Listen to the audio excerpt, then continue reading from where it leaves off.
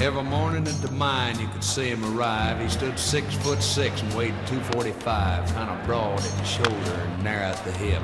And everybody knew you didn't give no lip to Big John.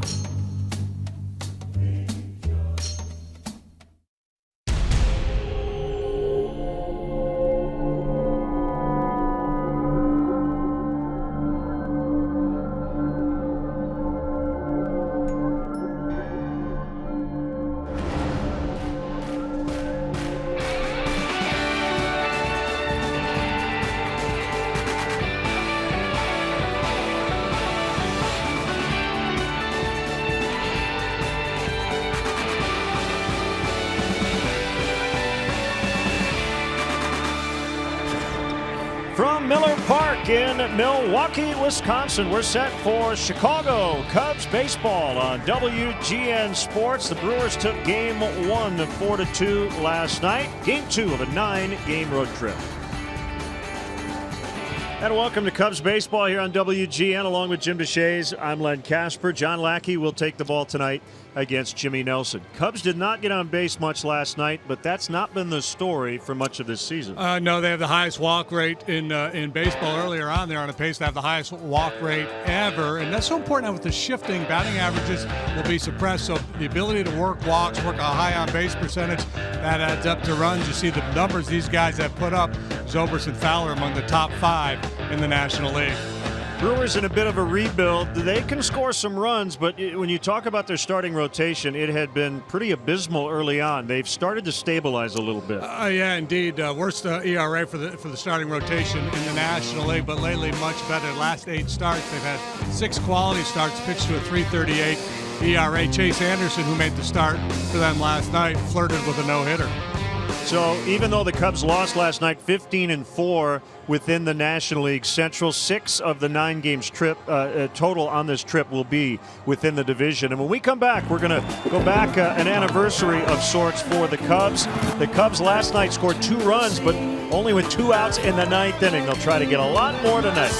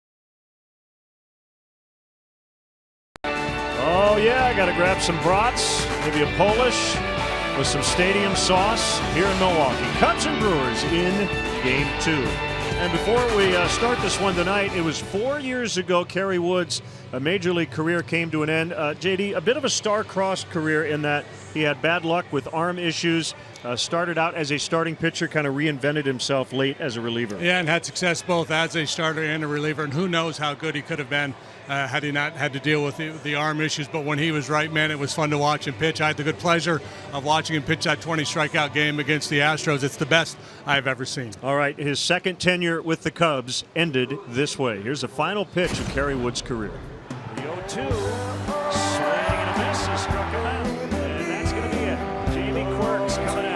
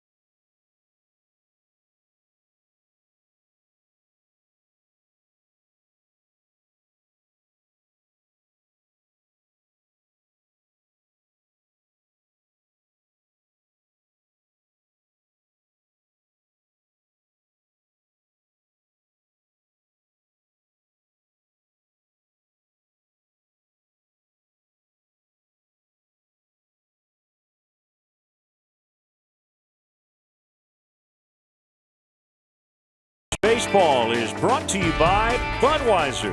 Not backing down since 1876. This Bud's for you. Honda. Start something special with a great deal on a Honda. Now at your Honda dealer. State Farm. Combine your car and home insurance with State Farm and start saving. Call your State Farm agent today or find one at statefarm.com. Mattress Firm, where we want you to sleep happy guaranteed. Remember, if it's over 8, it's time to replace. Your Chicago area and Northwest Indiana Lexus dealer. And by Southwest Airlines. Transparency, low fares, nothing to hide.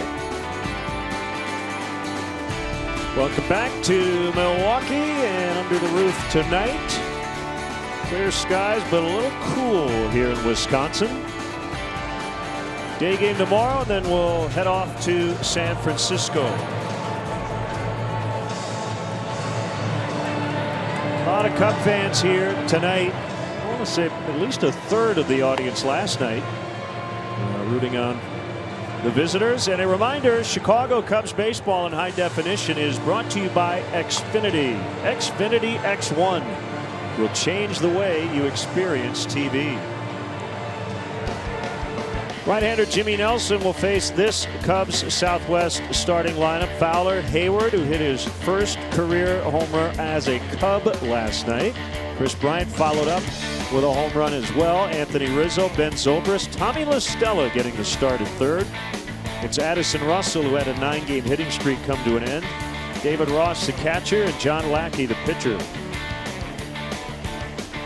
Well, the Brewers set up this way tonight. Alex Presley gets a start in left. Ryan Braun with a night off. Neuenhuis made a spectacular catch to rob Chris Bryant of extra bases last night. Domingo Santana's in right. Third to first will go Aaron Hill, Jonathan Villar, Scooter Gennett, and Chris Carter. Jonathan LaCroix is behind the plate, and the big right-hander Jimmy Nelson will work for the Brewers tonight. 4-3, 3.51 ERA. He's been good.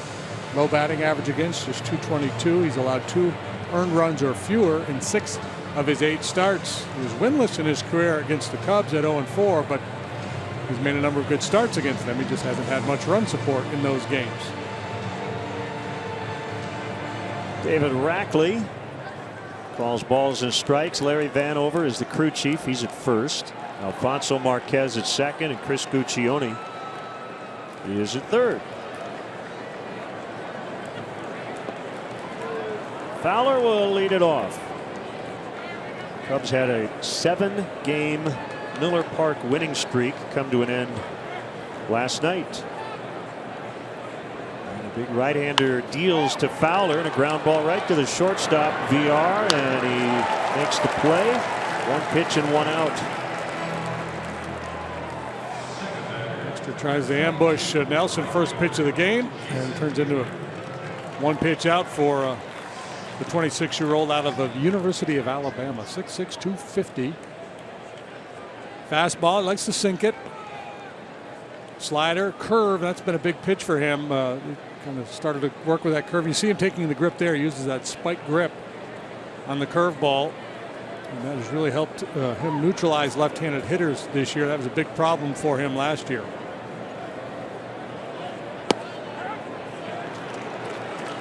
Strike on Hayward. Roof is closed. 68 inside, 60 outside.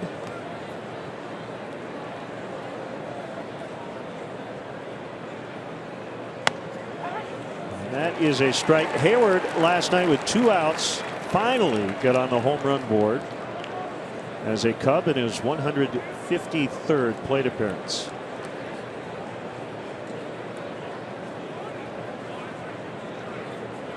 Too much doubt about it. Nelson thought he had him. 1-2. Fastball at 94, and he'll sit comfortably 92, 93, get 95-6 on occasion. The challenge for Jason is to force Nelson down a little bit. It should be a good matchup the way he sinks the fastball. Jason better down than up.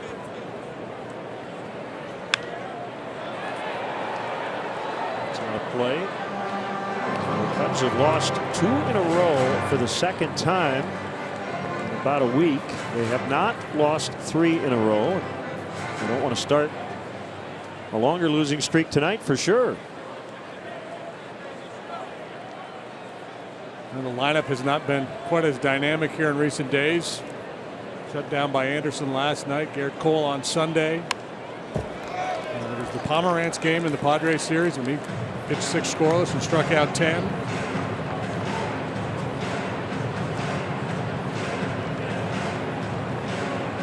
Bryant on deck.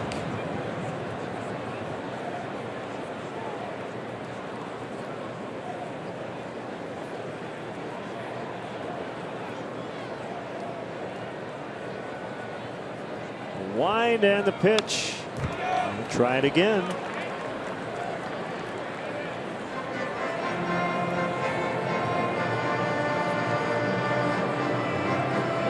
Nelson, born in Klamath Falls, Oregon, went to high school in Niceville, Florida. Made his major league debut at Wrigley Field 3 seasons ago in relief. Product of the University of Alabama. And Hayward could not hold up. 2 gone. Yeah, that's a curveball right there that I was talking about. It's a good weapon for him against left-handed hitters. He doesn't really have much of a changeup. He used to throw his changeup more and not so much the curveball, but he struggled with the changeup. And now he's more reliant on the curveball, and it's become a good swing and miss pitch for him. So nice hand from the Cub fans in attendance for Chris Bryant. Homered in the 9th. Had at least a double in the first. Drive to deep center that was hauled in by Kurt Neuenhuis. Cubs hit the ball really hard a lot early for outs against Anderson. And then once he got settled in, felt like the game was on fast forward. Only took 2 hours and 10 minutes. Nelson goes 1-2-3 to start his night. John Lackey to the mound when we return to Milwaukee.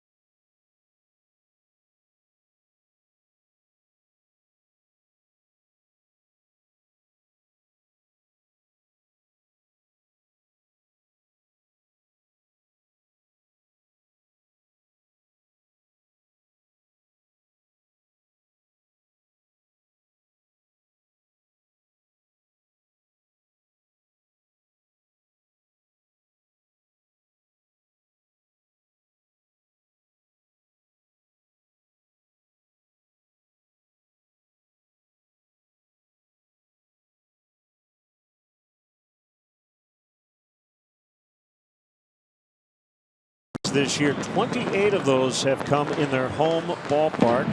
Let's check out their 1 through 9. Jonathan Villar, switch hitting shortstop, will lead it off. Scooter Gennett, Jonathan Lucroy, Chris Carter, they move up in the lineup with no Ryan Braun. Neuenhuis center, Domingo Santana in right, Alex Presley in for Braun in left, Hill the third baseman, and Nelson the pitcher. Cubs defensively feature an outfield of Bryant, Fowler, and Hayward. Tommy La Stella gets a start at third base tonight. Russell and Zobrist up the middle. Ben has not yet been charged with an error this year. Anthony Rizzo is at first. David Ross behind the plate. And tonight's Cubs starting pitcher brought to you by Blue Cross Blue Shield of Illinois is Big John Lackey. Choose Blue Cross and Blue Shield. The card to carry through it all. Big John. Big John. Stood 6'6" and 235. So Cubs with their own big right-hander going tonight. Lackey been on a real nice roll of late. 3-0 in 2015 against this Brewer club with a 1.85 ERA. Abilene, Texas, and the 37-year-old deals a strike on VR, the shortstop. This pitch strike, that's a norm for Lackey. Swing and a miss, 0-2.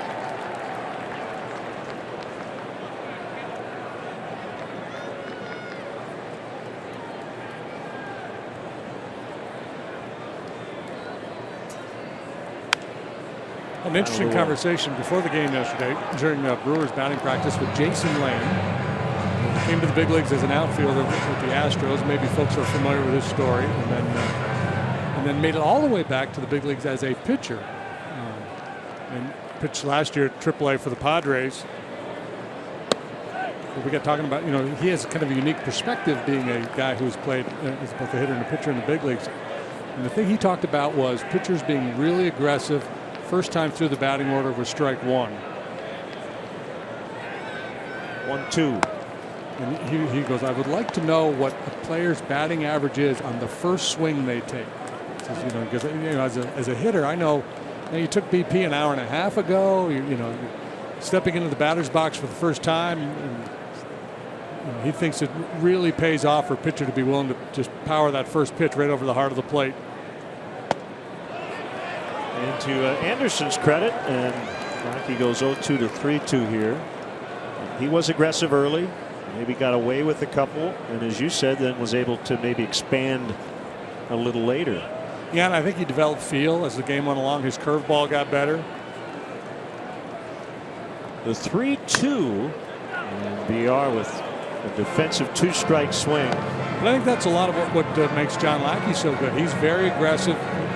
Typically throughout his outing, but definitely early on, he's willing to challenge a good chunk of home plate to try to get some quick outs, and it pays off for him. There's been a couple starts where he's been ambushed, but for the most part, it's been very effective.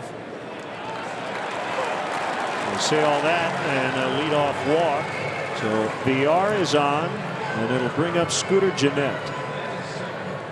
Yeah, and that was rare for Lackey. He did not walk anybody in his last start. 8 sterling innings against the Padres. He allowed 3 hits and a run. Had a no-no going until Christian Bethancourt hit a home run against him at Wrigley.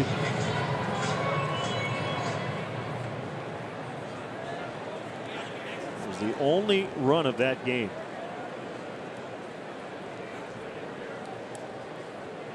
So here's Gennett, left-handed hitting second baseman. Stella in on the grass at third, and a knee-high strike.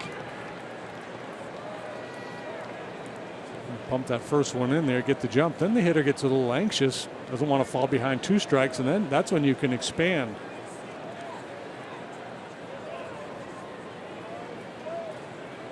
He's only failed to go 6 innings once in his first 7 starts. He's gone 8 twice in his last 3 outings. Carried a whip of 0.97 into this game, tied for 5th best in the league with his teammate John Lester, a couple slots behind Arrieta.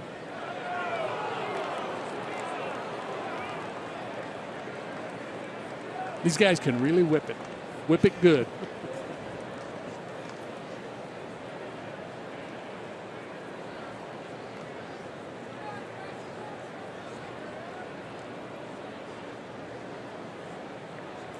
Long pause at the belt, and the pitch to left and foul out of play.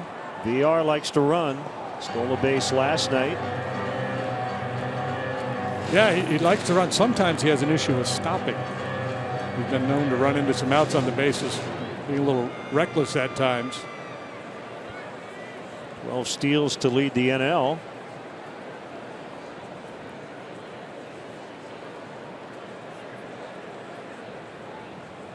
And Lackey will throw over. He and Starling Marte each have 12.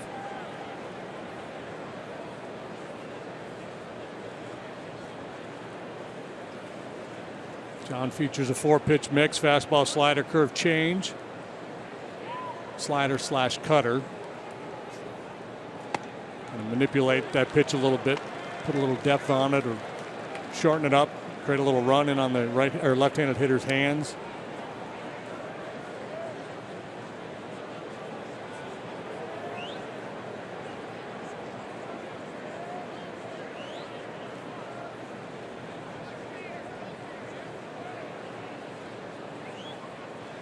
Two.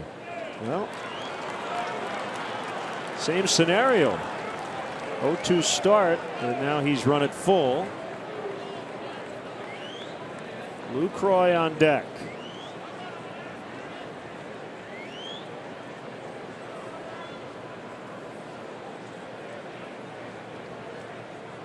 There goes the runner, and a pop-up. Foul territory. VR will have to race back to first as LaStella makes the grab. 1 out. See VR. He's telling LaStella no play. Let's see if we can see VR here. Running back to first base. Ross in dogged pursuit, but he's going to yield to LaStella, and as VR works his way back to the base, he's letting Tommy LaStella know that he doesn't have a play on him.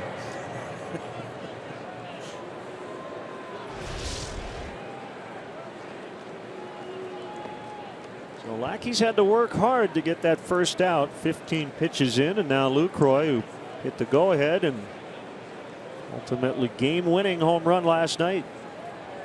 He's homered in 3 straight games. He's got 6 in May. That's tied for the league lead with the guy behind him tonight, Chris Carter. Chops down trees, eats his lunch.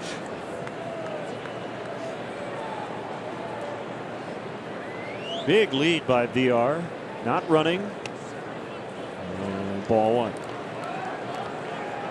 Not where Kyle Hendricks wanted to throw this pitch. No, it looked like they were trying to crowd him and stayed out over the plate. Sometimes you get away with that, but against a guy who's red hot, not as often.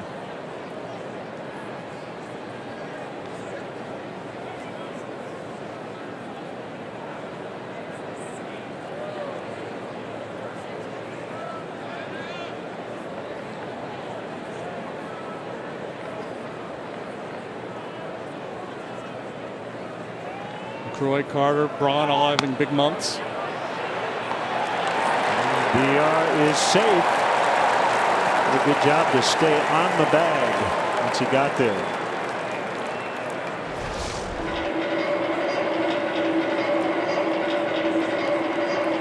A good rhythm there. You saw him taking his lead and it never really had to come to a complete stop. And a nice jump, throw a little high, and we are in scoring position for Lucroy. 13 out of 18 now. And a 1-2 count on Lucroy. So Lackey's been ahead of all 3 hitters.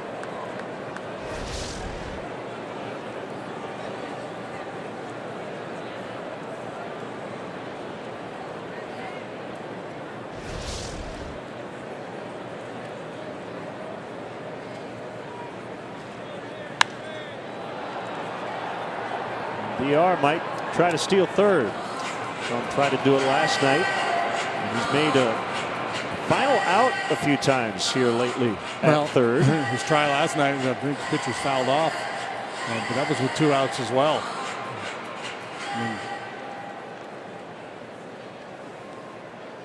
He got a chance to get there with just 1 out, but there's 2 strikes on Lucroy.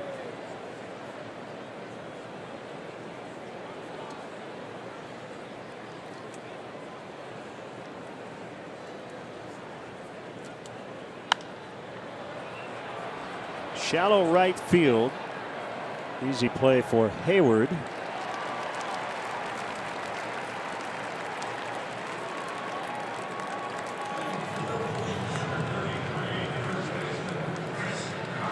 Here is Chris Carter.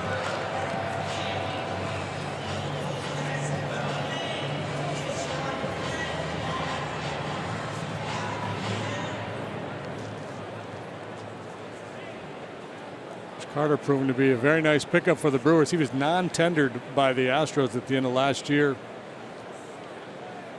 He had a $1.99 for Houston last season.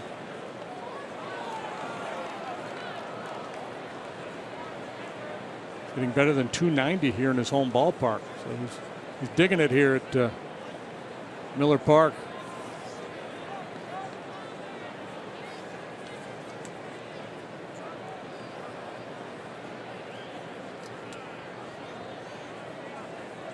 Want to know the count on him.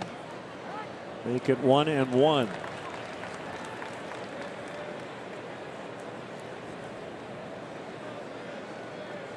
Cubs with a 6.5 game lead over the Pirates, who've won 3 straight.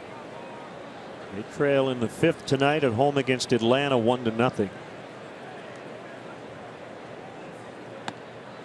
1-2.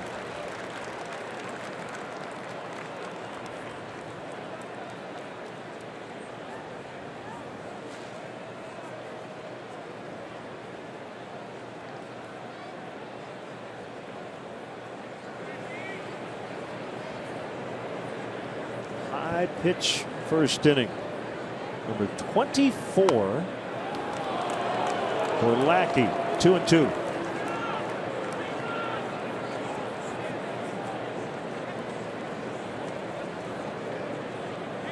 Last night's starter Kyle Hendricks. In between a couple catchers, Montero and Fedorovich.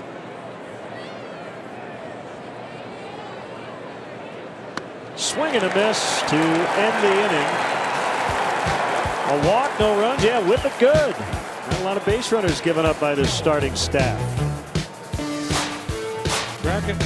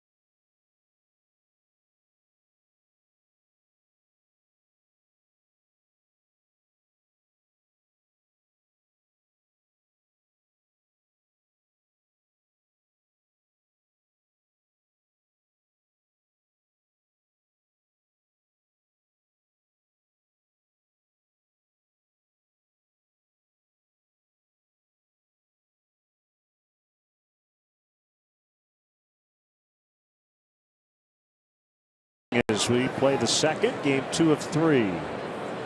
Oh, he's ready. Ready to make a play. Come on, hit it to me. Rehearsing, visualizing. Anthony Rizzo looks at a strike. Comes hit into that shift a few times last night. They've done it again here tonight. Brewers shift a lot. They call it optimal positioning.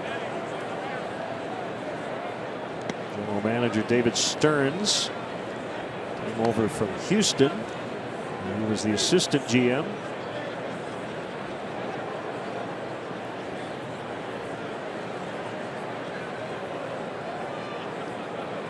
Rizzo leads the National League in RBIs with 34. His batting average has gone up 100 points last 23 games, 163 to 265.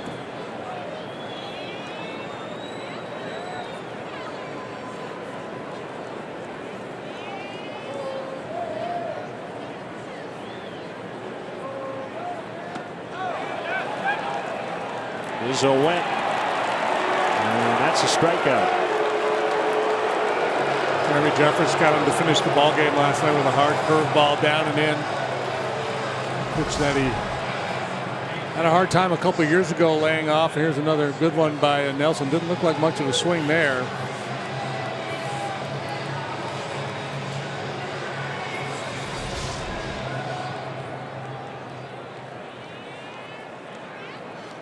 A little more so on that second look. Well, Ben Zobrist, who leads the club with a .439 on base average, 1 point ahead of Dexter Fowler going into action tonight. He broke up Chase Anderson's no-hitter with a leadoff double in the 8th in game 1. Deep drive to center. Kirk Neuenhuis, a bit regretful after the game. He said he couldn't stop thinking about that play the rest of the night. Could I have done something differently? Could I have played deeper? It's back to that conversation we had with Lee Mazzilli about how defenders feel so much pressure playing behind a guy throwing a no-hitter in the late innings.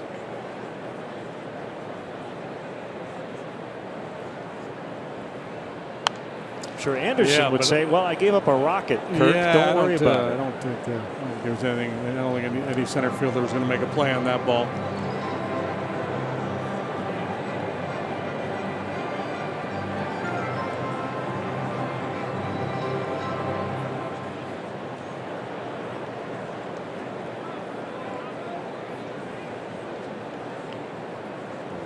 Two to Ben, and so much for the shift. Instead of a routine ground out to third, that's a base hit.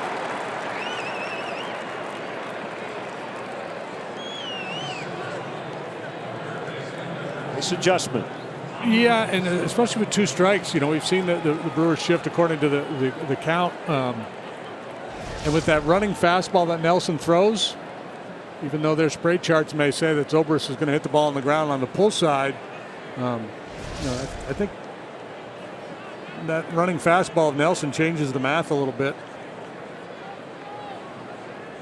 But you can't cover everything, right? Unless you go into your dime package.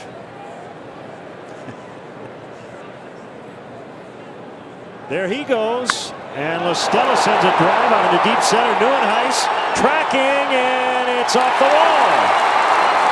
Zobrist to third. He'll have to stop. He wasn't quite sure. That would elude Neuenhuis, so Ben had to kind of wait right around second base. It's a double, and the Cubs are in business.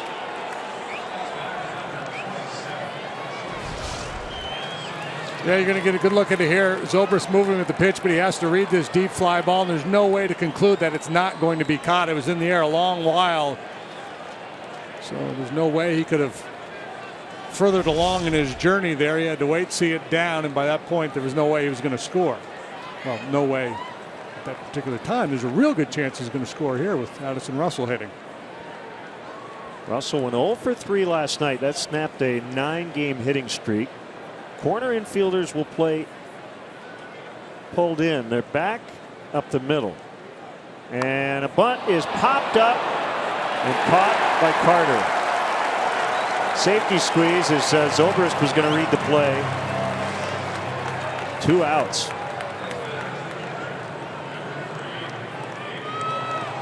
See if they pitch to Ross or put him on and go after Lackey.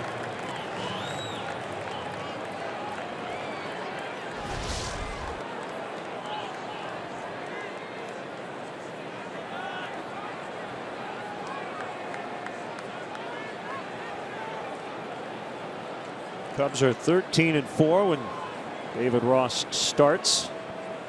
And he will be intentionally walked.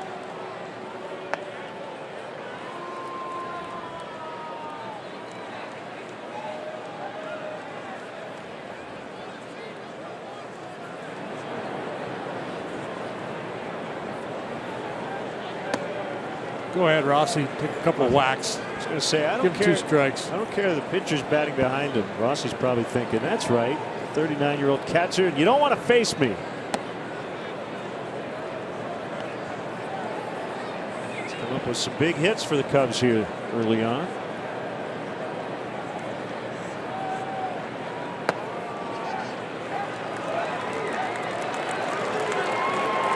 Well, let's see if Lackey put one in play here. And float one into the outfield. If he does, he'll probably plate 2 here with 2 outs.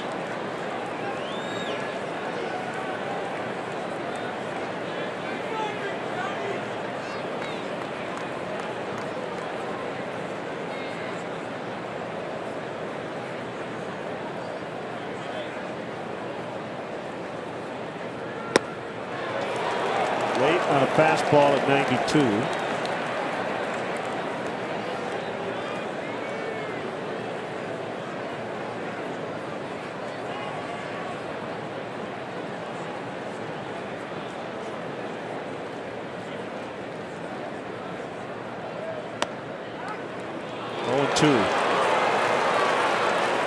Jonathan Lucroy really good behind the plate. That one didn't hit a spot, but well presented by Lucroy to get the call.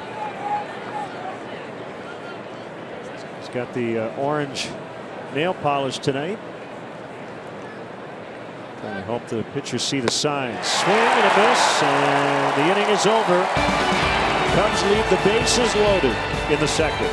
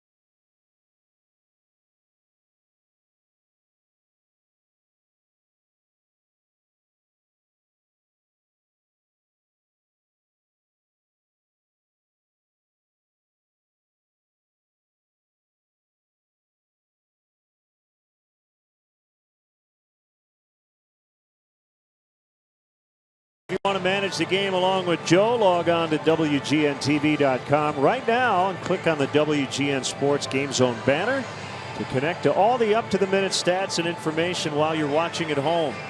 Game Zone is sponsored by The Great Escape, pools, patio furniture, hot tubs, and more. Everything you need to have more fun at home this summer.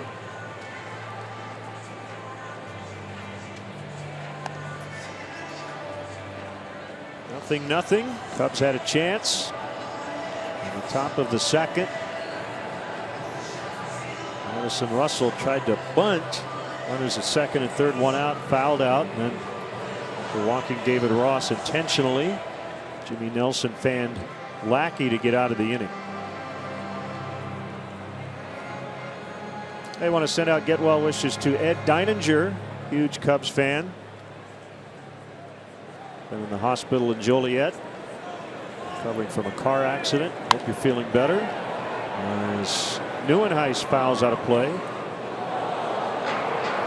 Also, congrats to Dan and Johanna Leonard on the birth of their son, John Evans. So we welcome John to the Cubs family. And they're watching his first Cub game tonight. 0-2. So Lackey, he's been ahead of everybody, hasn't he? Most of them 0-2. Just has taken a little longer to put most of these Brewer hitters away to start the game.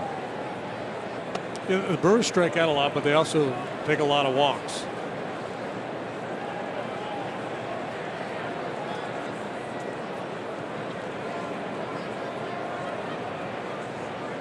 Saw Ross take a look at that cheat sheet in his left forearm. Lackey wanted it. 2-2.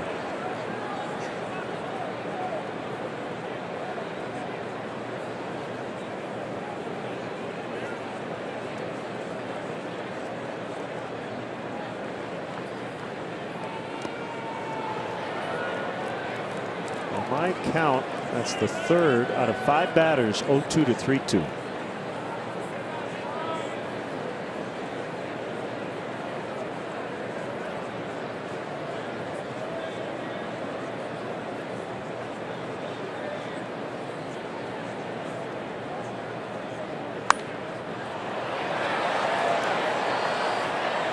Ross over near his own dugout, and he's got it. Cub fans, you don't have to wait until summer to enjoy your Fridays. Kick off the weekends with your favorite team. Tickets are still available for Hot Friday matchups, including May 27th. The Phillies are in town, and then June 3rd versus the Diamondbacks. Get your tickets at Cubs.com. Surprising fighting Phils. There's Domingo Santana. Rough night last night, 0 for 3, 3 strikeouts.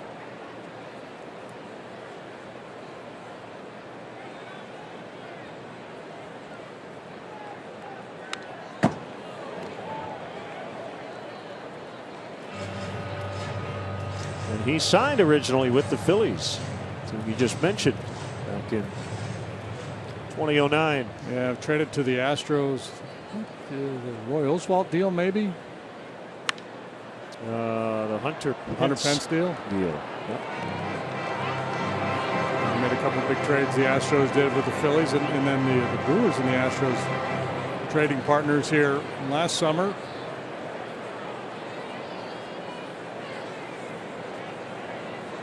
Santana has struck out in more than a third of his plate appearances. There's another one. This time Lackey able to put him away quickly.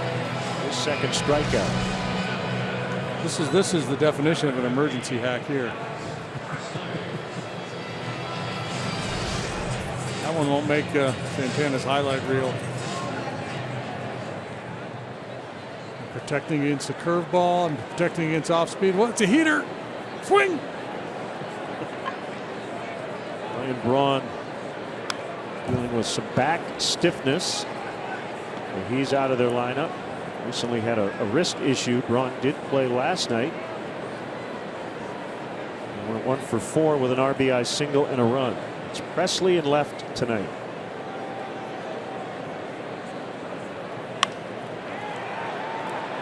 Shallow left. Bryant in. And a collision avoided as Russell makes the catch. After 2, 0-0.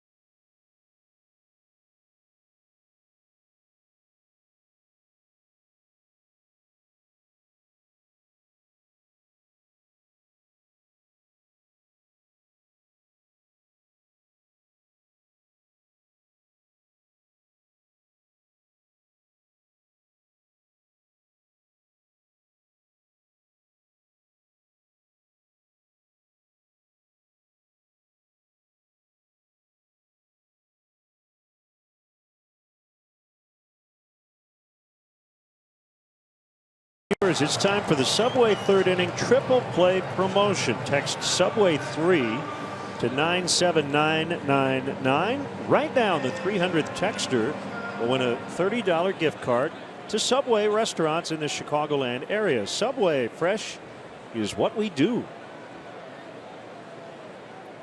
Second time through as Fowler takes a strike from Nelson.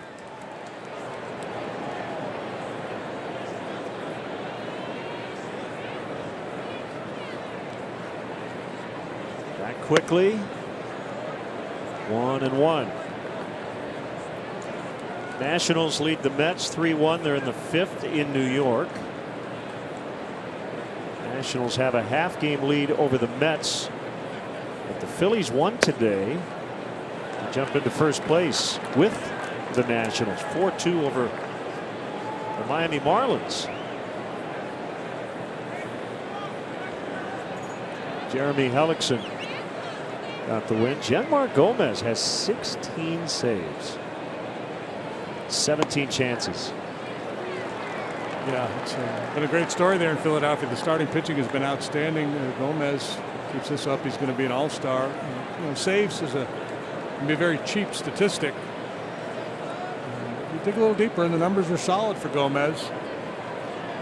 Phillies started the year 0-4. They've gone 24-13 since. They've played a lot of one-run games, so you know it's been real easy saves for Gomez.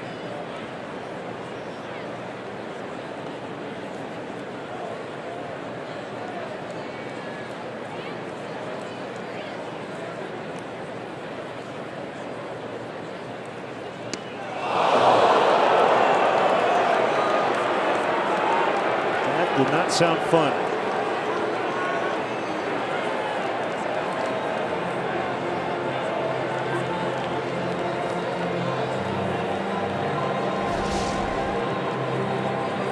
They're trying to throw one of those two-seam fastballs, trying to run it, you know, from in to back to the inside corner, and overcooked it. And Fowler paid the price. Oh man, it looked painful. Right side of the calf. Hopefully that muscle, not bone.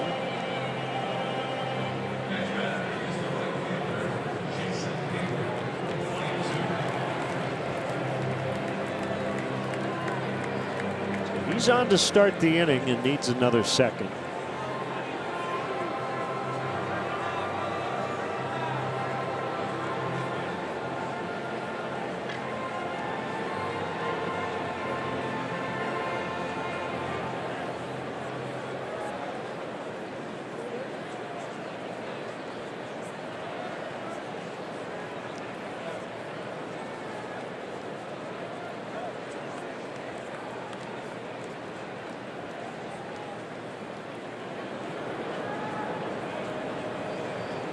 Hayward looks at a strike. First homer as a Cub.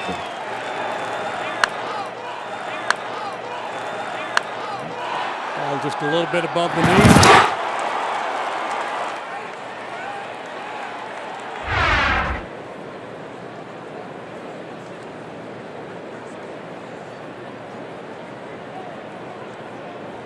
The 0-1 pitch, swing and a miss. Nelson has never beaten the Cubs. 0-4 lifetime. Good ERA though, 3.35. 8 appearances, including 6 starts prior to tonight. He went 8 innings his last time out. Ground ball, diving stop, Jeanette from a glove to the barehanded VR. They turn a double play. 4-6-3. Well, tough break for Hayward. Hits his ball sharply, but what a pretty play by Jeanette and VR to turn that double play. That's why you go to a big league game right there to watch big league plays. Nice adjustment by VR on the move to go to the bare hand and complete that double play. Not do it much better than that. And yeah, bad luck for Hayward. He hit it hard. So it's Bryant with 2 outs and nobody on.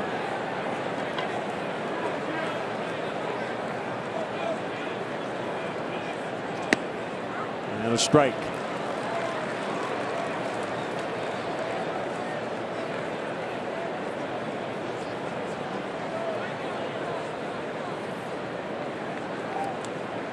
The 0-1 on its way is tapped, foul on the ground. Bryant playing left field last night and again tonight. Baez got the start at third in game one. It's La Stella tonight.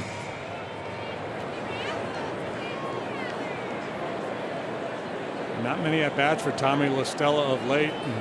Really been swinging it well. We knew going into the season that was going to be a challenge for Joe to find playing time for all these guys. Ripped into left. Presley gets it back in quickly and keeps Bryant to a single. Matt Caesar on the disabled list. He's heading out on a rehab assignment with AA Tennessee, so he should be in action tomorrow. Matt has a right hamstring strain.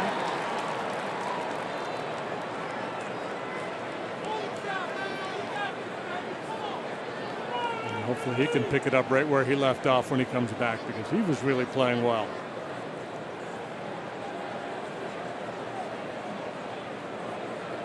Rizzo surveys the landscape, sees the shift on. Jeanette out there in shallow right.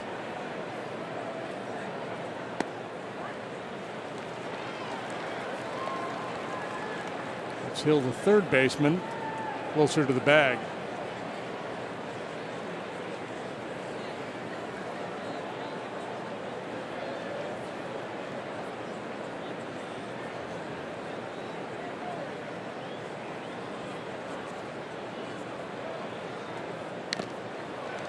I mentioned the improvement for Nelson against left-handed hitters. Last year they hit better than 300 against him.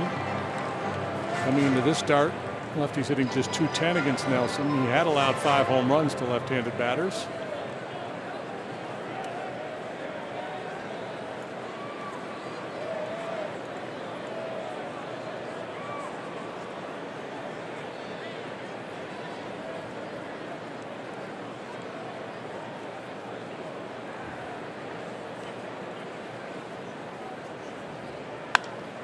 Tomahawk into center, but it's going to hold up for Neuenhuis, and the inning is over. Cubs hit the ball hard a few times, but no luck.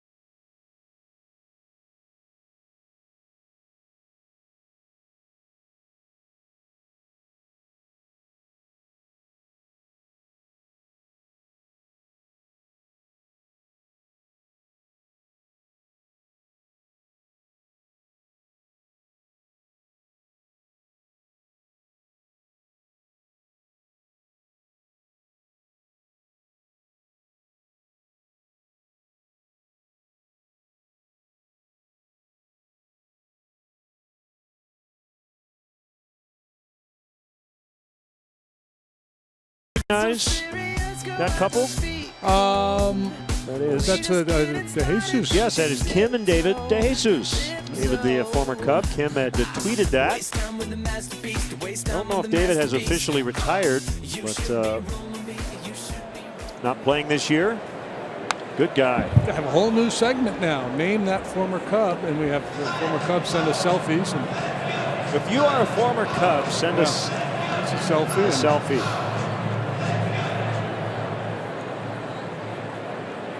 There's Aaron Hill. He is not a former Cub.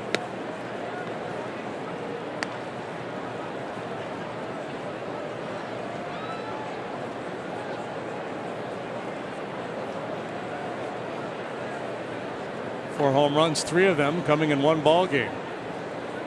Earlier this month in Cincy.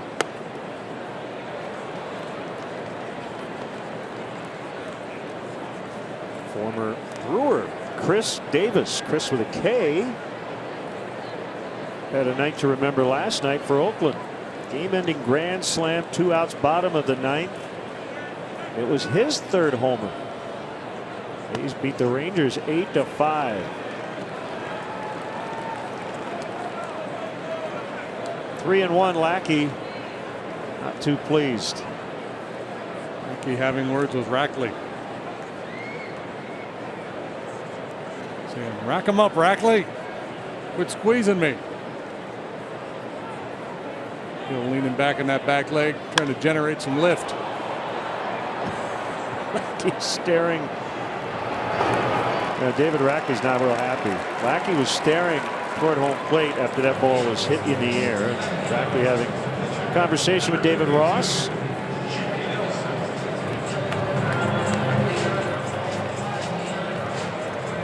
Rossi, the perfect guy with his temperament back there to kind of, hey, look, David, John's just an emotional guy. He's intense, just kind of hang in there with me. I'll talk to him between innings.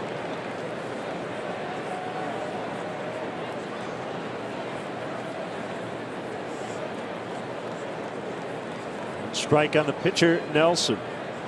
I was talking with Pat Murphy, the Brewers bench coach, before the game yesterday, and he was talking about David Ross and the series over at Wrigley and how many pitches, not that he stole for the Cubs, but just, those borderline pitches. He's so good at framing. We talked about LaCroix. David Ross really good as well.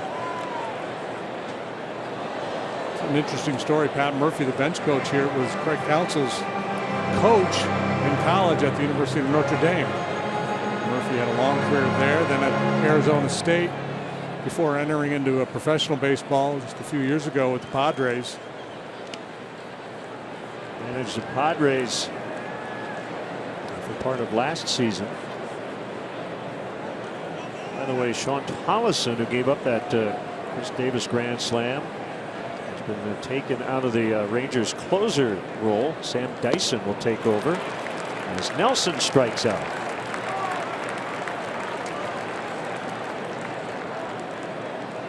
Hey, Cub fans, make sure you check out Len and JD's baseball blog at WGNTV.com. It is sponsored by Jeff Vukovich, your local nationwide insurance agent, serving the area for 38 years. To join the nation, contact Jeff at JeffVuk.com. Nationwide is on your side.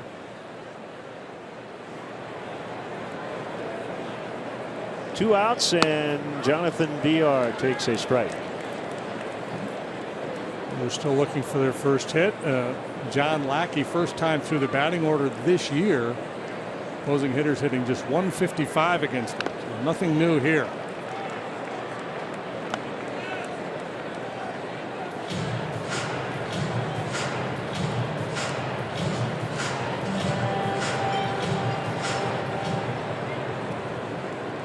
He's 37 years of age. He's pitched a lot of innings. The stuff has not diminished.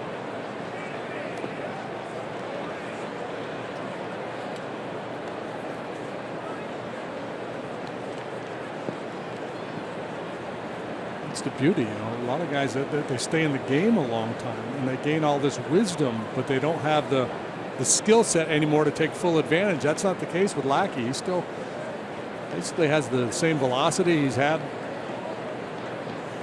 same sharp breaking pitches,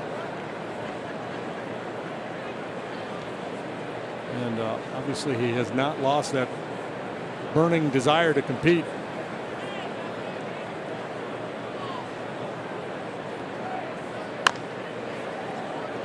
Foul to first.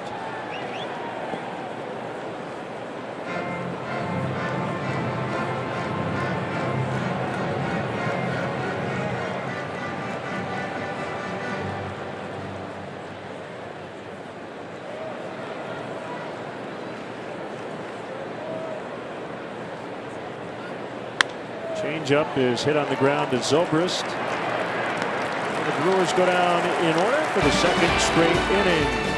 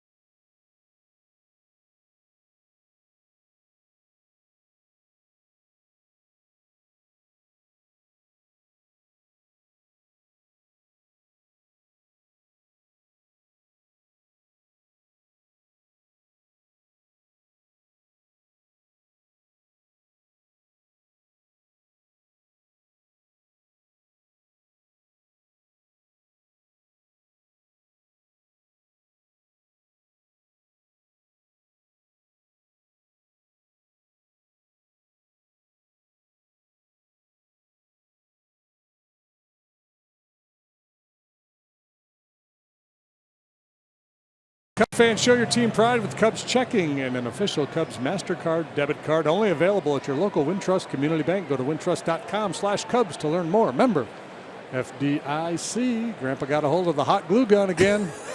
It's a great hat, but we've got something else for him to wear. I'll tell you about it here in a second.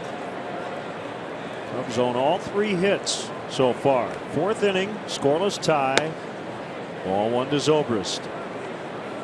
Single and was stranded at 3rd in the 2nd.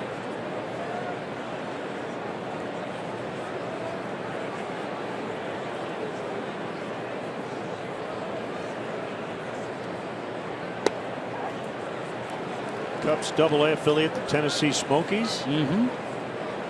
This Sunday, they're giving away a Jake Arrieta bobblehead. There's 1,500 fans. I have not seen a picture of it. Be a nice keepsake.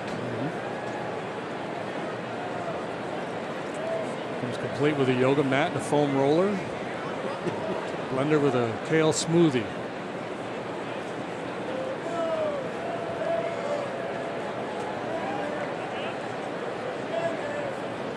Jake will pitch Friday night right here on WGN in San Francisco. Late night Cubs baseball, Channel 9. Somebody had a punch out. Zobrist will let you know. He swings and misses rarely. Only Martin Prado has swung and missed less than Zobrist.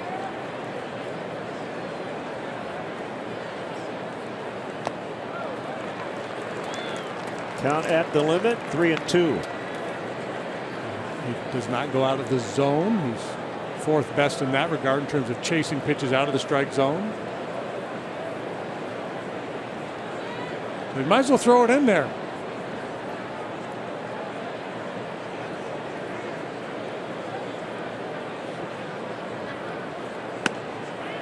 And he walked him. A big day. A new Joe Maddenism t-shirt has been unveiled. And this is my favorite of the bunch. If you look hot wear, that's basically the dress code on the road. But you see the flamingo and the bat? That is mimicking what Joe does as he watches batting practice with the fungo. And the Pelican has the Joe glasses on and everything. KorkedBaseball.com. KORKED baseball.com to get that shirt. And a portion of the proceeds will benefit his Respect 90 Foundation. Hey, he's talking about decorating an entire wall in his office with flamingos.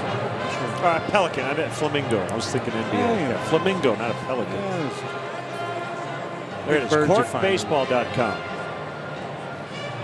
Yes, he has some plastic flamingos in his office.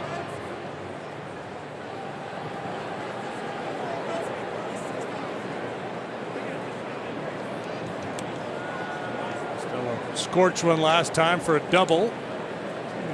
Yank one through that hole on the right side and go a little first and third here.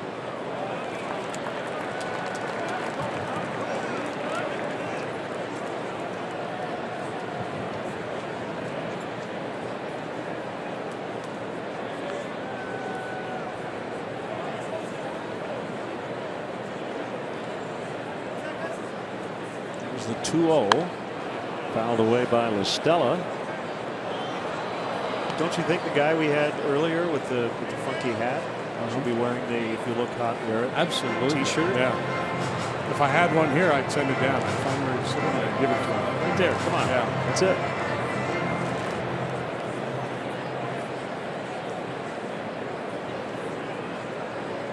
Start to runner, stay out of the double play, possibly. Not going. At the knees. 2-2.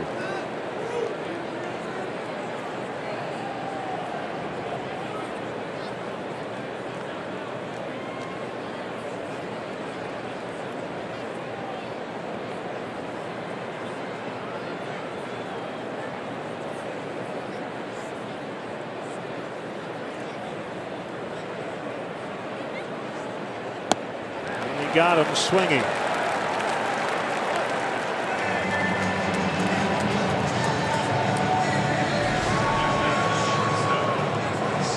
Troy originally called for the curveball. Nelson shook to the slider and knew what he wanted to throw, and he executed it. Real good depth on that slide ball. It's his fourth strikeout, all swinging.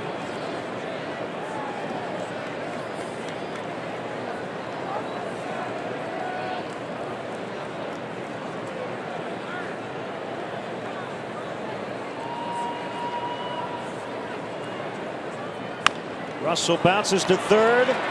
Hill, Jeanette, Carter.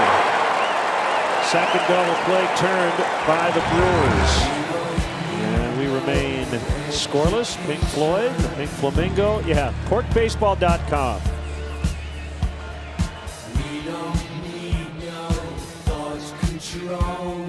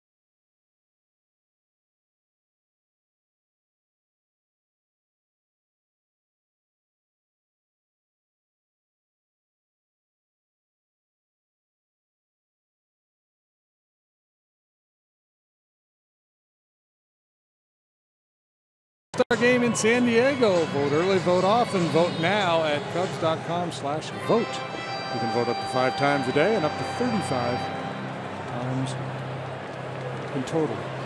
In totem. John Lackey has settled in here nicely. He's retired 9 in a row since a leadoff walk in the first. He's had a few deep counts here and there. Jeanette swings away and flies to Fowler.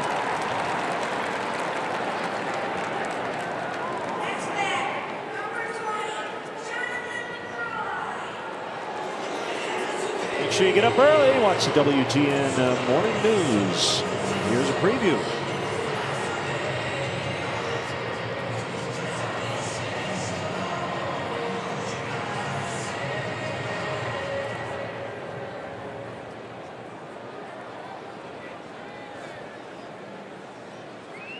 Back here in Milwaukee, Glenn and JD and our WGN crew under the roof. Jonathan Lucroy takes a fastball, maybe outside, maybe low, close, 1-0.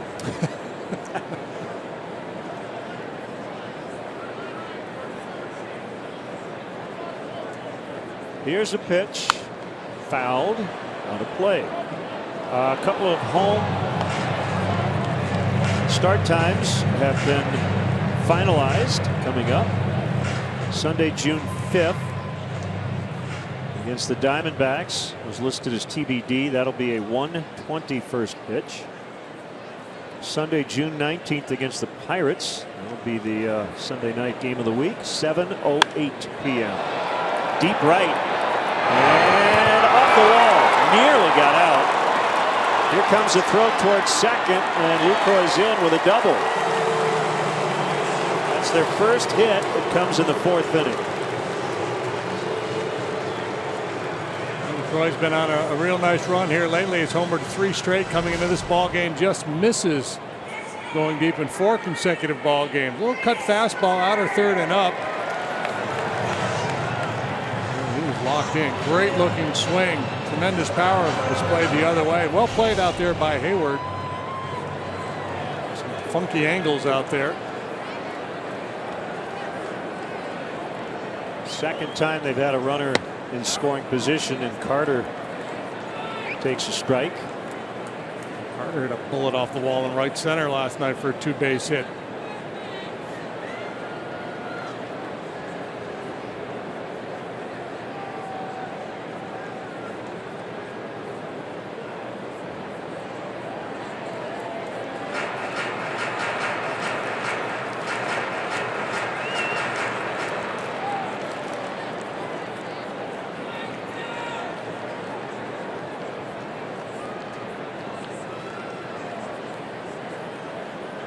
Zobrist playing almost directly behind second base.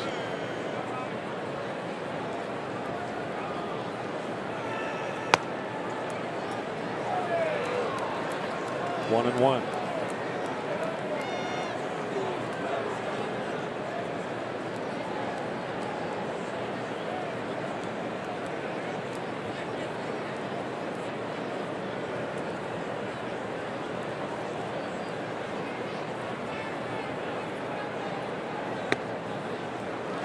Two and one. Thought Carter might ask for time as Lackey waited a long time to set position.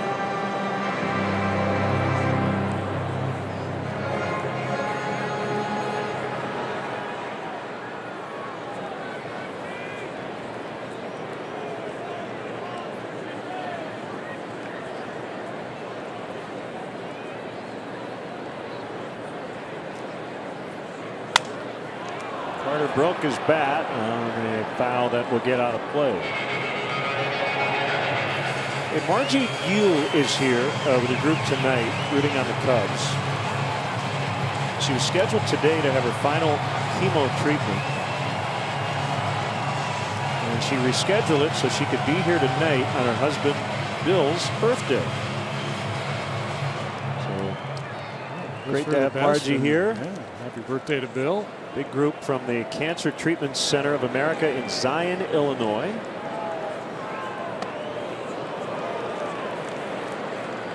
3-2 the count on Carter. Her husband shares a birthday with a couple of Hall of Famers. Reggie Jackson, 70 today. Brooks Robinson, 79.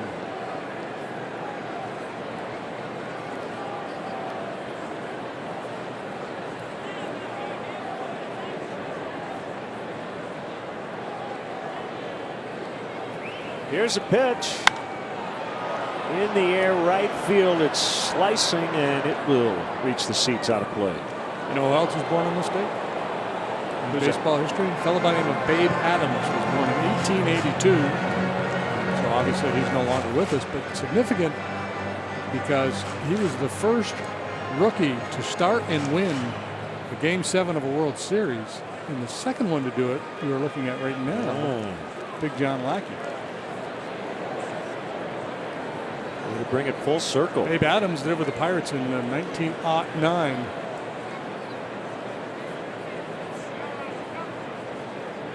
Swing and a miss. Strike 3. 2 outs.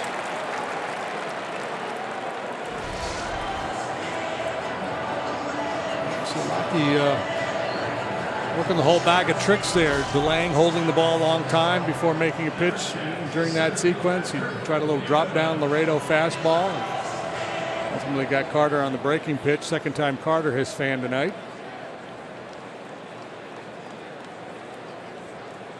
Neuenhuis with 2 outs.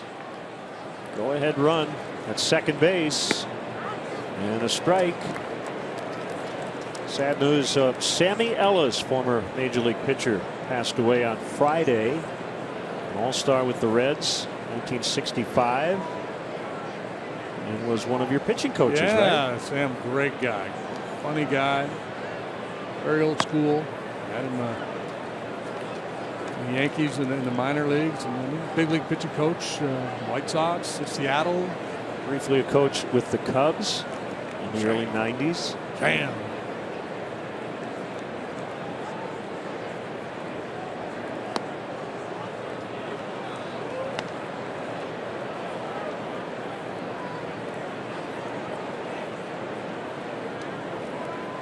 Two and 1 to Neuenhuis.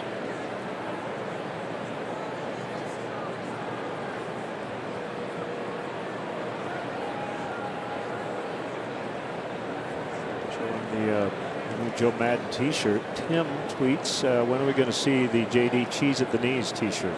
I'd buy one." So Tim will buy one. Okay. I'll put Molly on that. She's good at that stuff. Okay. Good to know. Here comes a throw to second. And out. Ross picks off Lucroy. That is his 4th pickoff already this year. And that gets his pitcher out of the inning. Still scoreless.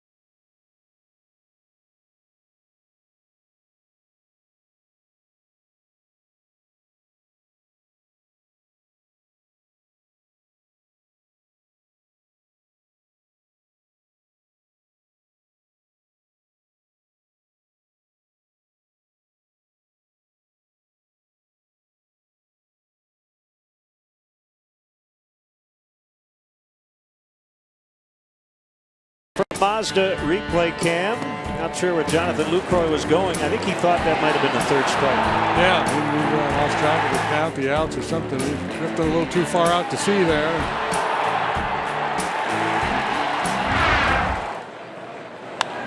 And Ross sends one to left for an out. Fifth inning, and it's brought to you by Fifth Third Bank, the Curious Bank.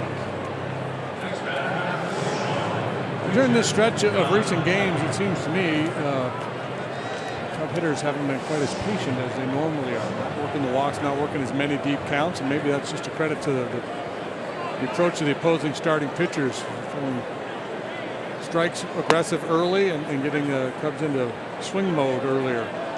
Yeah, there aren't too many secrets. You look at the numbers, you watch the Cubs play, and you know that they're not going to expand their zone very much.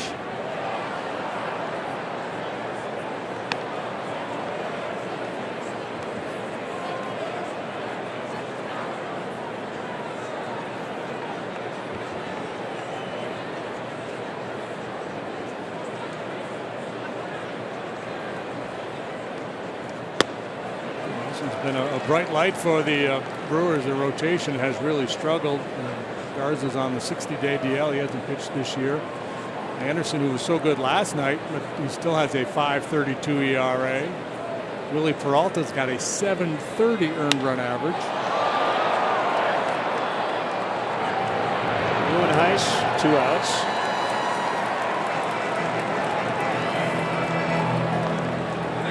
Clark, the official mascot of the Chicago Cubs, he's got a 2.14, by the way. They can be part of your next event. From birthday parties and corporate outings to wedding receptions and charity events, Clark wants to be invited. Visit Cubs.com/kids for more information on bringing Clark to your next party. He has what they call a claw ball. It's not like a palm ball. It's the claw. Yeah. Variation of the changeup. Yeah. If there's a little spit or two, it gets slathers, gets that little bear saliva working.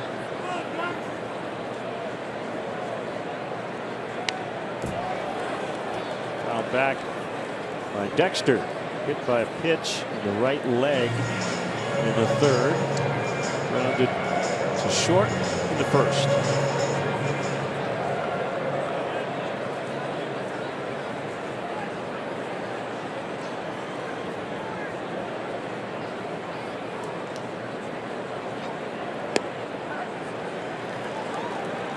Oh, 2.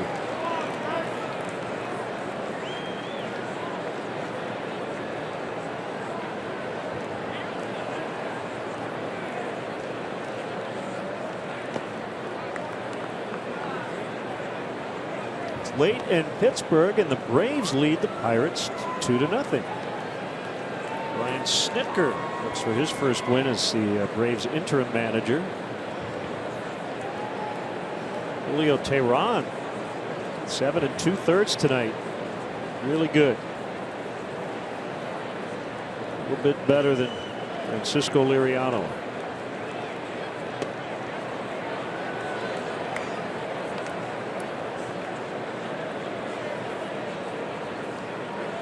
Seemed pretty adept tonight at bearing that breaking ball down and in on the left-handed hitters.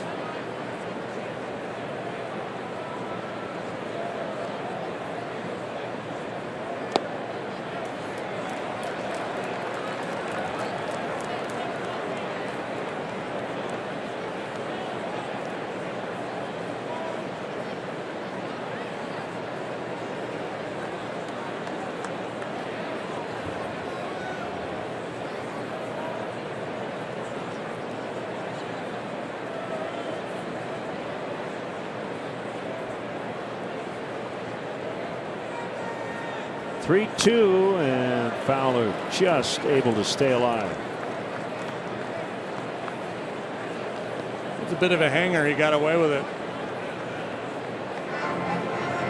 What's interesting is Jonathan Lucroy reached back to get another baseball from the home plate umpire. He never took his eyes off of Nelson, as if to say, "Trust me. You got away with one there, pal." And sinker away.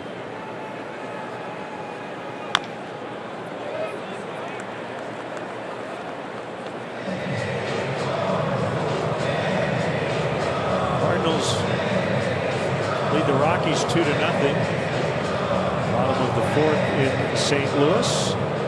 Former Cub Chris Russin for the Rockies. Adam Wainwright pitching for the Cards. He's got a 6.24 ERA even after 4 scoreless innings tonight. Ball 4.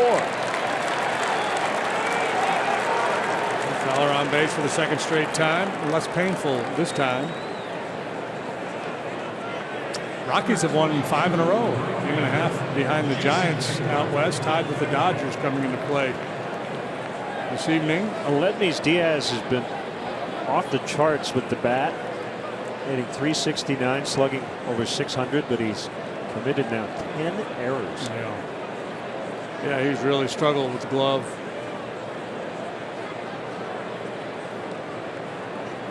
As long as he keeps hitting, it will justify his place in the lineup. The only thing is, as a shortstop, you really have to hit. Yeah. Johnny Peralta may not be that far off from returning, maybe a few weeks. As Fowler just took his 500th career walk. And he just took off. And he's going to make the last out at second base to end the inning. Still 0-0.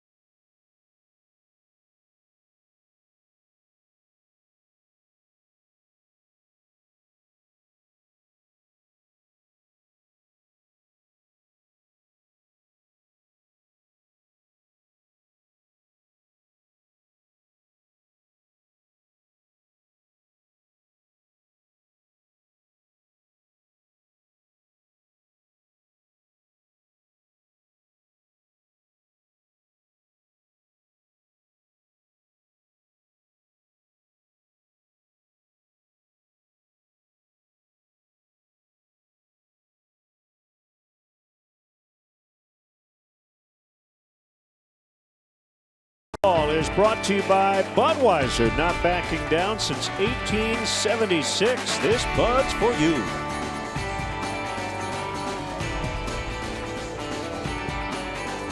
Scoreless tie as the home team will bat in the 5th.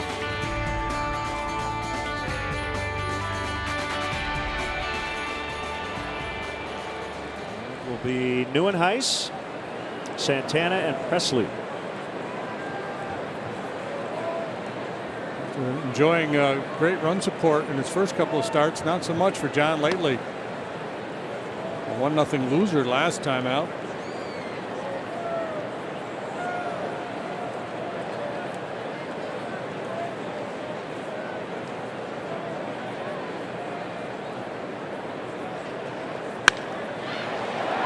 Deep left and over the head of Bryant. And Neuenhuis has a leadoff double. Lackey started the year getting lots of run support, but not so much here these last 2 starts. And he's got some work to do in the 5th now. Neuenhuis getting this opportunity to play. Performing pretty well here for the Brewers. This time he just lashes this ball the other way. Fastball down, but over the middle of the plate. Milwaukee will try to work around this leadoff double.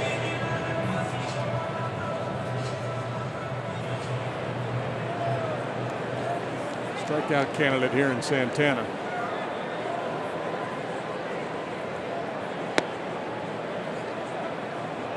Side ball one.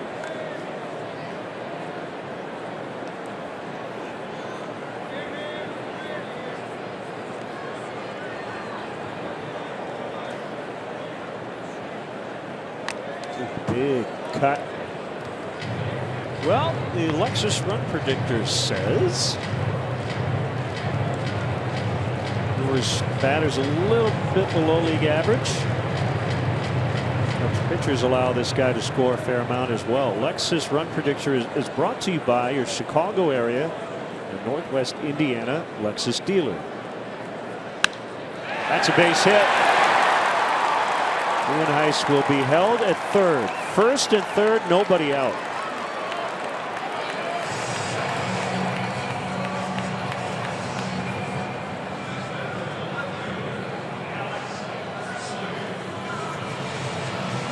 Here's Presley.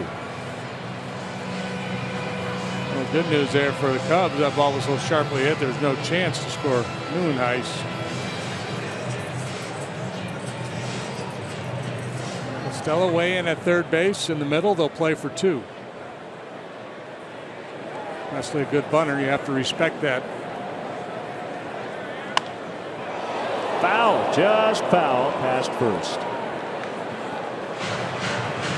We have a lot of former Astros in the ballpark, don't we? Presley's one of them. Santana's one of them. I'm sitting next to one of them. Chris Carter, Dexter Fowler, John Maley is a hitting coach. Jason Lane. Pretty natural. An assistant GM leaves one place, goes to another place as the GM, and would bring in some of the guys he liked. Yeah. That's the case here in Milwaukee with David Stearns. In the dirt. Especially early, right? Yeah, you want to be familiar guys you're yeah, familiar with and get to know your organization. Zone, yeah. We'll see there have been former members of the Red Sox become Cubs, including the Battery tonight, Lackey and Ross.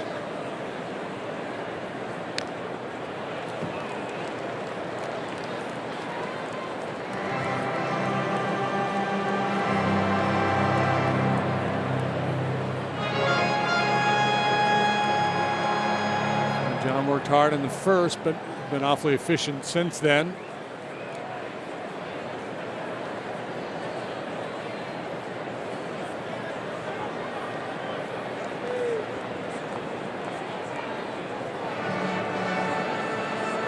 A big pitch coming, and David Ross wants to talk it over. Yeah, I'd be curious to know kind of the biggest call would be new general manager with former players. I'm trying to think of one particular GM who went somewhere and then had like 10 guys or something. I don't know if that ever happened. You're talking about players, coaches, players, yeah.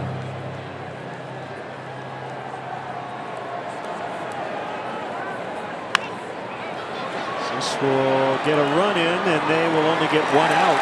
So Presley will get an RBI on the fielder's choice. Nieuwenhuis scores. It's 1-0.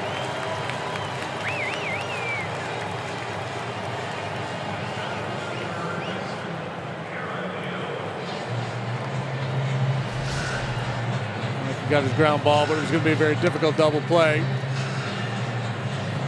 So the Brewers draw first blood. Double play still in order here, and he's the 8-hole hitter up, albeit one with some pop.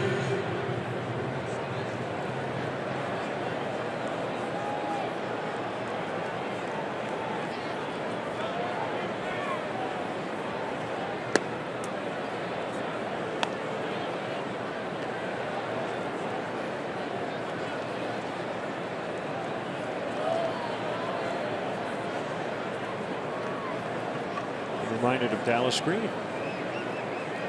Philadelphia to the Cubs. Brought a lot of his guys back in the early 80s. How about this? Two also rans, two general managers get together and they go, I want all your 40-man roster guys. You get all mine. Just start over. What do you think? Sure, I'm in. It'd be fun. Be a lot of paperwork. It would.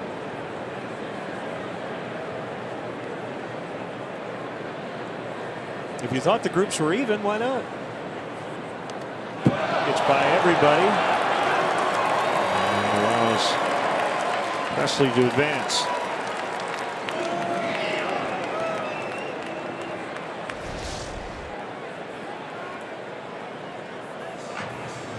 Heaves that Laredo fastball way off the plate.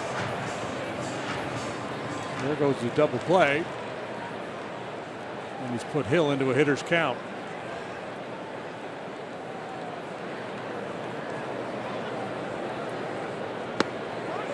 Two and one.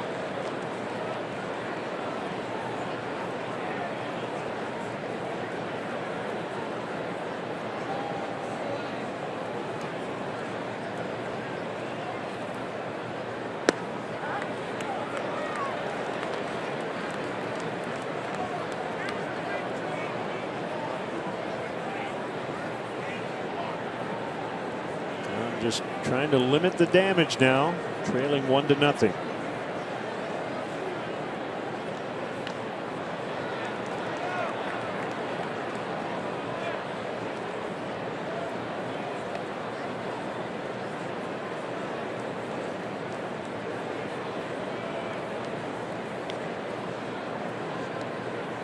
He's got the pitcher on deck.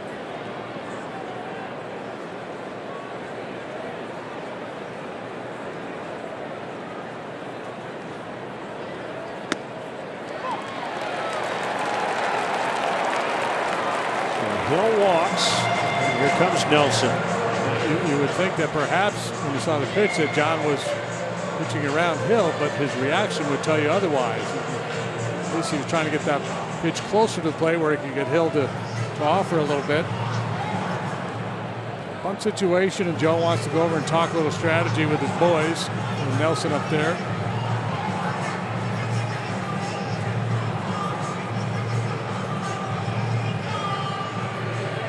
This stage, still just the 5th inning, and the primary talking point would be, hey, let's make sure we get an out here. Let's not get too greedy. Sure, if we get a hard bump, we get an easy play on a lead man, possibly even a double play, but let's not try anything too heroic here and open up the possibility for a real big inning. Make sure you get an out, if indeed he does bunt. Oh my goodness.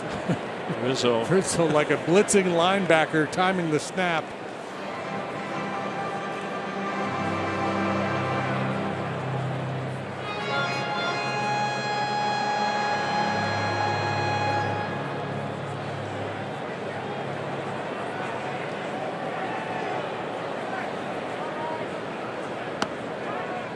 They've got Presley.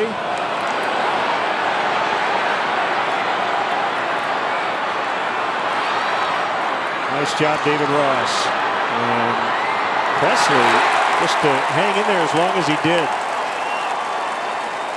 He wanted to force Ross to throw that ball to second, and David held on to it. Second base runner lost on the bases to the Brewers here tonight, and I think a lot of this is because of Rizzo. He was so aggressive charging the bunt. Presley knew he had to get a very aggressive secondary lead and jump if that ball was down.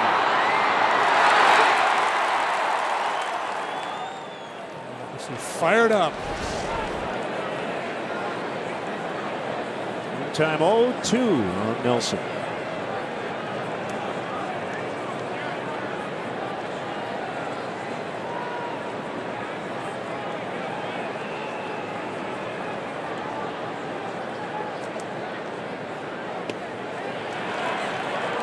He went around, and the inning is over. Brewers get the lead after 5, 1-0.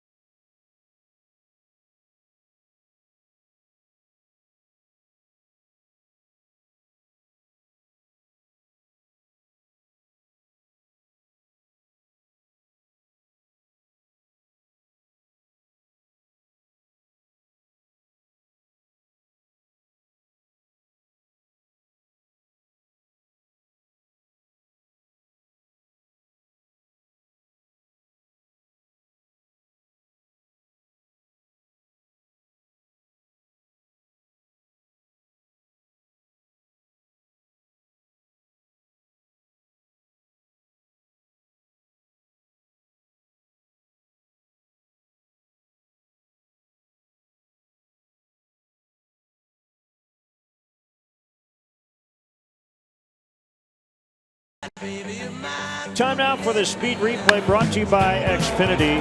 4, 6, 3. Can't do it much better than that. Speed replay brought to you by Xfinity. Xfinity X1 will change the way you experience TV. David Ross competing with that double play combo with a couple of pickoffs from behind the plate on the other side. And it's a 1-0. Usually you need 4 hands on a double play. They just use 2. Here is Hayward to start the Cubs' 6th. Cubs have scored 0 runs before 2 outs in the 9th in this series. Back-to-back homers last night. Hayward and Bryant, and that's been it. And on Sunday, they were scoreless until the 9th. 2-1 loss to the Pirates. They've been averaging about 6 runs per game. It's awfully tough to sustain that. Braves beat the Pirates 3-1 in Pittsburgh.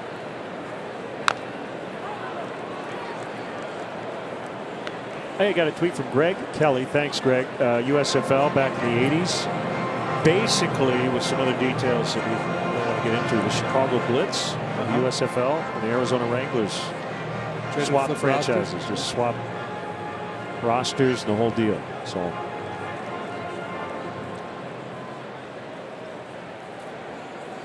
There is a precedent, I guess. That was more about ownership. 1-2.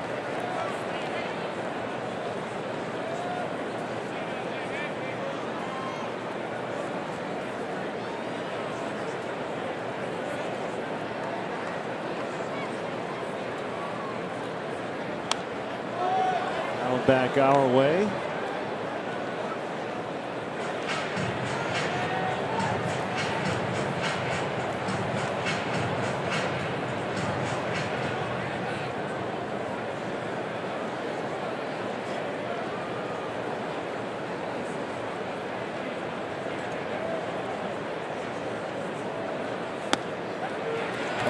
Strike 3. Tough night for Hayward. 2 strikeouts in that double play ball.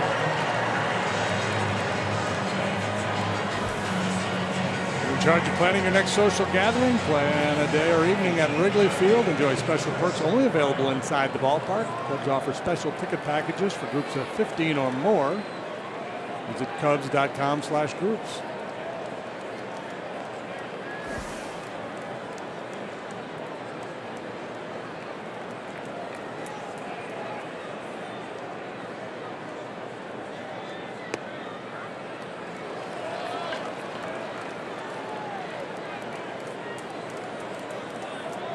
Nelson is developing into a good, solid major league pitcher. Big guy, has good angles. Gets that ball going downhill with sinking action. There's a good one there, and it's not finesse, it's power. 94 miles an hour with that good action.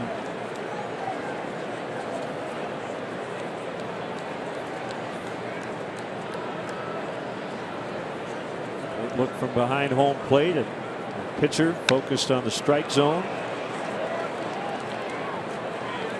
Still 2 strikes on Bryant. Brewers have shaved about $40 million off their payroll from last year as they've entered this rebuild phase.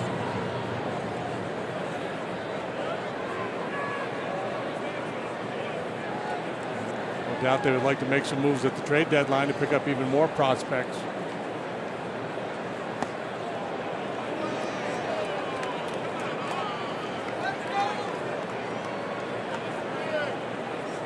Sausages are ready. There, yes. But back in the press dining room, no. They're not ready. Nothing. They're gone. Bob went back to look, and it was cleaned out. Kind of hard to have a Raleigh brat when there's no brat. Broken back. Soft glider into center. So Bryant is on for the 2nd time in 3 tries. And the inning is alive. There's Rizzo. 1 on, 1 out. Let's see if Rizzo here, 3rd look at Nelson can do some damage. Hit the ball pretty hard last time, lined out to center. He was a strikeout victim. First time up.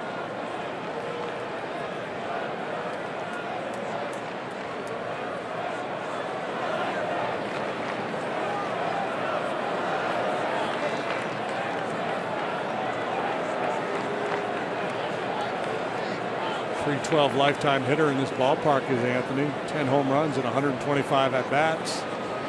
He's given a few fans in right souvenirs over the years. Ground ball, 6. 3 double play, third one turned behind Jimmy Nelson. And that's it. 1-0.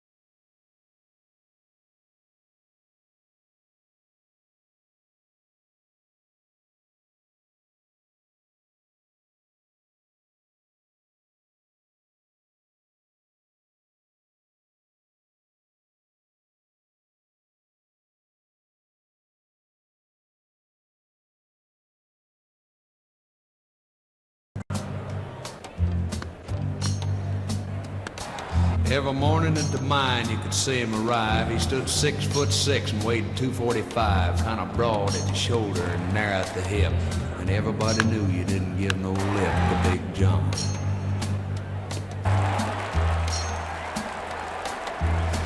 Honda game summary. Start something special John with a great deal on a Honda. Now it's your Honda dealer. We just drifted into town and stayed on. Well, it's Jimmy Dean, right? Yeah. So and Jimmy Nelson and Big John Lackey. And I'm eating a sausage. There you go. Where'd you get it? Bob went where he ran. Man, he went and bought a couple. All right.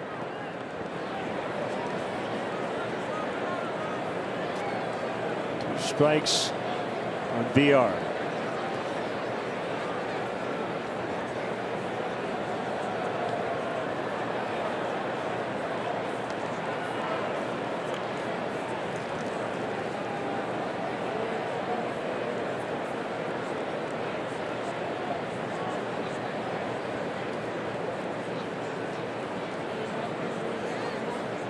To John for one last inning. Could have been worse. Double single to start the inning. He also had a walk in that frame.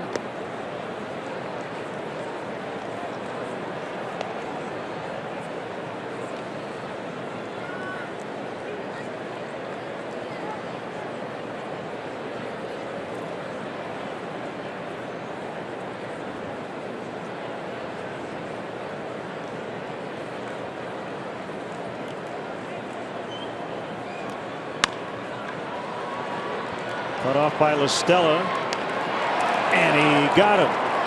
Good play too. Russell would not have been able to make that play. He was running toward third base. Wednesday, May 25th.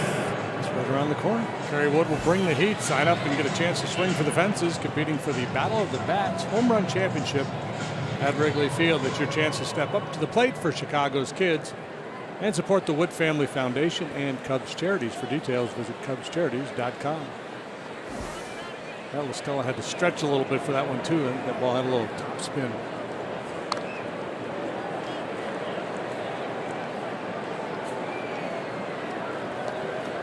You've joked before about there's no second base coach.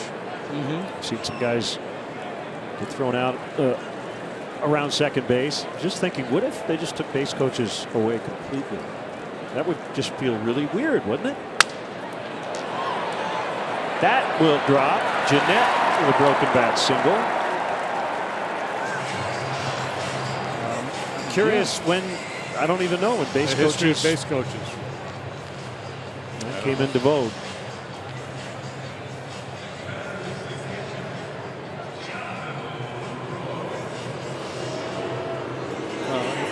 You know, in the minor leagues back in the day, the manager a lot of times would be the third base coach.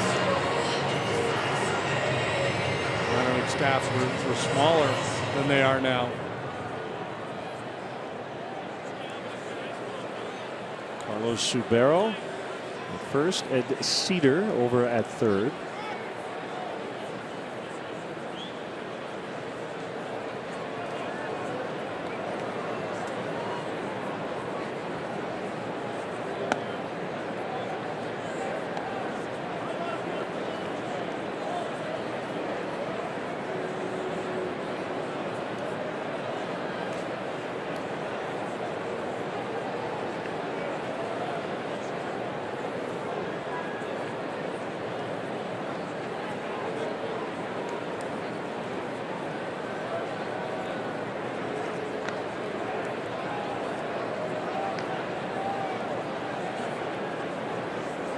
Despite being named Scooter, Jeanette is not really a base stealer. Got one this year.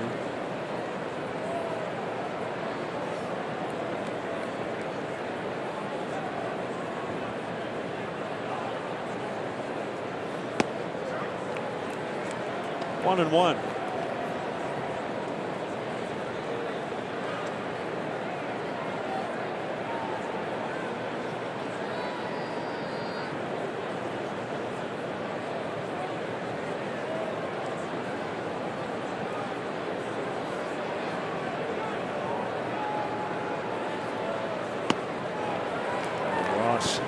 He just got a quick trigger finger tonight back there.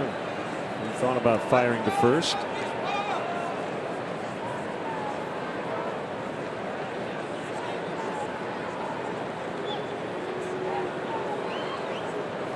guess it was John McGraw with the New York Giants 1909. And Arlie Latham and Wilbert Robinson were hired as coaches. Not necessarily base coaches, just coaches in addition to the manager. As Hayward makes the catch, 2 outs. We'll bring up Chris Carter. So I think when I was in the minor leagues, at least in the lower minor leagues, I seem to remember players coaching first base. Yeah, it wouldn't surprise me a bit. You've talked about pitching coaches a few decades ago. A lot of them just had the basics, right? Wasn't a lot of game planning. It was more. Oh yeah, just basic baseball cliches. Yeah. Totally up and different. In, down now. and away, stay back. More mechanical stuff, not so much game planning. Just didn't have as much information. 1-1 instead of 2-0.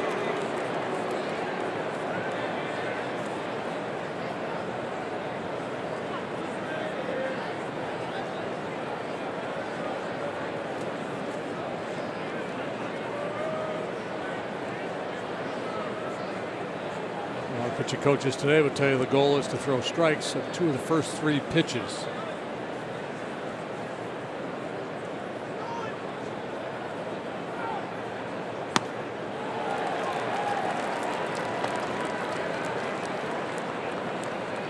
It's a little caught in between here tonight. but always dangerous. Obviously a big, strong guy. You make a mistake, he can hurt you. He's hit 11 home runs this year.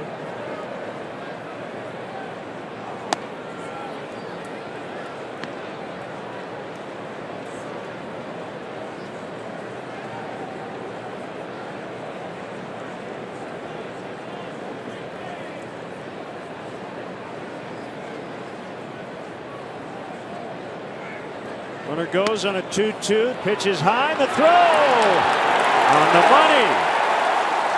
Big Bad David nails Scooter Gennett.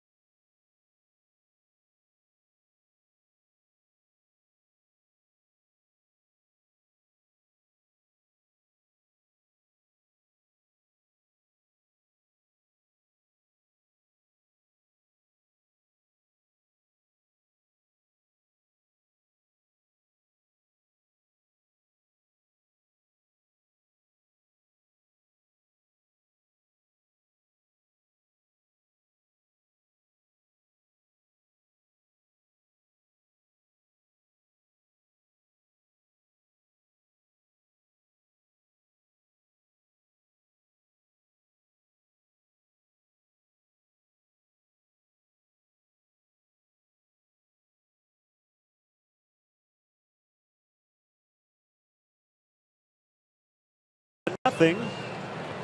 David Ross responsible for 3 outs, and time now for our Cubs fan cam.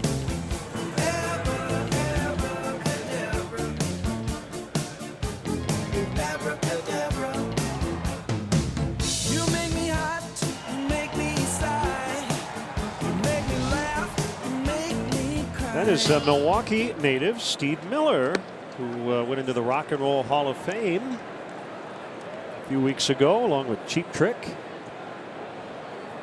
So Steve Miller Band was based in San Francisco, but Steve Miller from Milwaukee.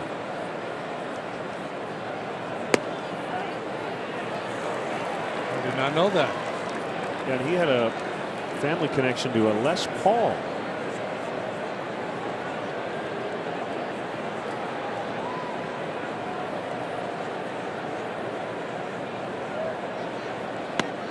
Let's see, his parents were best man and maid of honor at Les Paul's wedding, 1949.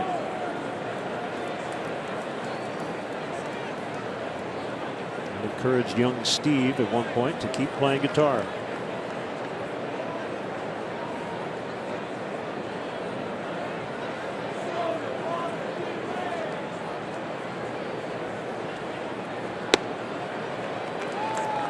Well, 7th inning, and the Cubs haven't done much against the 2 starters they've faced in this series. Chase Anderson last night, Jimmy Nelson tonight. Double play ball has been his best friend.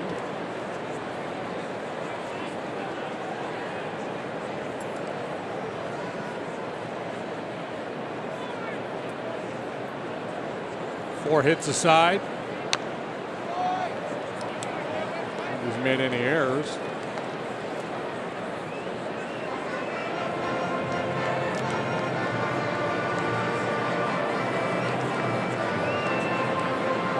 A guy you love to have leading off an inning because of the on-base skills and the power. You can work a walk, he can take you deep, whack one in the alley for a 2-base hit.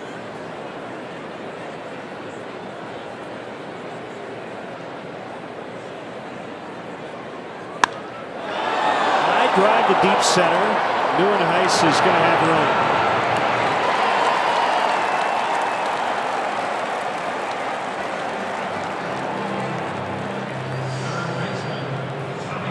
Both bullpens well rested. Anderson, the starter for the Brewers, of course, almost finished. He went 8 2/3 last night. Trevor Cahill would be the one guy not available for the Cubs tonight because he came in and pitched 2 2/3 innings. Outstanding relief in the ball game last night. Earned himself a tourniquet. Anderson earned himself a W. First and foul. Chicago also went into the Hall of Fame, among others, with Cheap Trick and Steve Miller.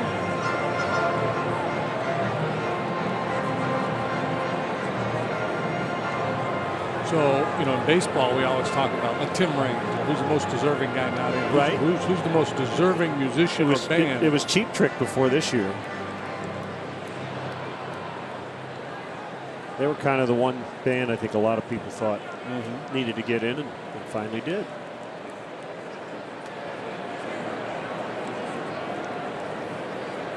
I'd have to study the list, though, a little more deeply. What about the Human League? Are they in there? I'm going to say no. What about Dexy's Midnight Runners? I'm going to also say they might be on the ballot, but they haven't gotten in. Deep right and caught. Estella lines out. Yeah, continues to have good swings. Struck out last time, but long double first time up. Solid shot here. Is there an old timers committee for the Rock and Roll Hall of Fame? I don't know the answer to that. If they're like different eras. Yeah. Well, the rock and roll era actually only goes back so far, so.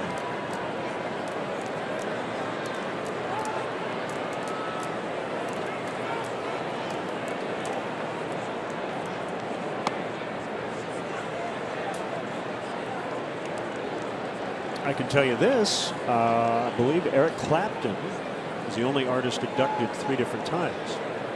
With the Yardbirds, with Cream, and as a solo artist.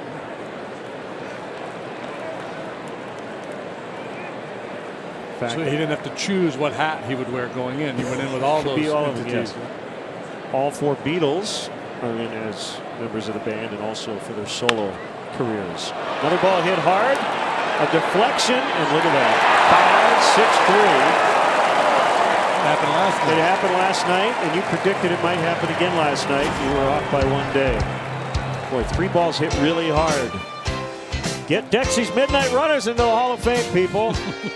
Write them in.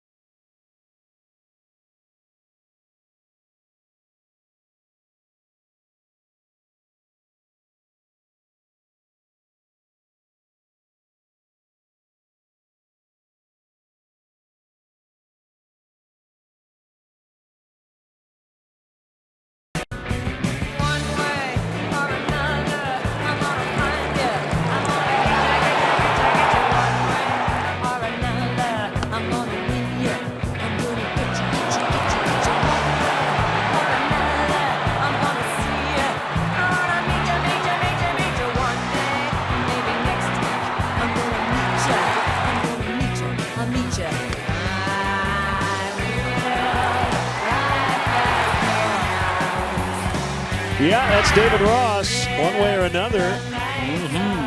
Keeping the Cubs within one. And another tough luck night, at least to this point, for John Lackey. So he leaves trailing after 6 innings of 1-run baseball and gives way to Adam Warren. So Carter was at the plate when the 6th ended, facing Lackey. Now he faces another pitcher to start the bottom of the 7th.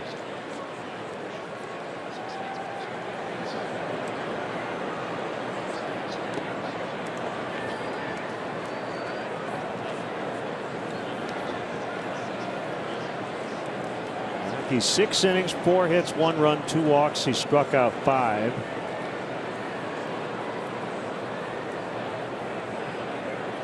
Trevor Cahill last night in relief. Warren tonight. Got to keep the Brewers right where they are.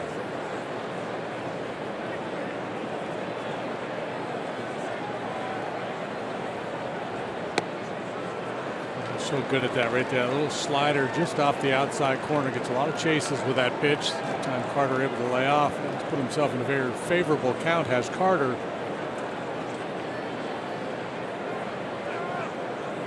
Warren, because of the command of the secondary pitches, likely won't give in with a heater.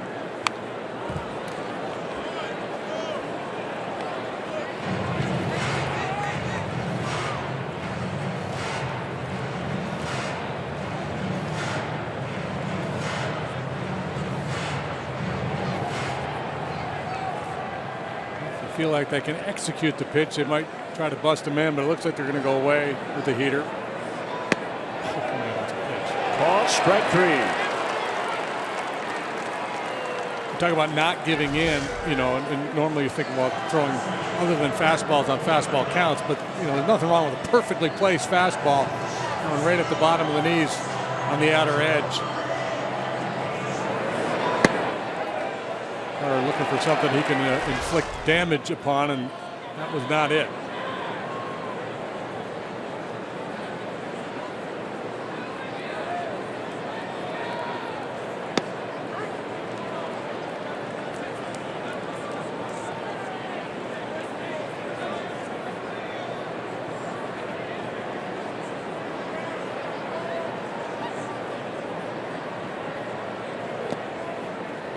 Used to hear people throw around the term he's a professional hitter, right? And a lot of times I think that just meant the guy was a good hitter. Maybe he wasn't a really good defender, didn't hit a lot of home runs, so he wasn't a slugger. Adam Warren would be a guy, he's a professional pitcher. He really gets the craft, doesn't throw 98 miles an hour. He's not a junk baller either. He's got a good enough fastball for sure.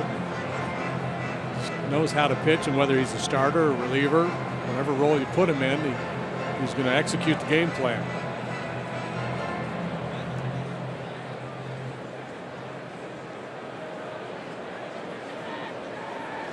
One and 2 to Neuenhuis. Change up low. Last year, July 12th, as a Met, Neuenhuis hit 3 home runs, 2 off Ruby De La Rosa, 1 off Randall Delgado against the Arizona Diamondbacks. It just has not had a lot of playing time in the big leagues. He had some pretty good home run seasons in the minor leagues. Overmatched by left-handed pitching, so it's been hard for him to nail down an everyday role.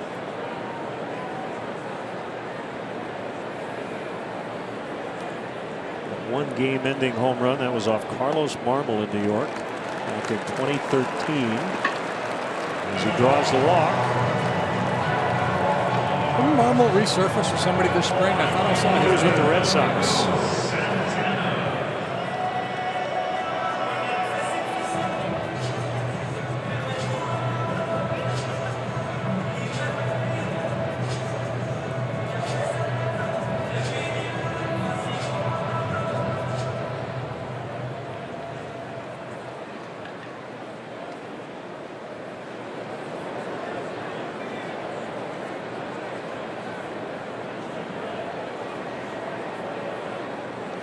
Santana takes low.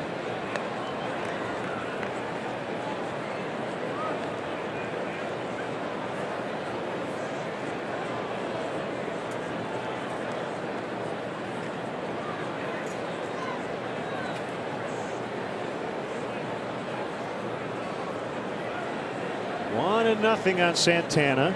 Runner at first, one out. 1-0 Milwaukee here in the 7th. Bounce to third. Throw goes to second. Out on a close play.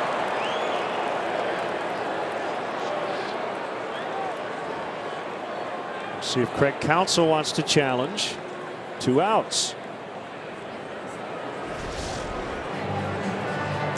Still backs up to play that high hop. That's a high risk proposition there. That was close, and I bet you they challenge. No, he's not going to. Okay.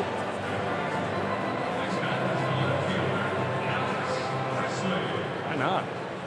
I thought it looked incredibly close. We play on. Here's Presley, fielder's choice. He knocked in the only run in the 5th.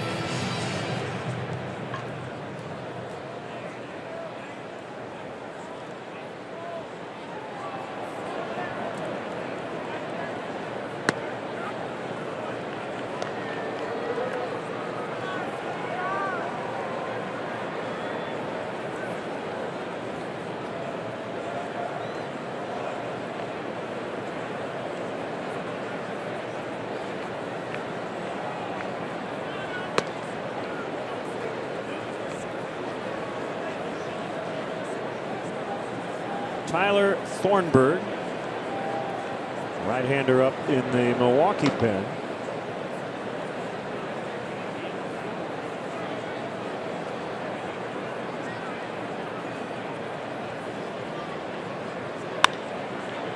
In the air the other way. Bryant ranging to his left. He's under it, and that's the inning. A walk, no runs to the 8th. Getting late. 1-0 Brewers.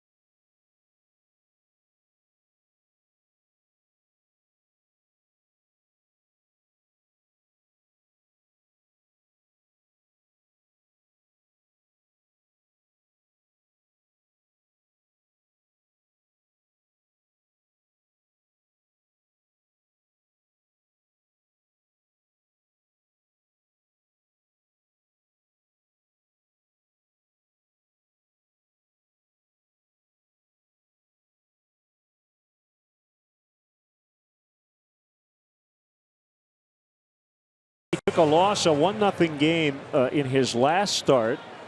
That was against the Padres.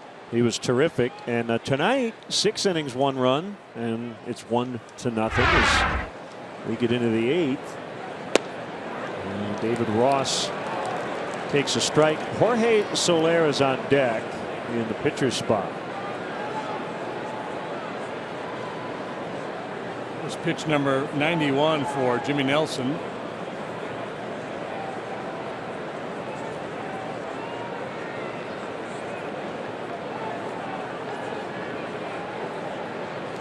Only gone over 100 pitches twice this year.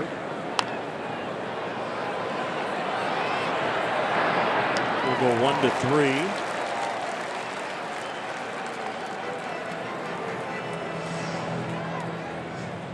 Here is Soler, and time now for our great 8 stat of the game, brought to you by Mattress Firm. We want you to sleep happy, guaranteed. Remember, if it's over 8, it's time to replace. Cubs have only won 1 out of 10 so far when trailing going into the 8th inning. Yeah, that's I don't know what how the percentages break down in the modern game over the long history of this sport, but the way bullpens are constructed now and the power arms laid, it's awfully tough to come back in the 8th and 9th innings. It is, yeah. Much better chance when it's a 1-run ball game. Schoop and Grimm getting ready for the Cubs. 1-0 on the pinch hitter, and Soler drills one out of the left center. And a little boot there, and Soler's going to try for 2. The throw is late. Nice base running. Tying run now in scoring position. Should be a single and an error on Presley. First error of the ball game for either side, and it opens up the door for the Cubs here. Soler off the end of the bat, and the Cubs pinch hitters have been very good this year. You never take your eye off the ball, never assume the play is going to be made. He started to break it down rounding first, but recognized the misplay. He's slowing there and then kicks it into high gear. Couple of shots here to tie it. Fowler the hitter. Bird fans and Cub fans getting into it here. And the first pitch strike. Always makes for a fun atmosphere here when the Cub fans get into it, and then the home crowd tries to drown them out. It's like a college football game.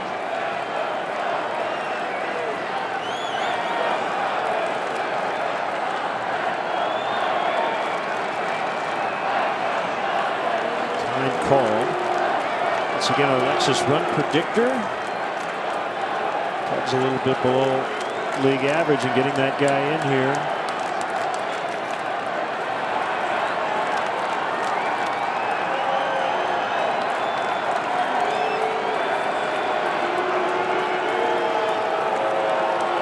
Mindset for the pitcher changes a little bit. He's trying to protect this lead.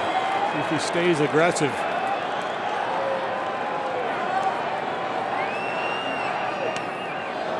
kind of night he's having, you roll along and you're just kind of in that zone of every hitter, one pitch at a time. Then all of a sudden,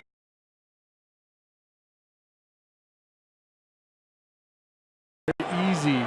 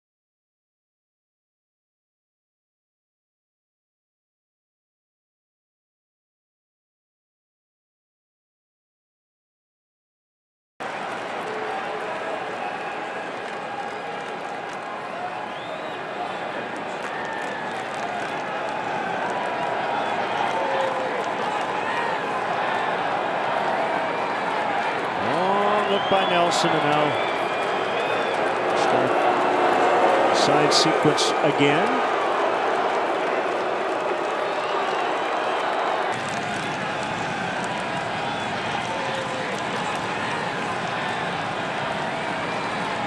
Long look by Nelson, and now start side sequence again.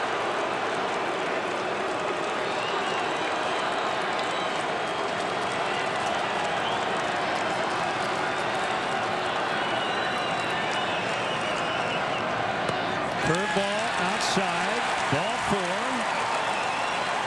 to bring up Hayward. Here comes Craig Counsell. Fowler's reached 3 times tonight.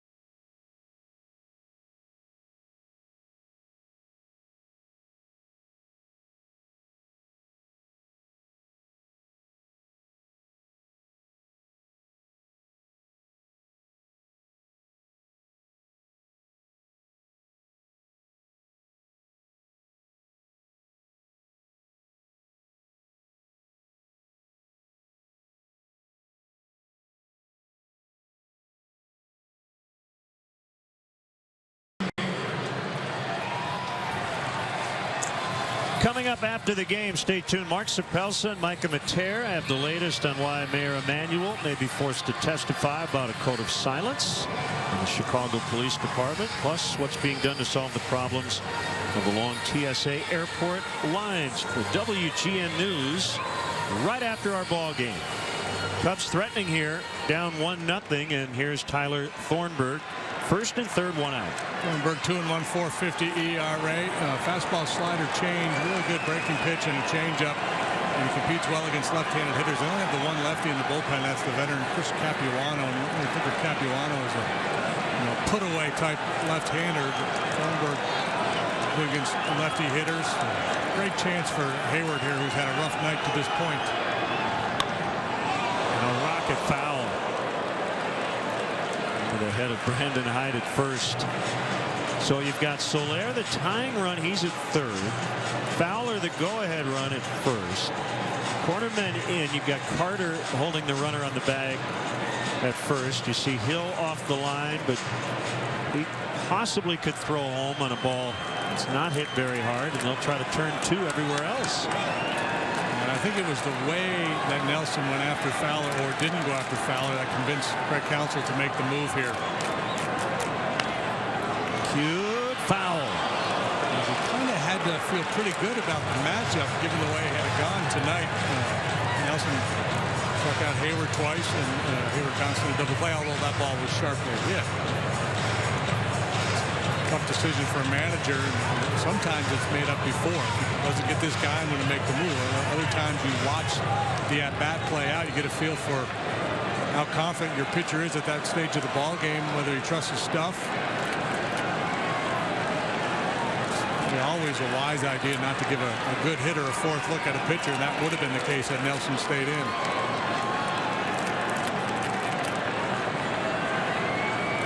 Two on Hayward, the pitch.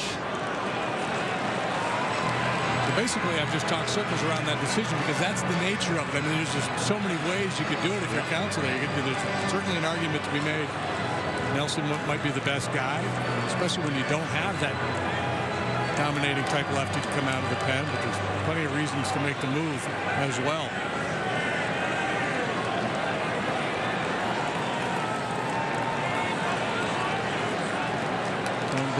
Like I said, he's good with the curveball and the change, and then he likes to elevate the fastball, try to get swings and misses up there too.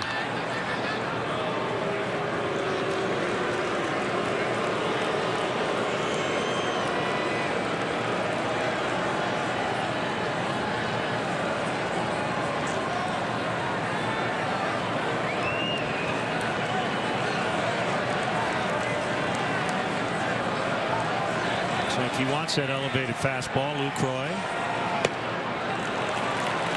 1-2. Nail biter in Milwaukee. Cubs trying to avoid a third consecutive loss for the first time this season.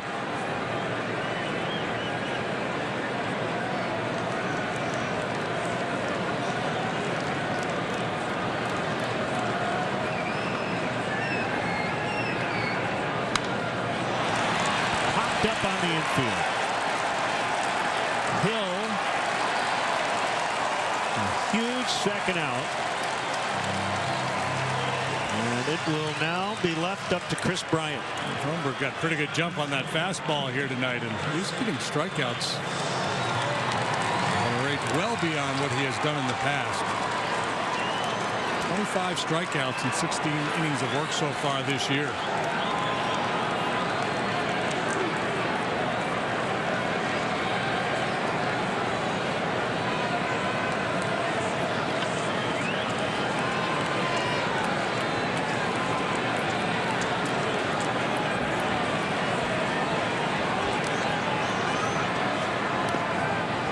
Down by Lucroy. Bryant 2 out of 3.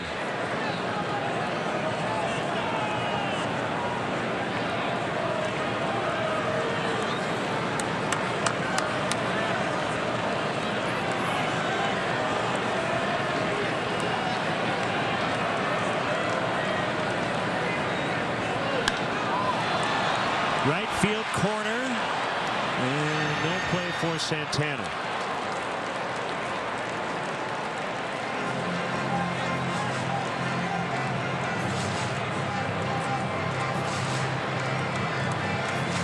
We're here 94-95. I don't remember seeing that from him in the past.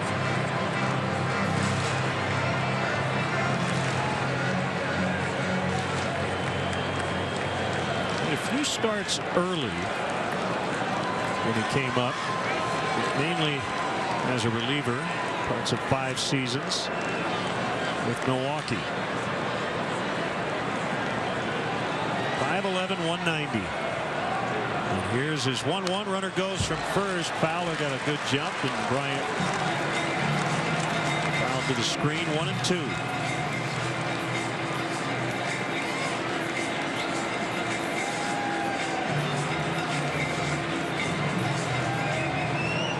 Down with the 2 strikes now. Fowler likely running again here. Coming from Troy, getting signals from the dugout as to what they're going to do, whether they're going to throw through or not.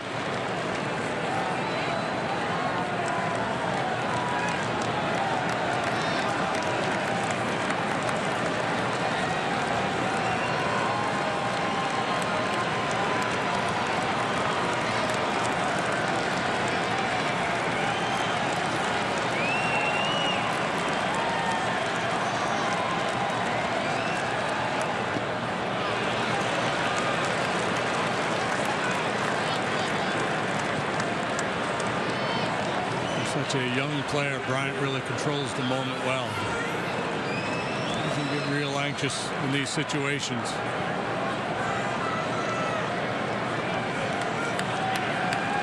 Say that about Addison Russell, Kyle Schwarber.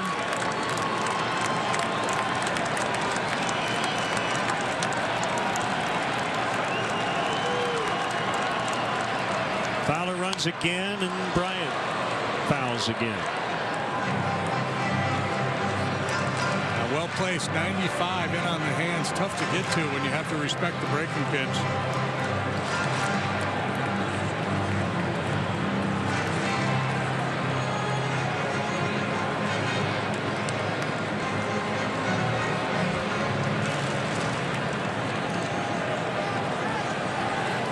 First and third, 2 outs. Cubs have had 2 really good chances tonight. Second and third, 1 out in the second. And again here in the 8th. First and third, 1 out. Fowler goes. Bryant went. Call made by the home plate umpire, David Rockley. And the inning is over. So Thornburg escapes.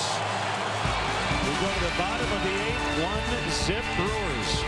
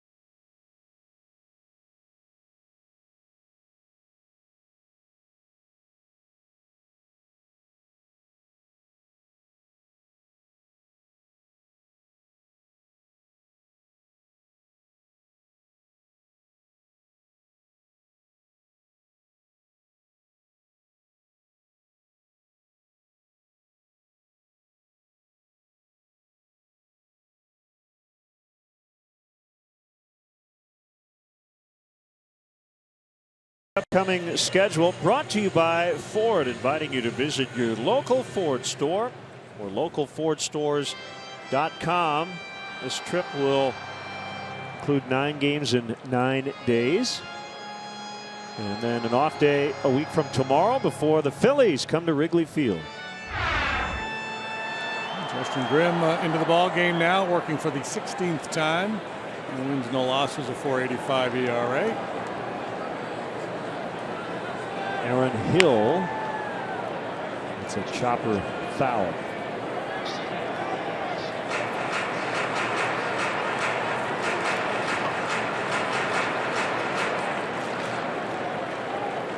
Lackey, Warren Grimm for the Cubs, Nelson and Thornburg, and probably Jeffress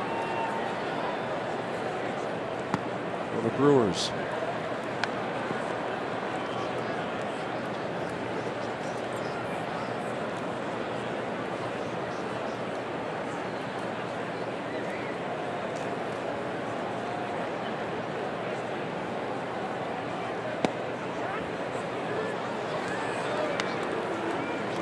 Ramon Flores is out on deck. Left-handed hitter.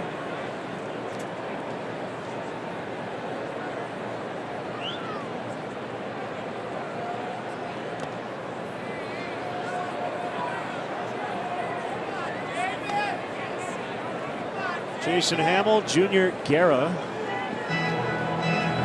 Combined 7-0. Right-handers tomorrow afternoon.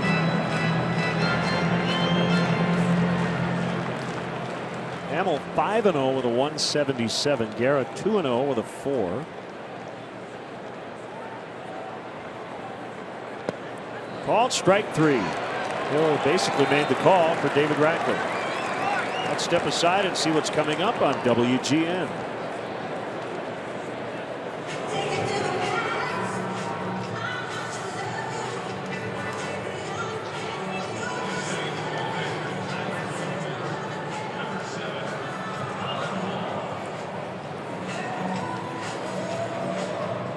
Miller Park, Brewers trying to clinch this series.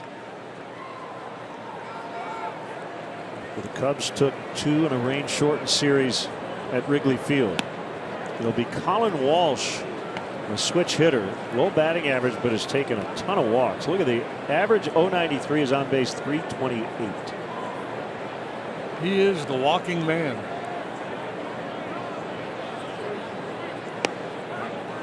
Maybe Flores would have been up there to bunt had Hill reached. 4 hits, 14 walks. For Walsh, a Rule 5 pick from Oakland this past December. Like the minor leagues in drawing walks last year.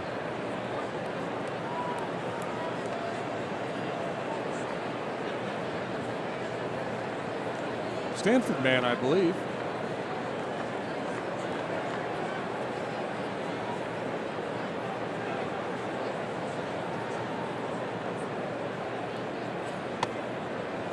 Could have been. Almost hit him. It's from La Jolla, California. Went to Stanford. 13th round pick of the Cardinals. 2010 got released in March of 14. Signed with the A's and got taken in the Rule 5. Called strike 3.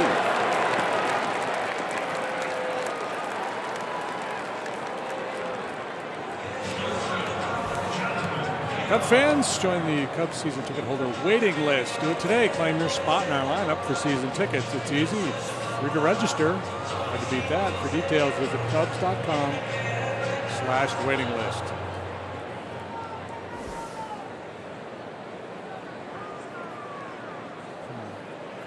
Hill was looking for the hook, got the heater, and just the opposite with Walsh. Both go down looking. Conundrum for hitters against Grimm because of that good curveball. If he's throwing that in or at least around the strike zone, he becomes awfully tough.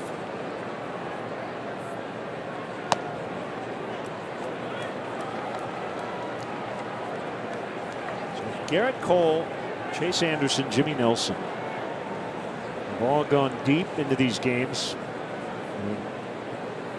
Have allowed a combined 2 runs, and the runs were the 2 homers last night.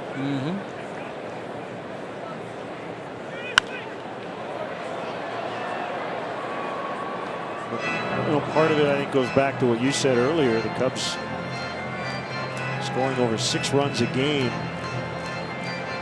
It's hard to do that every night.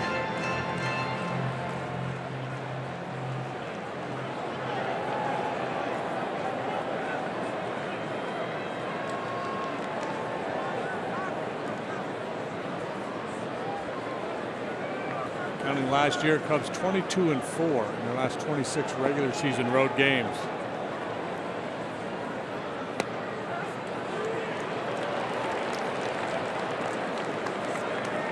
By the way, the White Sox have turned their second triple play of the season.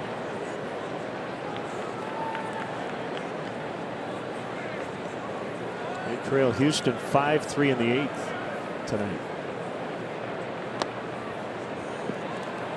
It's full 3-2. The Cubs got like 20 series without losing a road series, something like that. That sounds about right to me.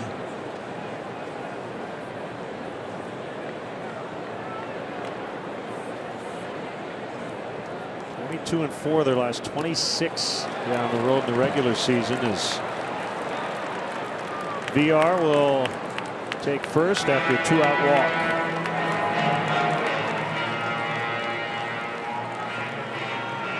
Ball getting away. He wasn't sure whether to run or to take his gear off. Got caught in between. He might be thinking about running now with 2 outs. Stole his 13th base back in the first.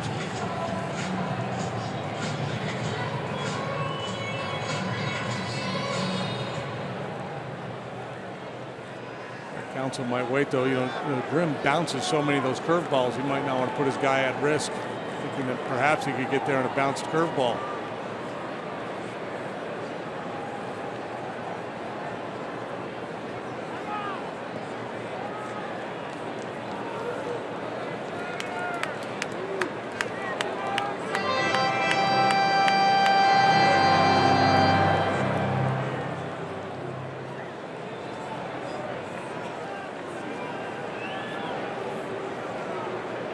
I think BR is going to be aggressive here. He'll try to grab a 2-out insurance run. Paused by Grimm, runner not going, and a first pitch strike.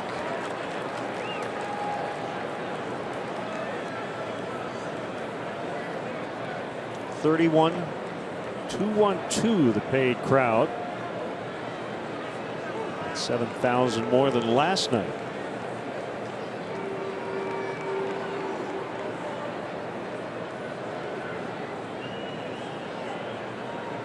Here it comes. 1-1. Outside, maybe?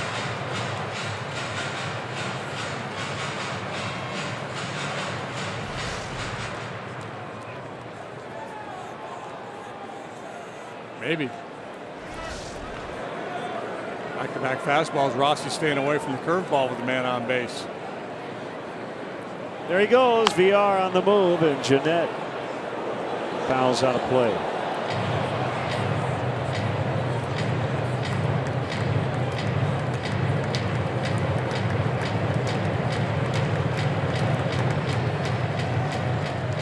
Kansas City beat Boston earlier today 3-2.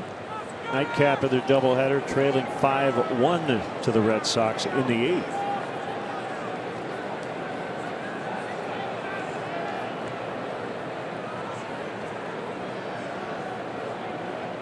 Runner goes, pitches high. Out again. You cannot run on David Ross. You can't. And we will go to the 9th. They might challenge. Let's make sure David it's not Rackley, challenged. telling Justin Grimm to hold steady here. Hang on 1 second. No challenge.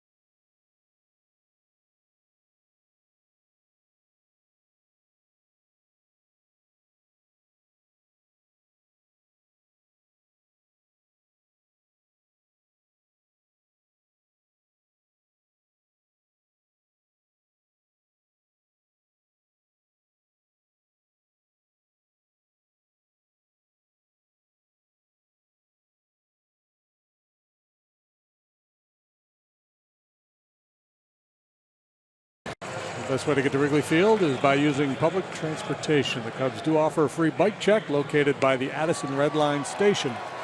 For drivers, the Cubs provide free remote parking and shuttle service on night and weekend games. For information, visit the A to Z guide at Cubs.com.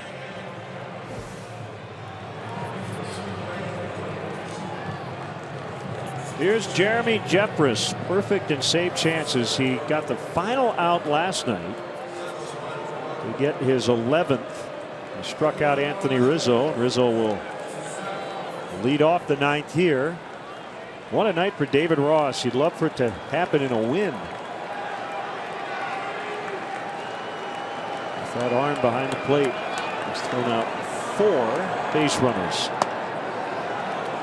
I have a hard time remembering a better night for a catcher defensively. No, he's been rock solid back there, and you just get the sense there that he was just going to keep calling that heater from Grimm, knowing that BR was looking to get that base.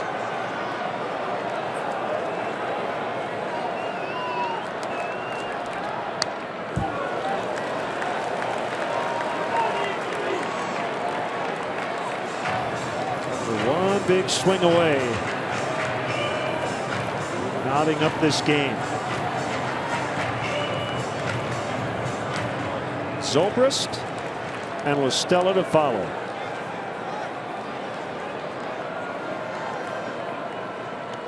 And he just got hit. And that's the breaking ball he threw him last night. He threw a couple in there, and he struck him out with one that was awfully close to hitting him. It's mid-90s heater, good sharp hard curveball. Anthony will take it. Leadoff man reaches, and now Javi Baez is going to come in and run.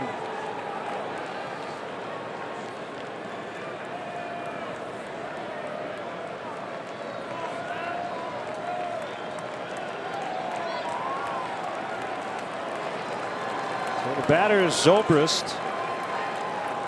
Tying run is aboard, nobody out.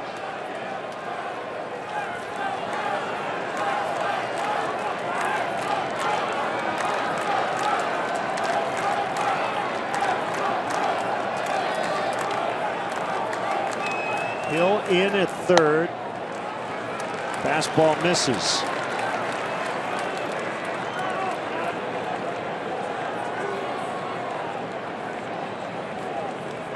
Zobrist done 2 more times tonight. Single and a walk. He flied to center in the 7th. We're playing no doubles in the outfield. Extremely deep. Line shot, base hit. Baez will stop at second. Smart play. 2 on, nobody out.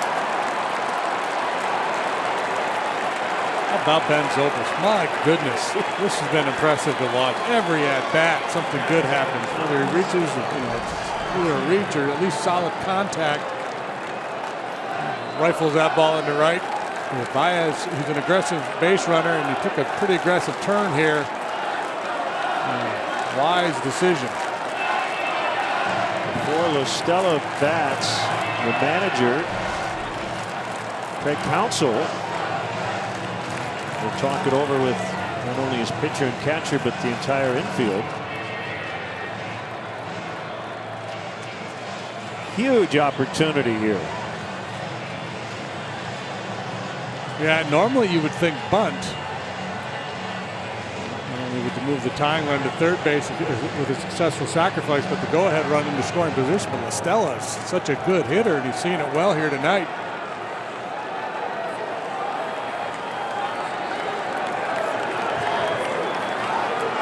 I just hate to take the bat out of his hands.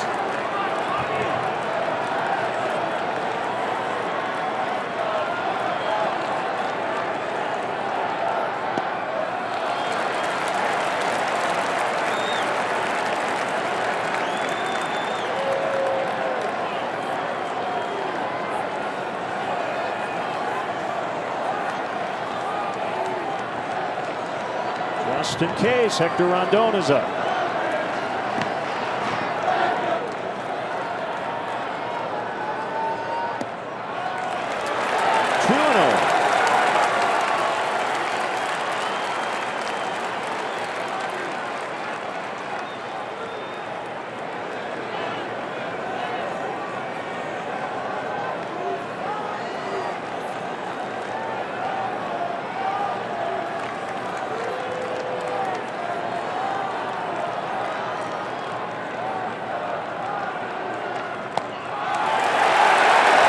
balls, no strikes.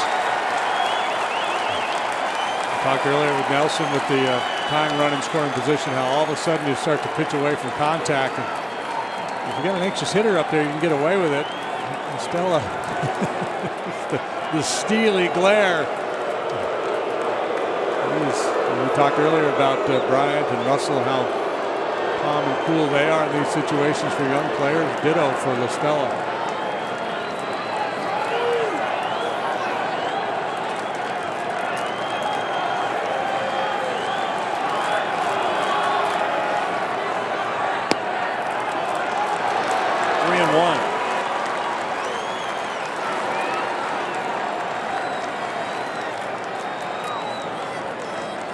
Baez, pinch runner, he's at second. Zobrist at first. No outs. Hit batter and a single to start the ninth.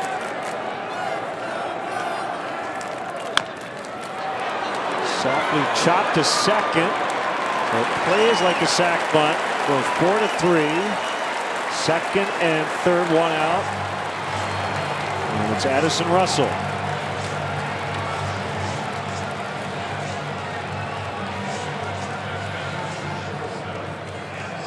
Miguel Montero out on deck. A hit for David Ross. Putting in Craig Counsell's hands over there in the Brewer dugout as to what he wants to do with Russell. And this is Jeffress' inning. There's nobody up in the bullpen, so Joe doesn't have to worry about any matchups. Closer or bust for Milwaukee. Yeah, and he's keeping his middle infielders back here. Give up the tie, but try to keep the team from falling behind. Yeah, and that's interesting because I think a lot of managers, once you've got your closer in the game, the thinking is, you know what, I'm not going to give up that tying run. I'm going to do whatever I can to maintain this lead. And they may be in a pitch around situation here with Russell.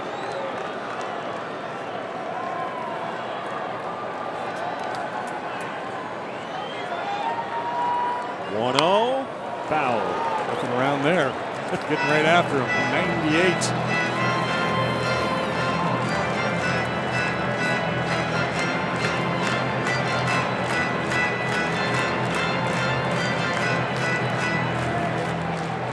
Calm looking Joe Madden there. I assume he's made a couple strolls down the length of that dugout here in this inning.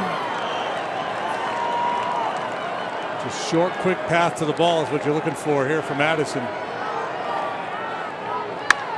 Ground ball, that's going to tie it. 1-1. Baez in as Russell grounds out. And now a chance to get the lead. Montero will hit for Ross. With Zobrist at third.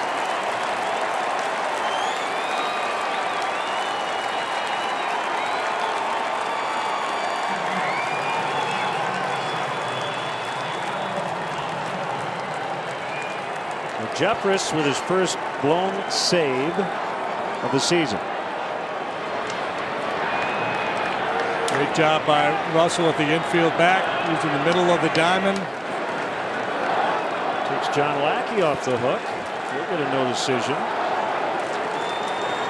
And they will walk Montero. Just like 89 with his intentional walk pitch.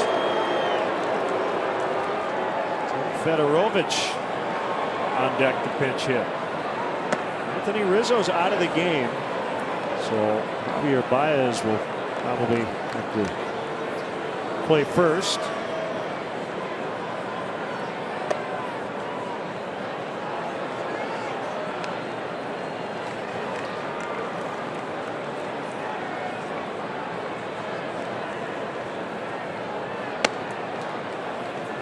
And there's ball four.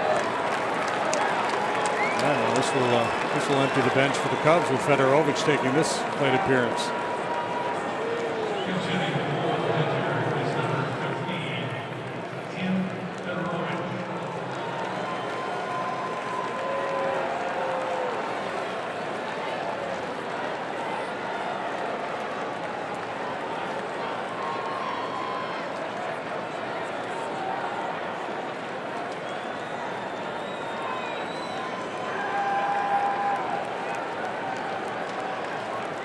First and third, 2 outs.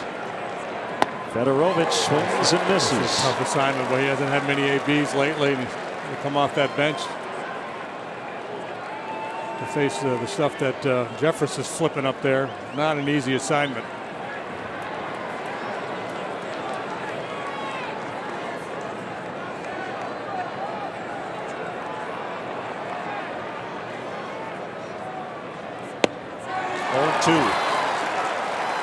I think he probably takes off here.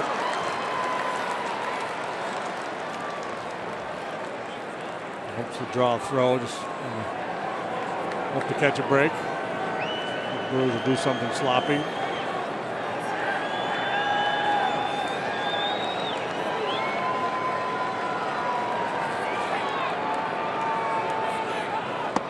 Swing and a miss to end the inning. But the Cubs do tie it. They'll now try to get this one into extras. 1-1.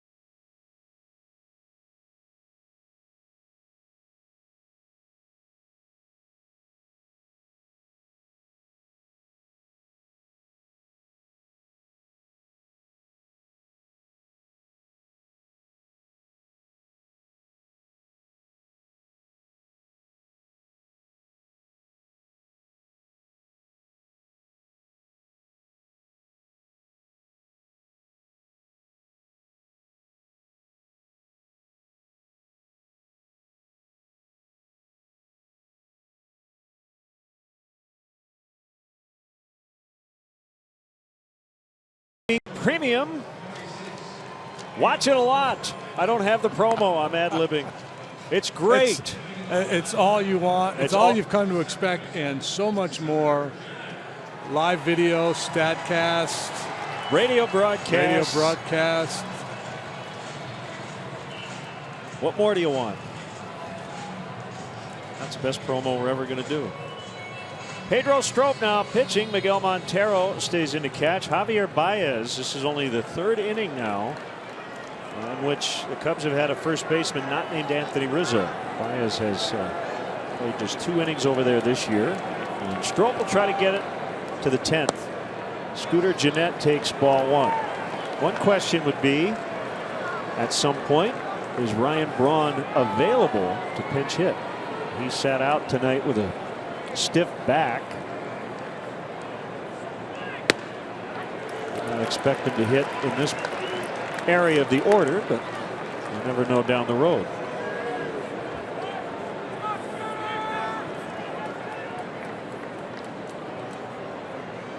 One, now 1-2.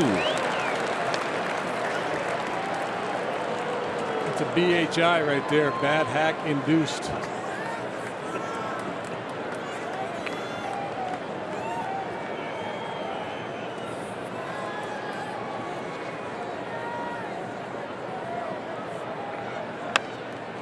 Checked his swing. Strop bounces off the mound, makes the play.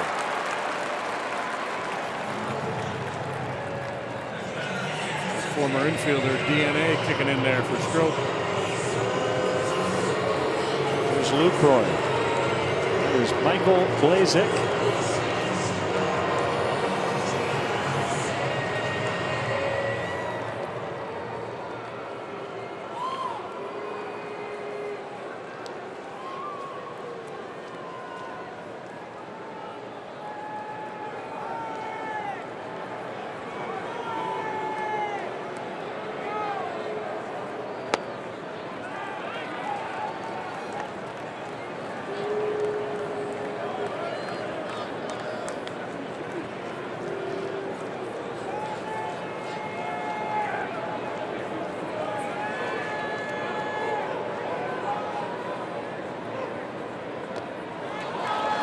One.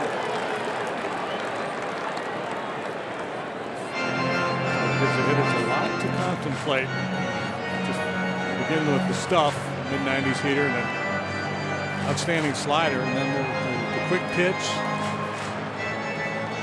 And other times they'll set the hands high and hold it a while. A lot of different things to upset the timing of the hitter. Here's the quick one. And it worked. Almost always gets a swing, and usually a little emergency hack.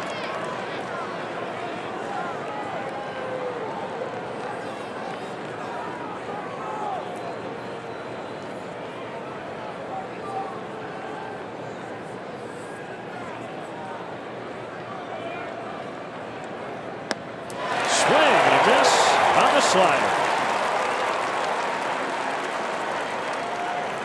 2 down. For those reasons, he's a lot of fun to watch pitch because you just never know when it's coming.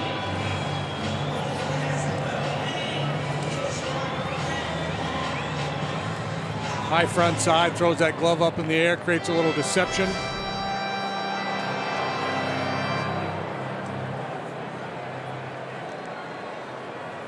Carter dangerous, all kinds of power. And he lines to Zobrist, and that'll send us to the 10th inning from Milwaukee. It's 1-1.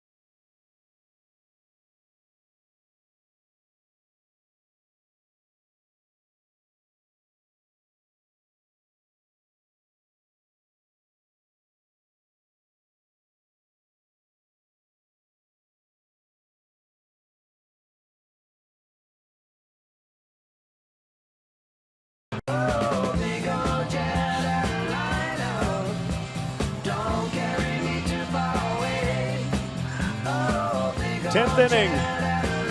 Right-hander Michael Blazek face a top of the Cubs order. It's Fowler, Hayward, and Bryant. Cubs in extras are 1-1. Same for the Brewers.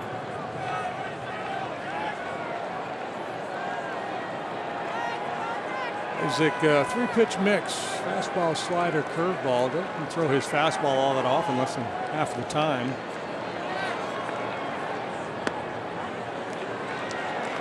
Curve strike.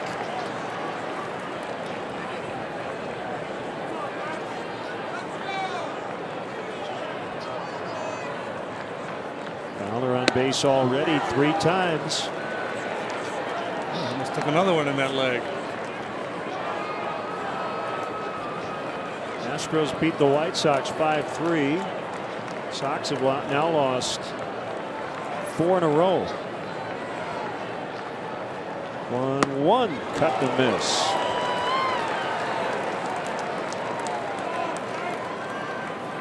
Lackey was very good tonight. He'll get a no decision. Well, it's 6 innings, allowed 1 run. Jimmy Nelson with 7 1/3 of shutout ball as Fowler strikes out.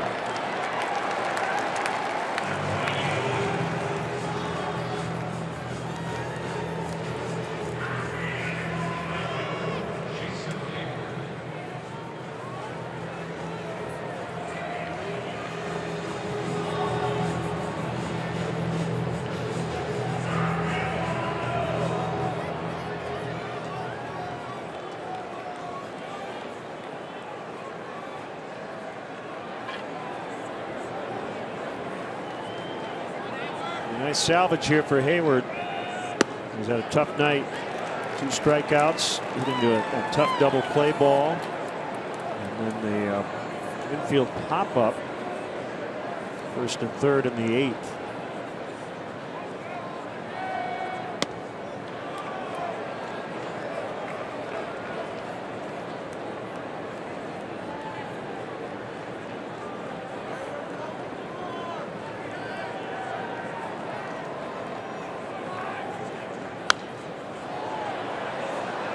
Up on the board here at 97. We have it at 96, and that's a little more giddy up than I remember from Blazek. We saw it with Thornburg earlier. A little extra jump on that fastball.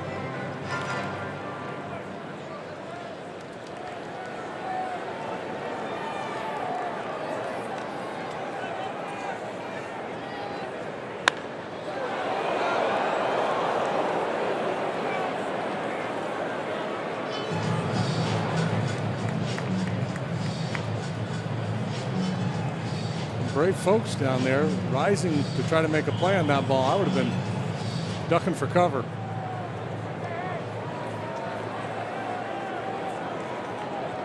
Everybody's all right. Up and in, 2-2.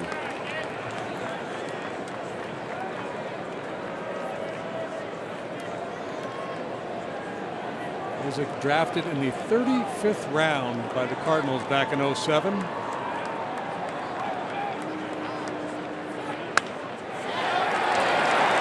a base hit. Hayward on with 1 out.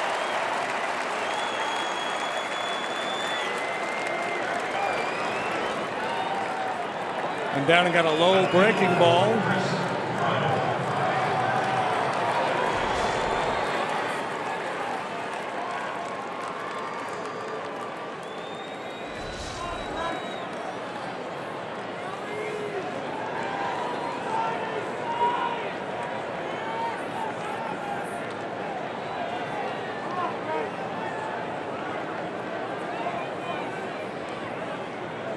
Hayward at first. Ryan at the plate. And Chris takes high and he held.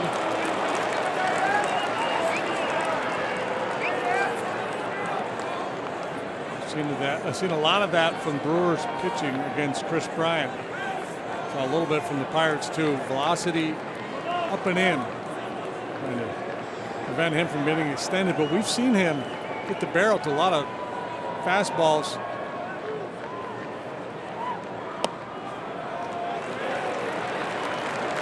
Two 2-0. Pitcher beware. He's pretty quick in there.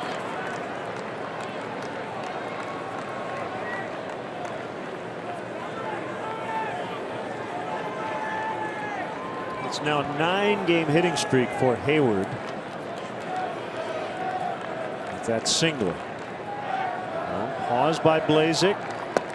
Bryant takes it again. 3-0.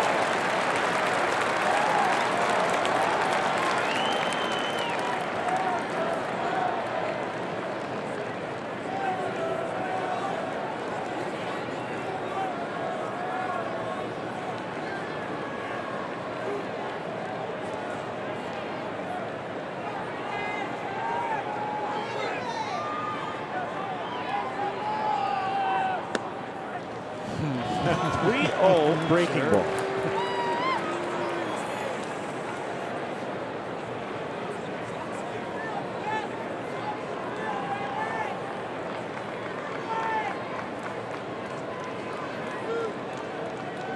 Breaking ball when ball 4 pushes the go-ahead run into scoring position.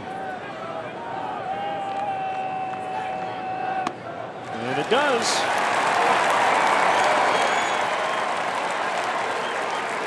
It's Baez who came on as a pinch runner for Rizzo in the ninth. And then they went back to the fastball on 3-1, and Blazek just did not have enough confidence to throw it in the strike zone there. And it wasn't close enough to get Bryant to chase. Derek Johnson, former Cubs pitching coordinator, and the Brewers pitching coach.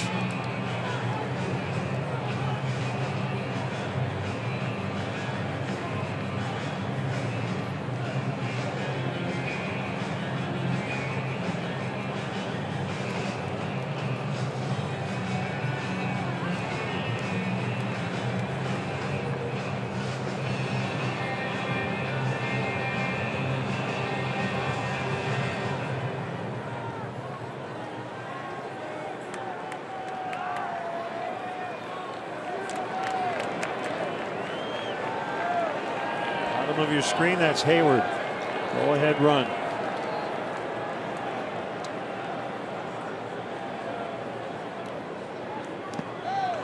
And ball 1.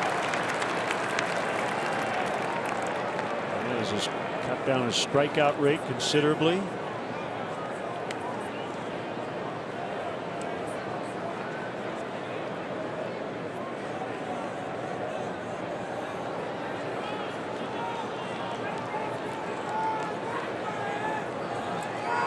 .5%. 2 years ago, his major league debut. 30% last year. 20.8 of major league average going into tonight.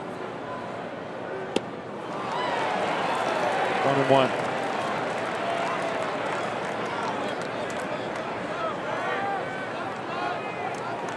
Some similar drops in the strikeout rate for Bryant and Russell.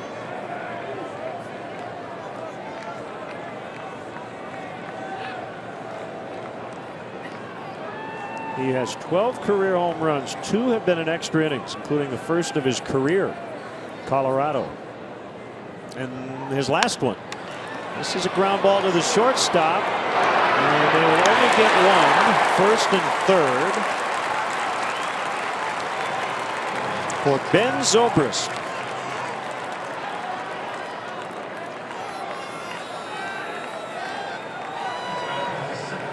Probably the last guy Craig Counsell wants to see striding up the home plate in this situation.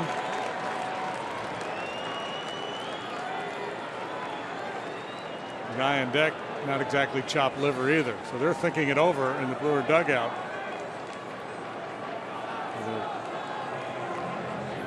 contemplating something. They're thinking maybe an illegal slide at second base. Craig Counsell was waiting as they reviewed video.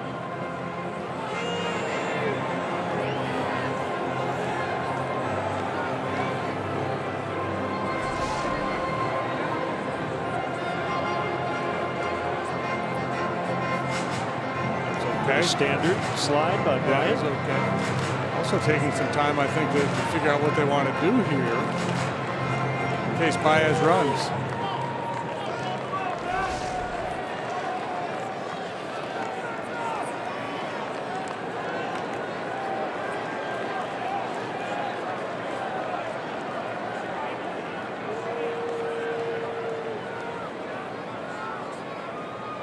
Not running.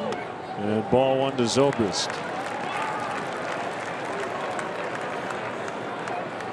I don't. If I'm Joe, I don't send Baez here unless Zobrist gets down in the count. Even at that, I'm hesitant. He has been so good. I put my trust in Zobrist.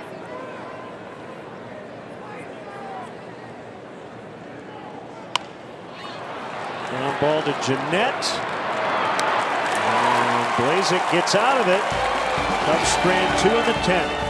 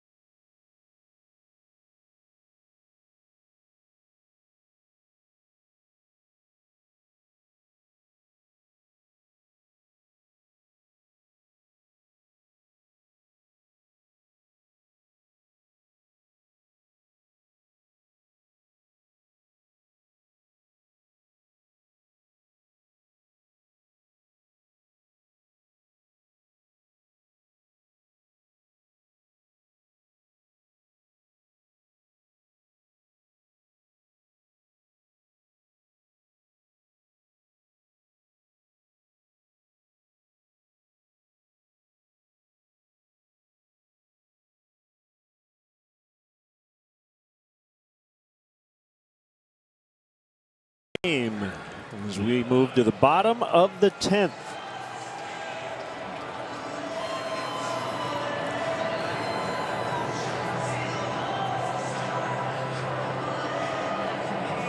Pedro Strop. 1, 2, 3 in the 9th. There's Kirk Neuenhuis.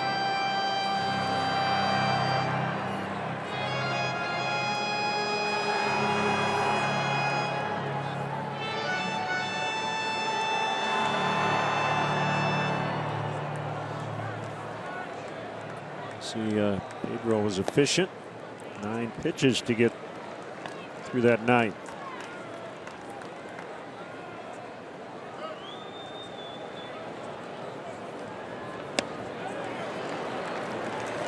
No sign of Ryan Braun. Becomes a more likely option as the Brewers get down towards the bottom of their batting order, if he is available.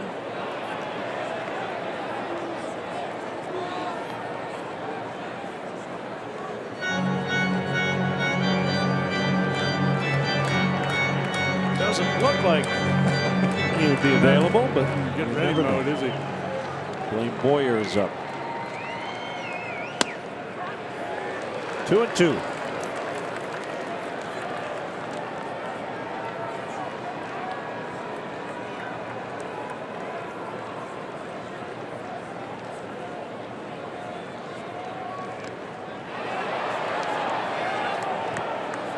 Three and 2. That was quickest of quick pitches. Quick.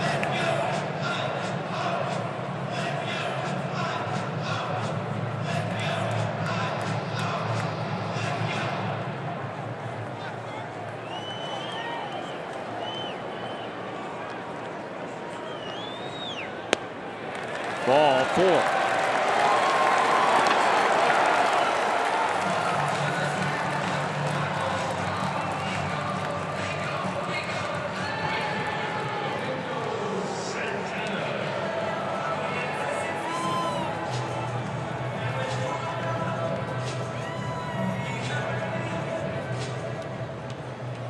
Santana.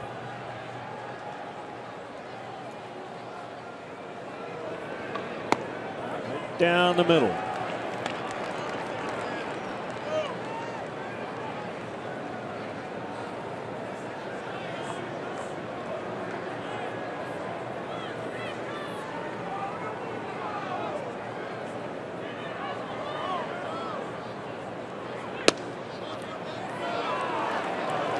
Most didn't get it. 1-1.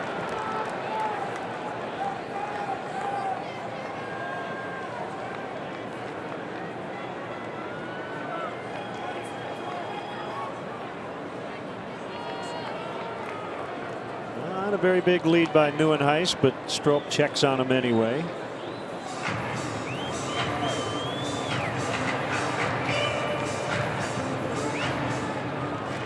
Neuenhuis can run a little bit. Not a burner, but capable. 3 out of 4 in the stolen base department this year.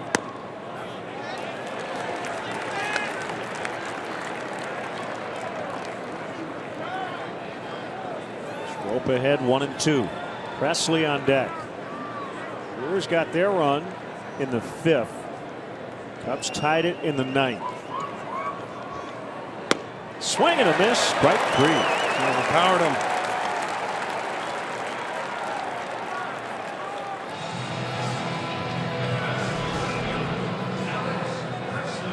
'95 on by. Long swing and very tardy with Santana. Presley knocked in that run on a fielder's choice ground ball.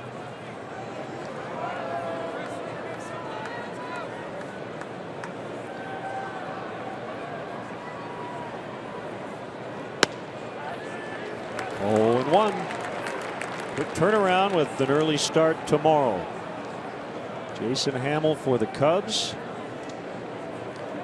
And what they hope is the rubber match. They've got to win this one to do that.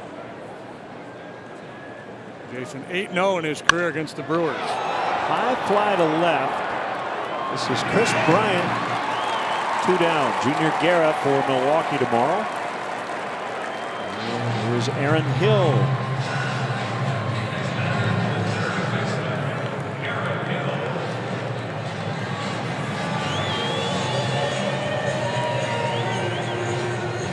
There in extra innings in Cincinnati as well. Reds just won, or Cleveland just went ahead of the Reds 8-7 in the top of the 12th. Indians blew out the Reds in a couple of games in Cleveland earlier this week. Beleaguered Reds bullpen. Under to third is foul. Gave up a 2 spot in the 9th to tie it.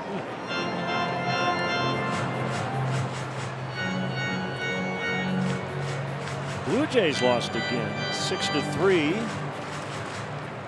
to the Rays.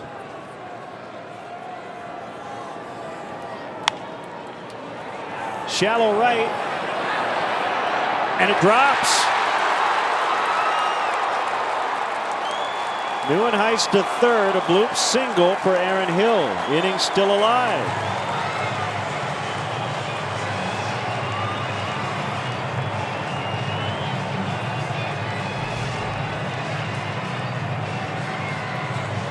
Talk about perfect placement. Obviously not intentionally by Hill. Just beyond the reach of Zobrist. Hayward couldn't get there.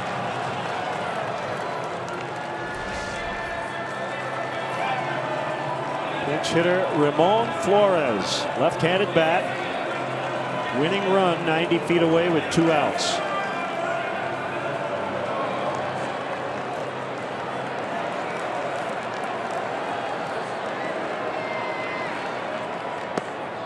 Ball 1. Flores 1 out of 11 as a pinch hitter. We got him from Seattle in an offseason trade. And Hill will take off for second, and the ball is foul.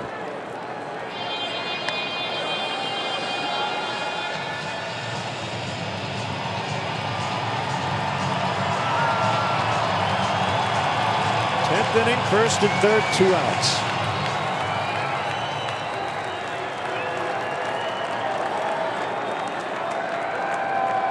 Hill goes again, and another foul.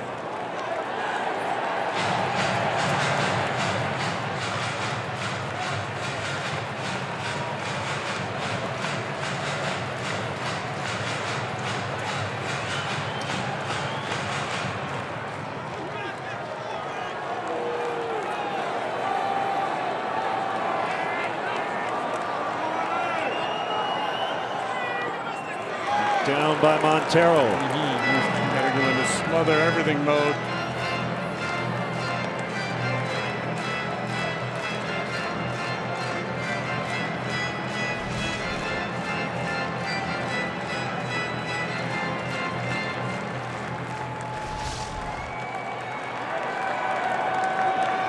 Strop ready. And Flores nicked it. Still 2-2.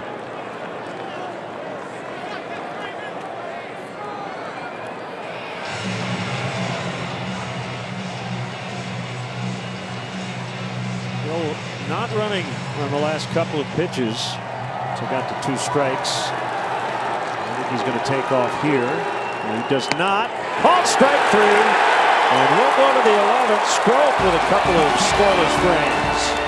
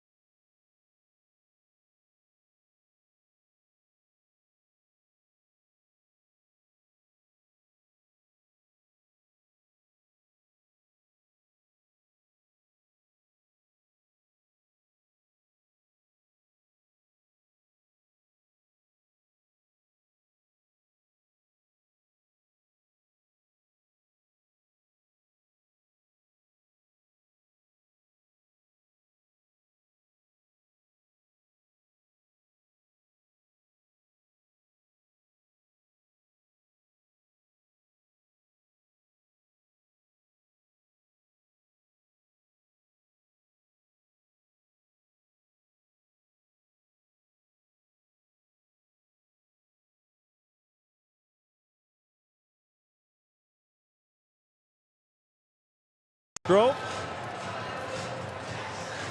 to get us to the 11th. Pitcher for Milwaukee, right-hander Blaine Boyer. Boyer, a veteran, has well so far this year, a 193 earned run average. And like so many guys that have come out of that bullpen, the 3-pitch mix, fastball, slider, curve. Debuted with the Atlanta Braves way back in 2005.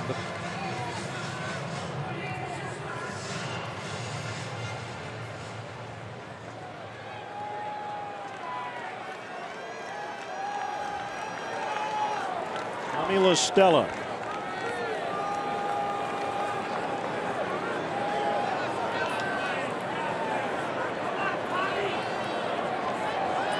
Not a strikeout pitcher. He's only fanned 7.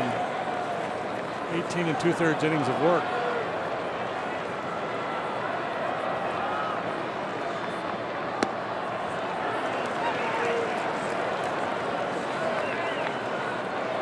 Watching the Rays beating the Blue Jays, so they swept that series in Toronto.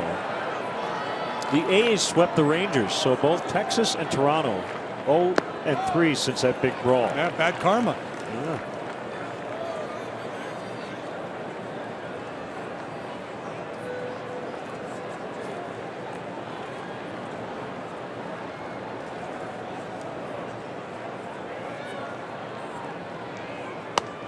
High. A lot of times the narrative will be, you know, we came together after that fight. And we all pulled together. Maybe that will be the storyline for one of those clubs eventually, but I'll have to explain away the 3 games immediately after the brawl. Caught by Carter. Costello hit it right on the button.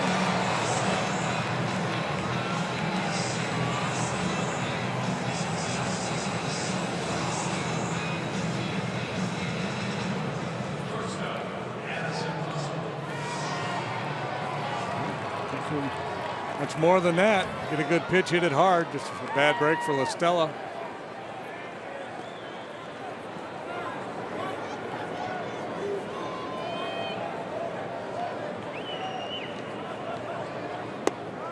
Russell looks at ball one.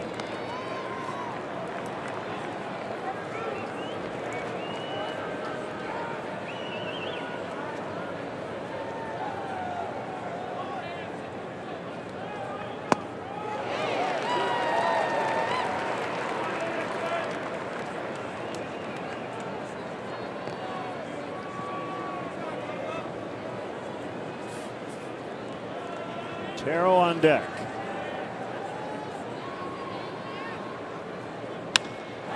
Line shot deep left, and it'll drop. Russell racing towards second, and he's got a double. His first hit in the series.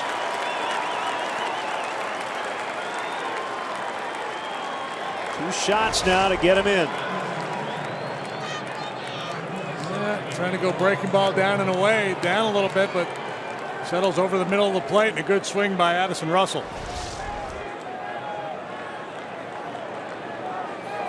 Montero digging in, and Trevor Cahill has a bat on deck.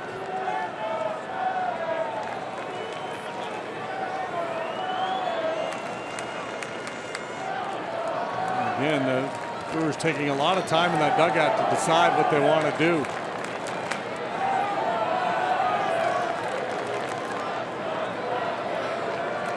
So two shots to get him in, but this obviously looms as an enormous at bat.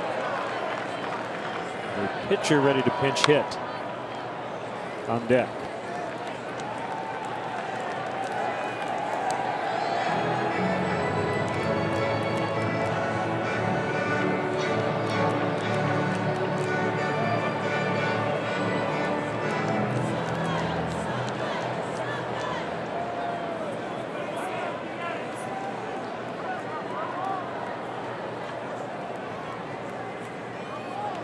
Looks like it'll be Hector Rondon no matter what in the bottom of the 11th.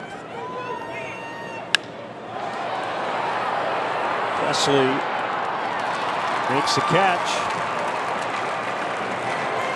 Well, wasn't it Cahill who came up with a big hit off the bench? Yeah, it absolutely was. And Lightning strike twice.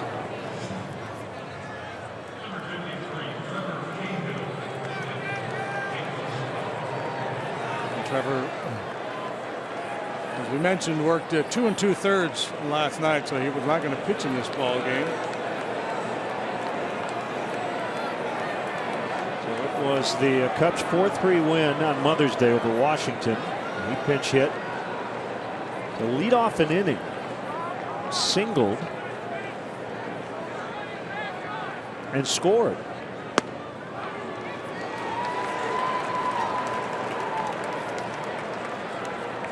Line drive right back to Oliver Perez.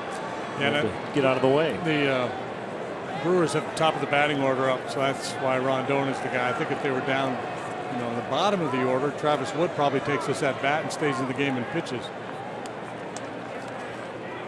And he lines out, so Cahill's made good contact in this spot. He'll be earning another pinch hit appearance down the road in this spot. He's muttering to himself. 1-1.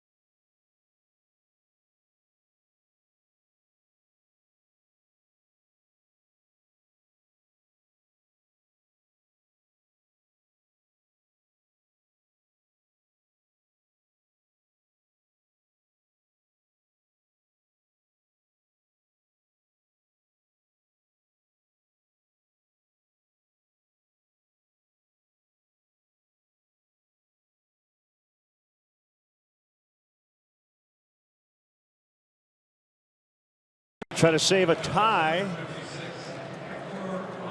here in the bottom of the 11th.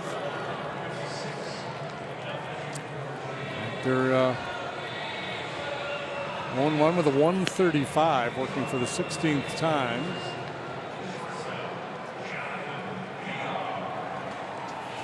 Top of the order, VR, Jeanette, and LaCroix scheduled to bat.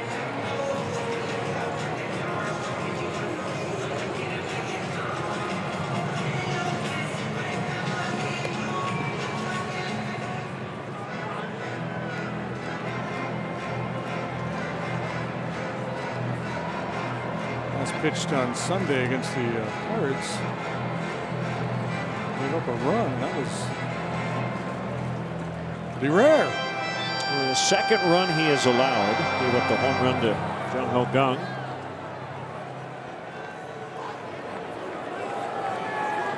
Also walked a man, and that was the first walk he'd allowed this year.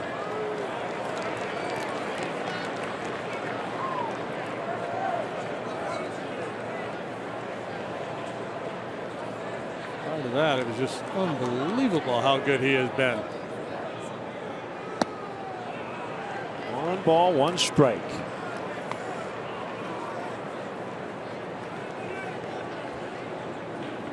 Have a bad outing every 15 or 16 outings, you're going to end up having a very good year. 1-1. Strike 2. Yeah, what has struck me is the aggressiveness, the pace with which he's working. How precise he has been. So that's what was so almost jarring about his outing the other day. He was all over the place. All his other outings, spot on. He made 22 pitches to get 1 out. He had not thrown more than 17 in any other game. Mostly going an inning each time out. Yeah, and almost always a clean inning. 3 up, 3 down. A couple of punch outs. Fatigued yet quality baby on hand. 9 times already he's had 1, 2, 3, 1 inning appearance.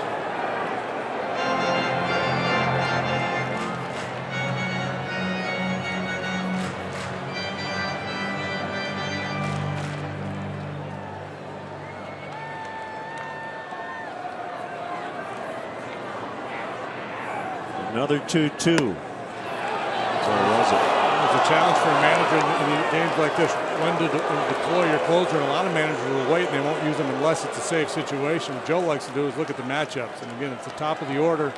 So he wants Rondon for their best guys just to keep the game alive. He's got the top of his order coming up in the 12th if we get there. Caught looking is VR. 1 out.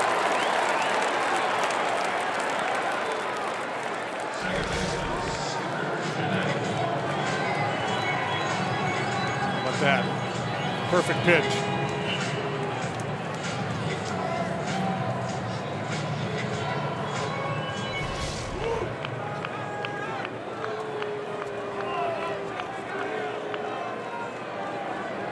Jeanette. Foul strike.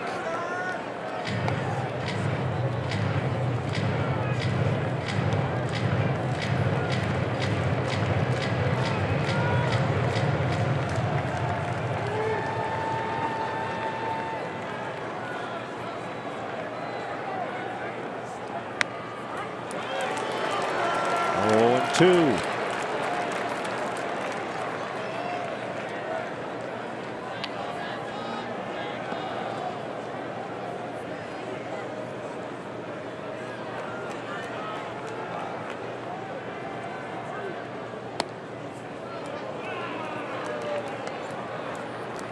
Sticking with that slider here. 1-2 the count. LaCroix next.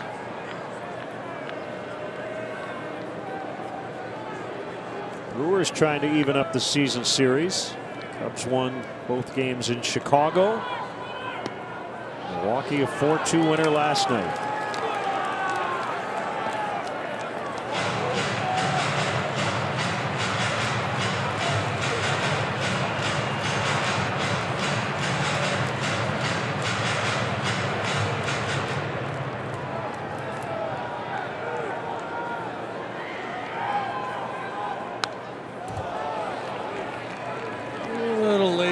That slider stayed up a little bit.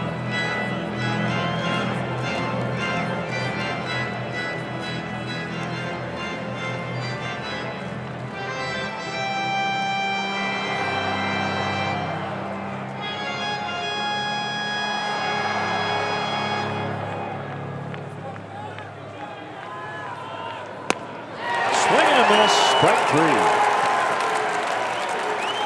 A little 97 for you, Scooter.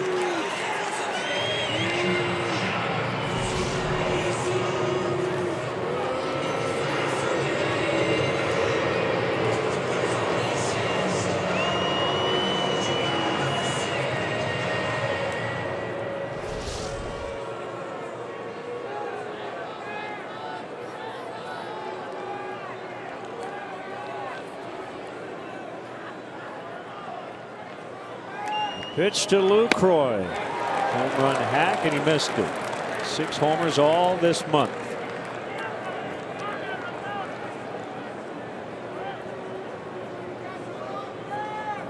Doubled to right field back in the 4th. Homered to left in the ball game last night. Swing looks really good right now. We'll be careful here. That works. Quality strike.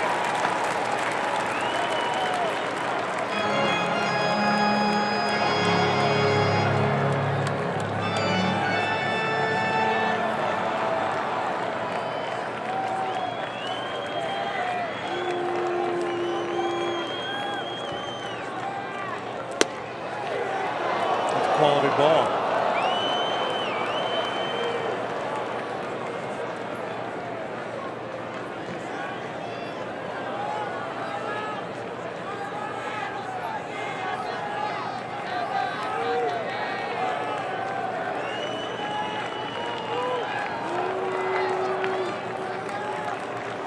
Rendon with a 1-2 to Lucroy. Bounce to slider.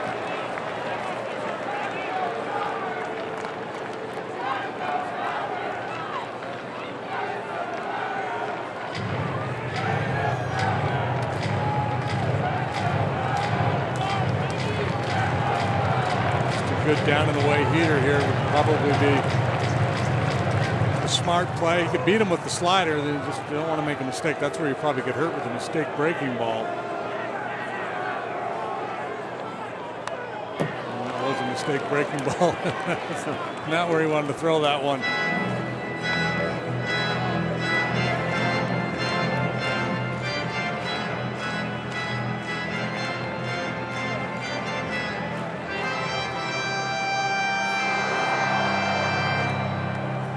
On deck is very dangerous, but there's a lot of holes.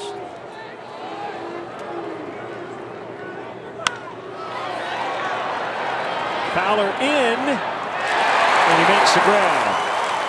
When the inning is over, they go down in order to send us to the 12th.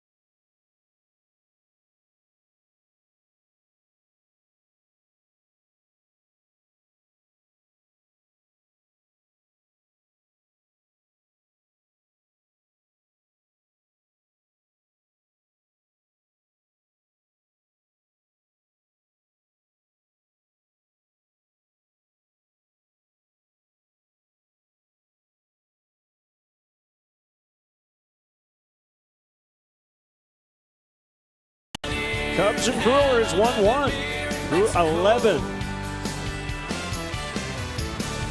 Late night here in Milwaukee. Top of the order. Fowler, Hayward, Bryant against Blaine Boyer, who gave up a one-out double to Addison Russell in the 11th, but kept the game tied. Dexter without a base hit tonight, but he's been on base 3 times, hit by pitch and walked twice.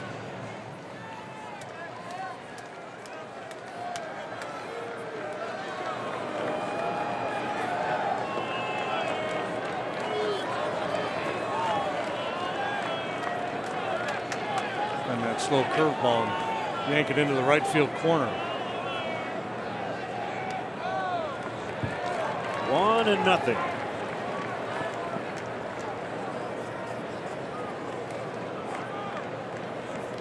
Ball put in play in 5 plate appearances. Fowler grounded out to start the game, then hit by a pitch, walk, strikeout.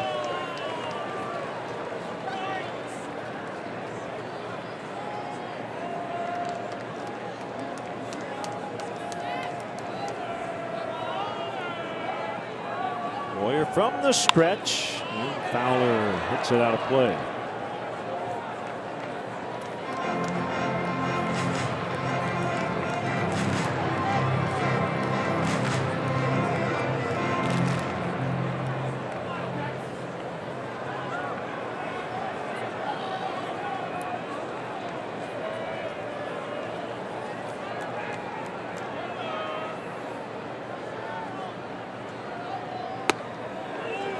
Game in Cincinnati 8-7 in 12. Indians win. Francisco Lindor. He's going to be a good one for a long time to come. Hit the game-winning homer. He went 3 for 6. He's batting .325. Chop toward first. Carter can't get it. Fowler safe as he avoids the tag with a headfirst slide. A real great sense of urgency on the part of Carter there, and a great slide by Fowler. This is the time where sliding and going headfirst at first base is justified. Great base running.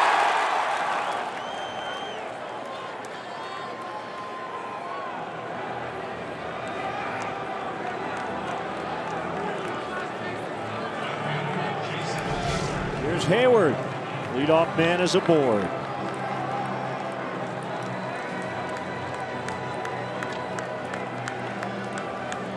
Big hole on the right side with Carter holding on the runner.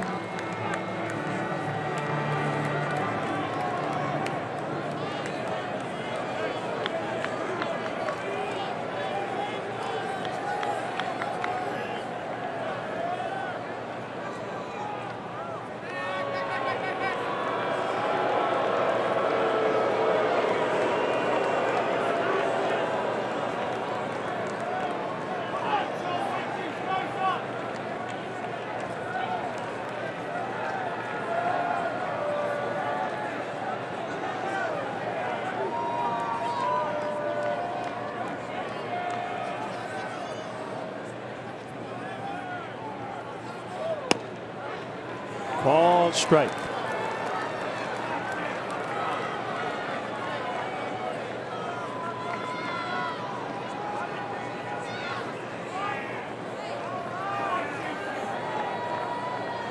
Ground ball pitcher, ground ball hitter, speed at first.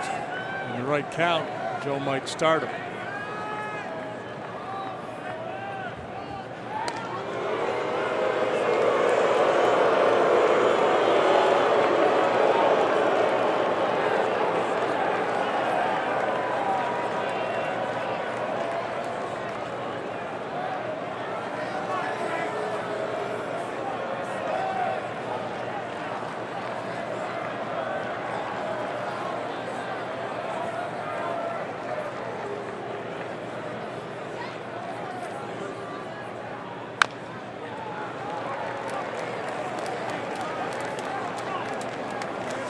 Battle for Hayward tonight. Been down in the count all night.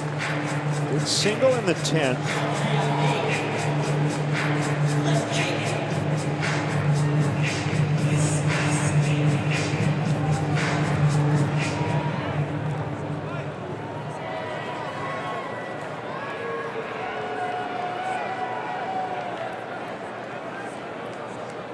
2 strikes on Hayward. Fowler the runner at first.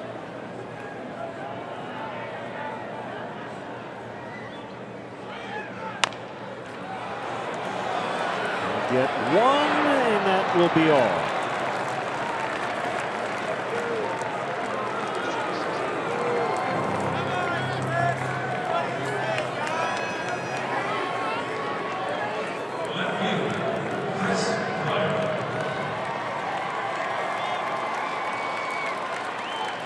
Sausages are going to run again. That's every 6 innings. Yeah, that's impressive.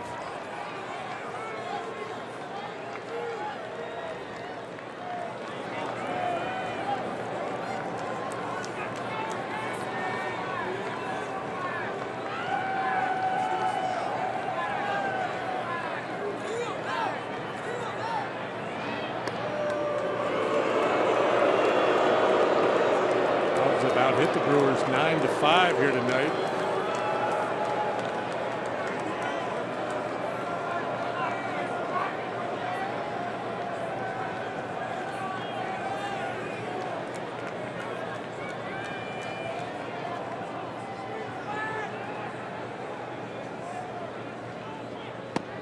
Inside to Bryant.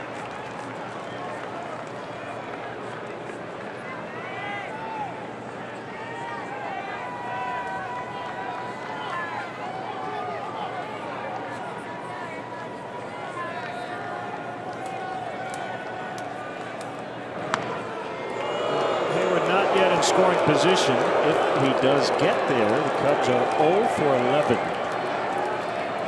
They've been in scoring position tonight. So they've had chances. They've stranded 11 through 11.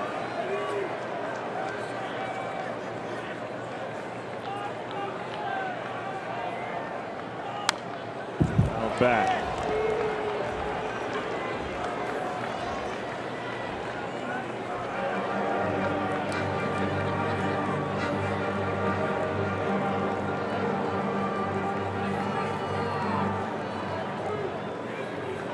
Frustration there. Just knew he had a pitch.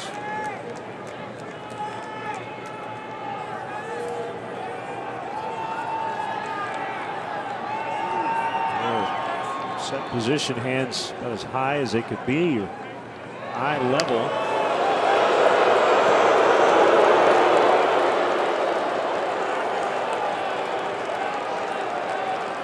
Cub fans letting him know. They're trying to get like jeered in your home ballpark when you throw over to first base.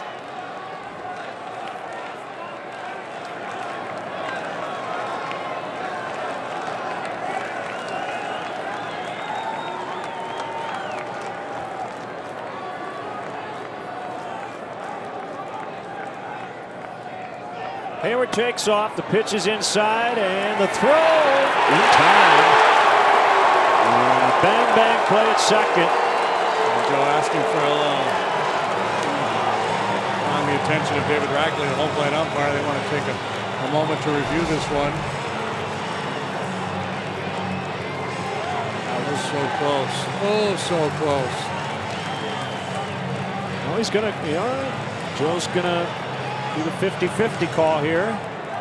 He has challenged it, and could be a big call. First look, I thought he was out. Every time I see it now, I'm starting to wonder. Thought he got him right there.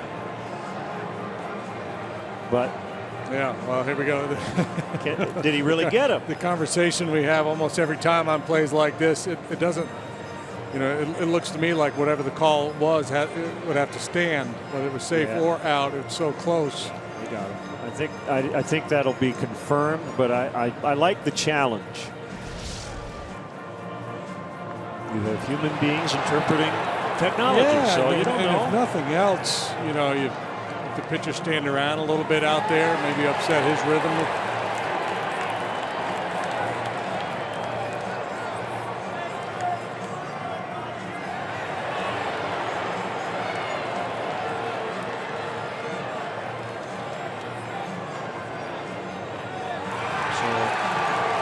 So 2 outs, nobody on.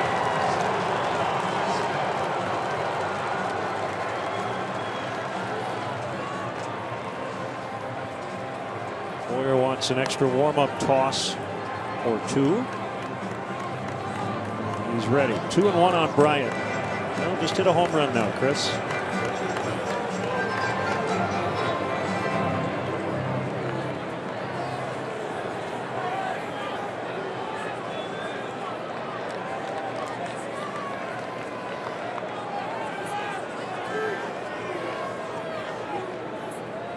About the catchers throwing out base runners tonight.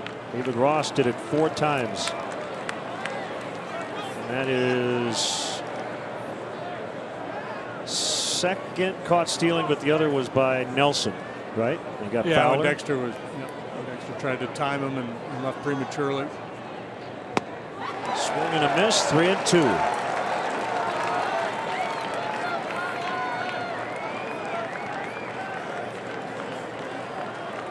He's gotten away with a couple of sliders up in the strike zone in this sequence.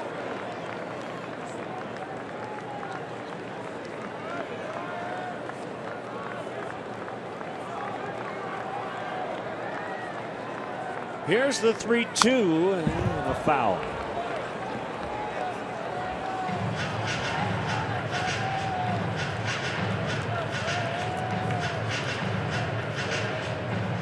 Travis Wood. Visitors bullpen.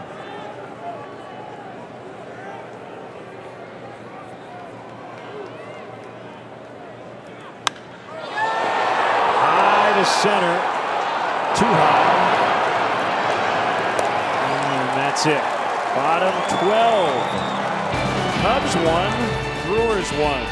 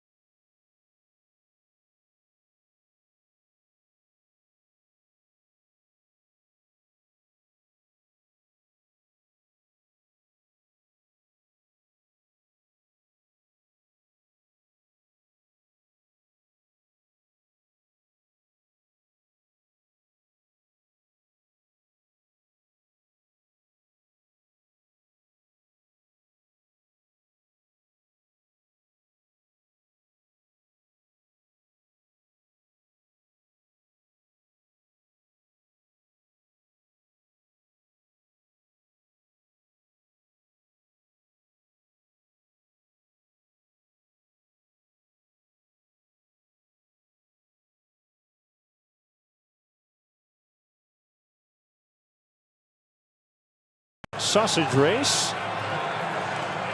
The Italian number 3 on the race in regulation. You see Italian just didn't have anything left in the tank here in the nightcap. Just didn't have anything going at all. Polish who won yesterday, so it's 2 out of 3 for Polish here. Earlier tonight it was Italian with a real push at the end and just probably get a day off tomorrow. Rendon 1, 2, 3 in the 11th, facing Chris Carter here in the bottom of the 12th.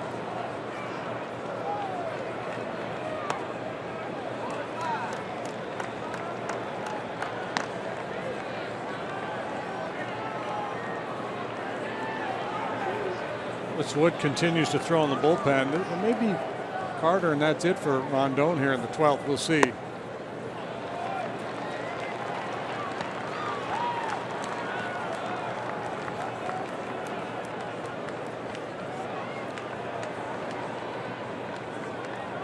he doesn't throw too many pitches, he may still be in play for tomorrow. If he will stay out there for this entire inning, probably not. action in the Milwaukee pen. That is Carlos Torres.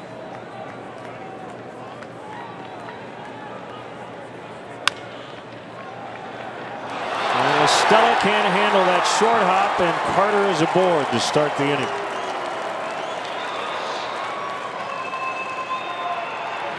Error by a Cub tonight. Did the right thing getting after it, just didn't handle the short hop.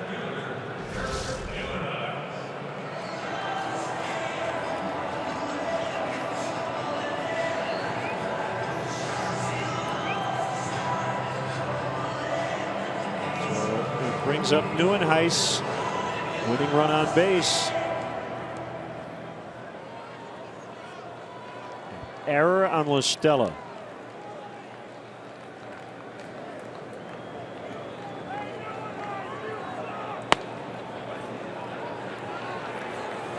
Ball one. That was high. It wasn't high by much. Where you start to hear all the heckles in the ballpark.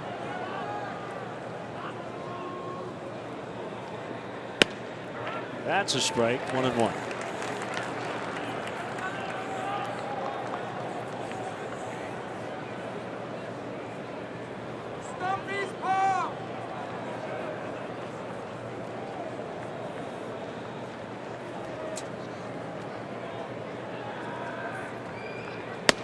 Ooh, man, that's some gas.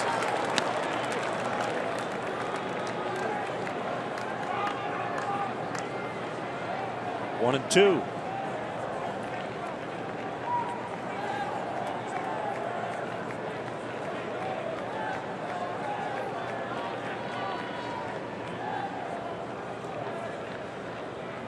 Kick the pitch. Tough take. 2-2. How do you let that one go by? No. He's shown some patience here. He's walked twice tonight.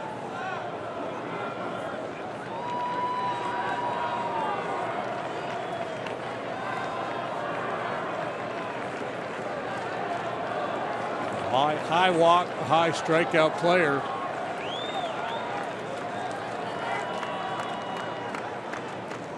Short lead by Carter. And he's run it full to Neuenhuis. That'll make a pitch here.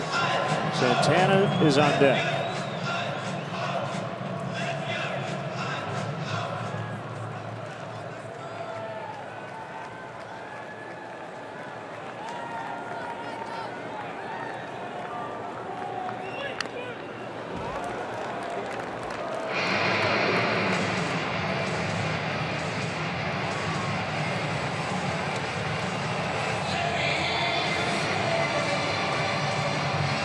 Pirates lost tonight at home to the Braves. 3-1 the final. Cubs trying to take advantage of that, stretch their lead to 7.5 in the division. But trouble in the 12th. 2 on, nobody out.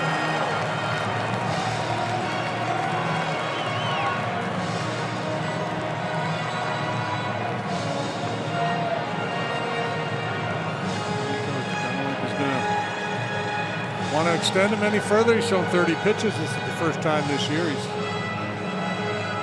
pitched more than an inning.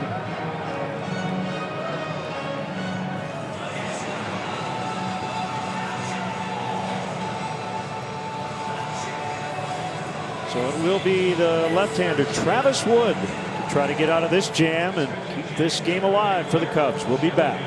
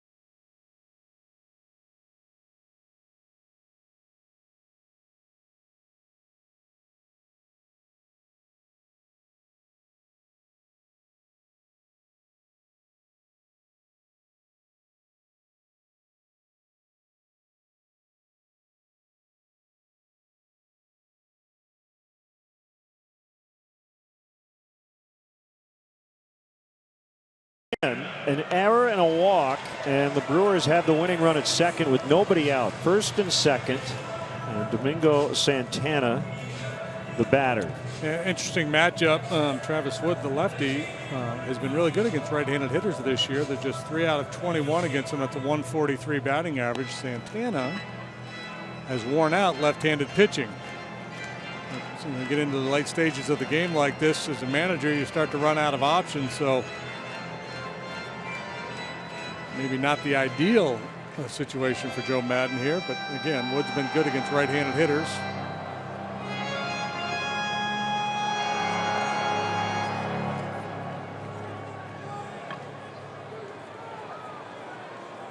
Santana batting .378 against lefties, 14 out of 37. He has a hit tonight. He is 1 for 7 in the series with 5 strikeouts. This is the last time both Chicago teams have turned a triple play on the same night. Oh. I like the way you think. 1-1. Ain't too proud to beg. Those robust numbers for Santana against Southpaws. OPS up over 1,000.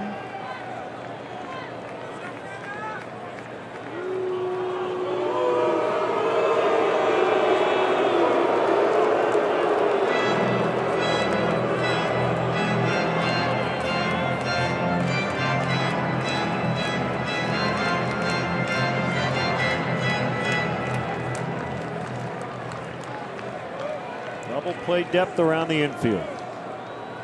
1-1 on Santana.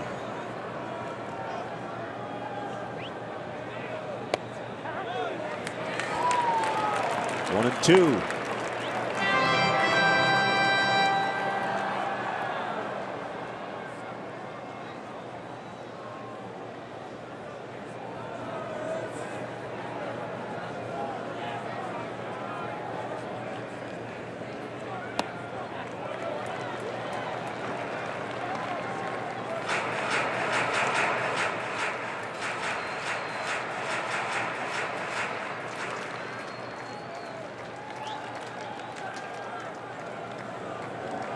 Two on, nobody out, and a 2-2 count. As Wood fires. 3-2.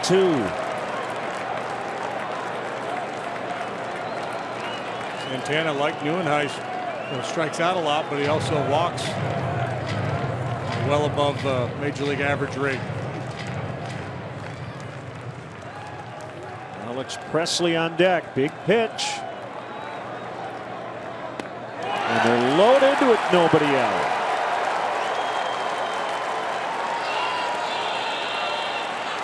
Patient Brewer lineup, putting the Cubs right up against the wall here. Presley coming back.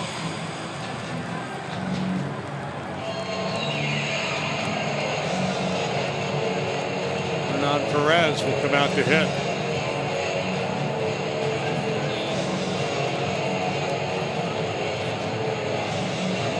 About needing all one's genius. So Maddon's going to bring Chris Bryant into the infield. So Bryant jogs in and will get a new glove, and Joe will come out to the mound and talk some strategy here. Although he's only got 30 seconds. At least 30 seconds until David Rackley tells him that's it. Telling his guys 5-man infield.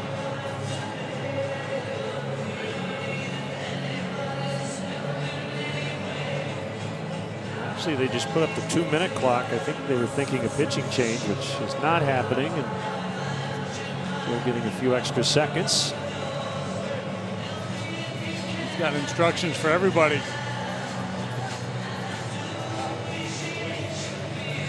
Waiting for the ready break clap. There it is. And as difficult a situation that this is, I think managers live for this kind of stuff, trying to pull a rabbit out of his hat here with the bases loaded and nobody out.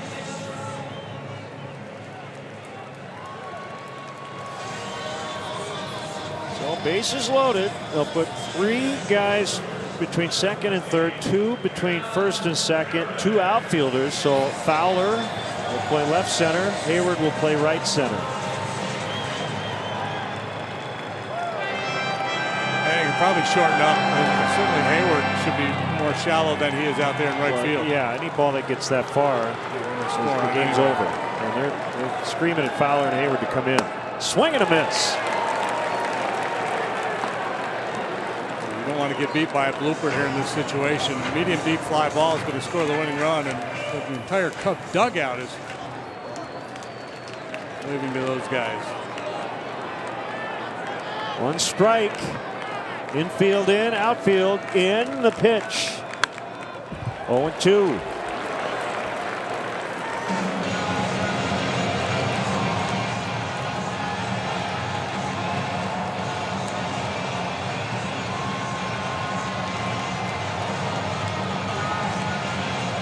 Got a lot going on in the Cub dugout right now.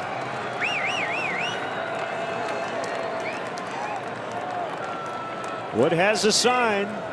The 0-2. Yeah, probably a little too aggressive with that heater. I mean, in this situation, you need a punch out. Maybe way upstairs with a fastball. By the way, Lestella's a third baseman. He's playing second. They've got Zobrist over with Russell, and then the left fielder Bryant playing third.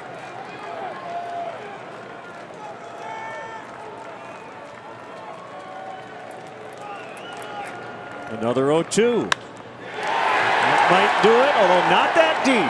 Carter ready to tag. Fowler makes a catch, and they're going to hold him. I'm surprised. I thought he might send him. So there's 1. And it'll bring up Aaron Hill, and we'll see if Joe stays with the 5 infielders or not. As Dave Martinez and Joe discuss things. Now he's going to have his middle infielders play for 2, it looks like.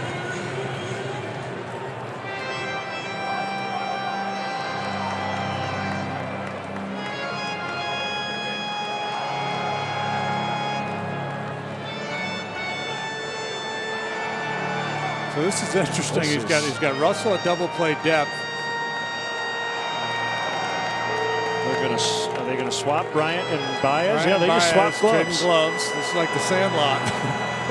This is great fun stuff. And this is all about, you know, where they expect Hill to hit the ball, and now Javi's going to change gloves.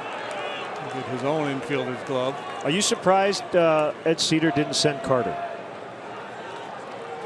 I mean, if the catch is out number 2, absolutely it's a send.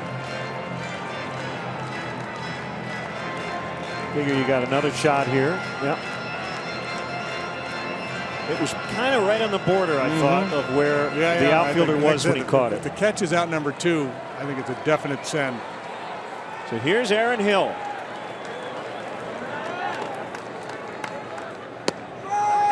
Strike ball.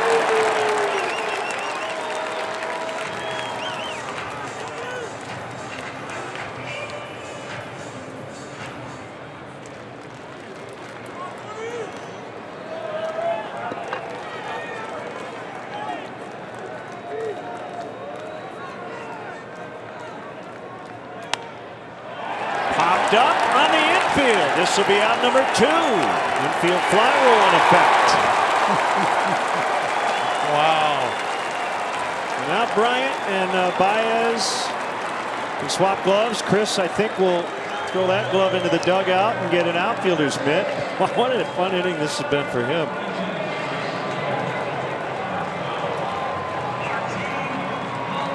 This is like the Sandlot when you were a kid. I want to play left. No, I want to play third. Hey, let me try first. Team Maldonado.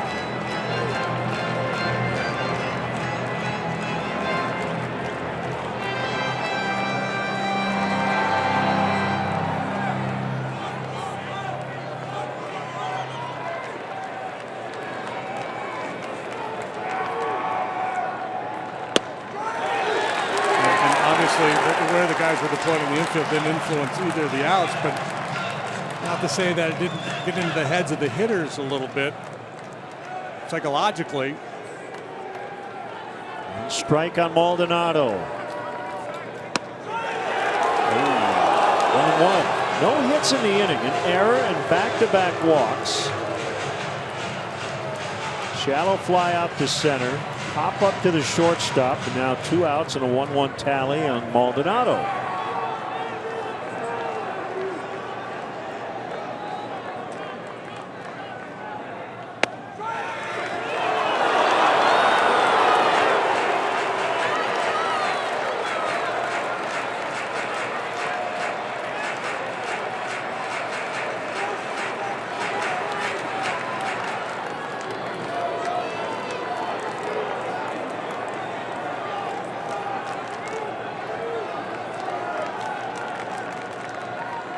Woods 2-1 offering. It's a strike 2-2. Not want to go to 3-2 for obvious reasons. With the bases loaded.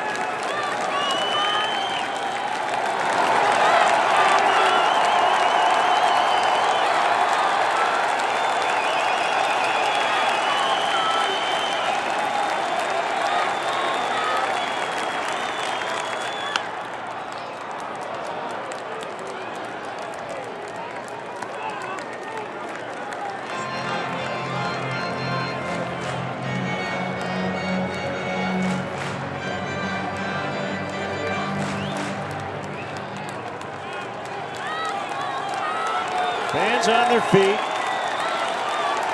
2-2 to Maldonado. Here it is. And he has run it full.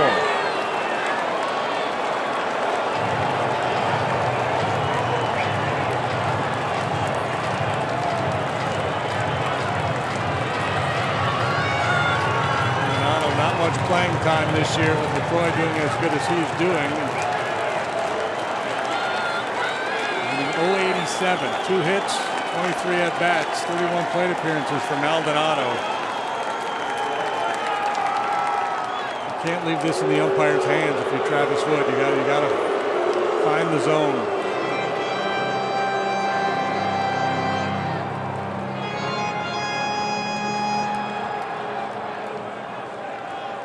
Three balls, 2 strikes, tie game, bases loaded. 12th inning. The pitch. Popped him up. Baez makes a catch. Travis Wood finds a way. He did pull the rabbit out of that hat. Wow. He sawed the lady in half. Whatever he did, that was magic. Lucky 13 next.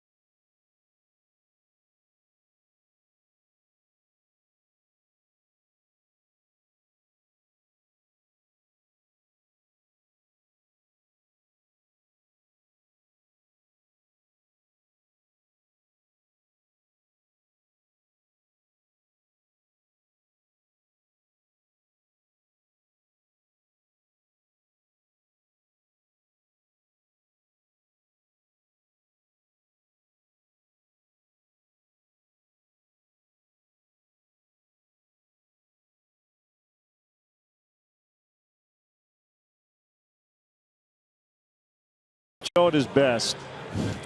So here's what we're going to do, guys. We're going to play 5-man infield. We're going to shift it here and then we're going to get 3 pop-ups. It was a very interesting half inning of baseball. It's as if the Cubs said, here you go, guys. Error, walk, walk. And the Brewers said, no, we don't want it. 3 pop-ups. And what a job by Travis Wood. My goodness. Viewers probably felt like the cast of Gilligan's Island just about to be rescued, and then right at the end of the episode.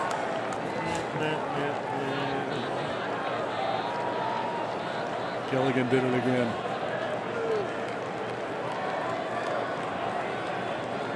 Carlos Torres to Javier Baez.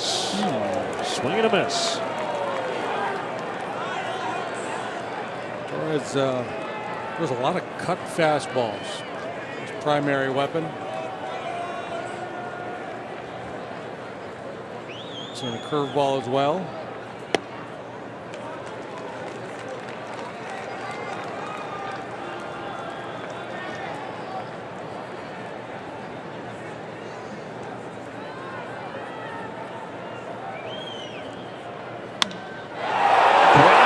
Deep right, way back and caught. Oh, sounded good, didn't it?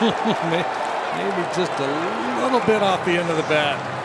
That cutting action just off the sweet spot.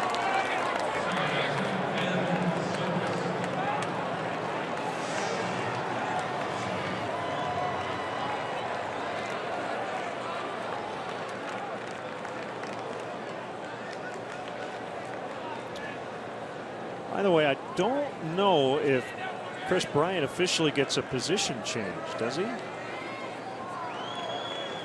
don't think he does. I have no idea. It's not listed, even though he went from left to third to first, because he was part of a 5-man infield. I think he just goes down as a left fielder. He could have had like a 6-7 put out. 1-1 to Zobrist.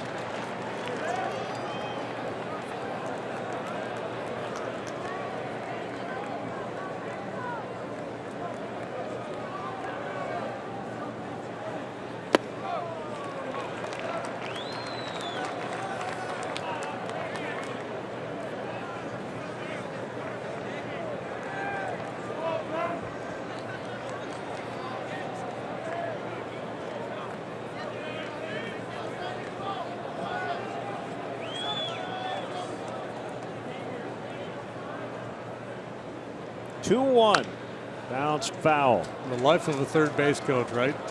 Talk radio, they'll light up Ed Cedar for not sending Carter on that first fly ball. And then the next time he sends somebody into an out at home plate, they'll light him up for that. Yep. Well, Carter doesn't run that fast.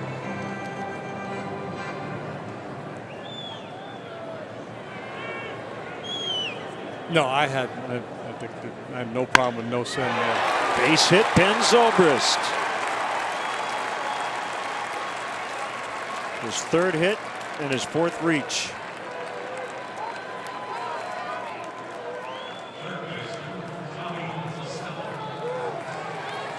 Now LaStella. He was pretty happy to get out of that inning. It was his error that started it.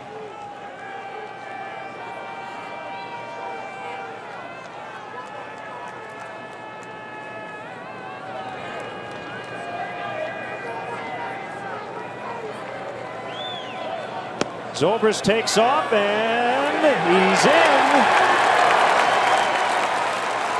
These two managers keep going to the well. It has not been a very successful proposition. That is the running game, but it works.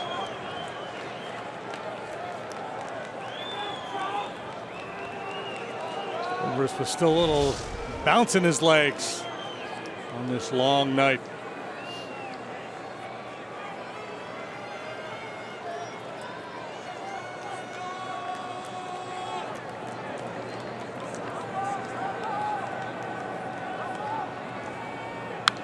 Fouled by Tommy.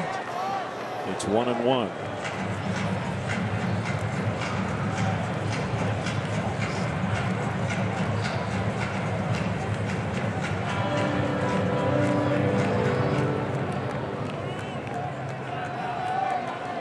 He was being fitted for the goat's horn. See if he can be a hero.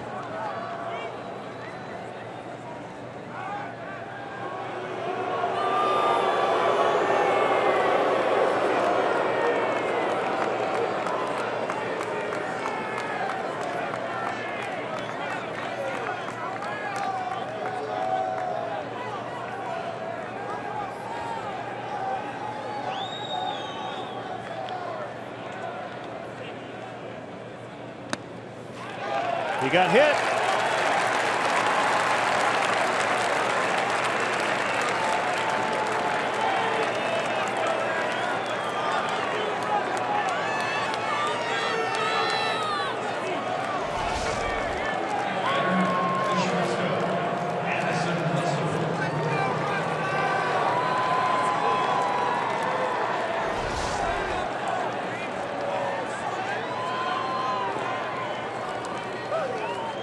Russell, 2 men on, 1 out.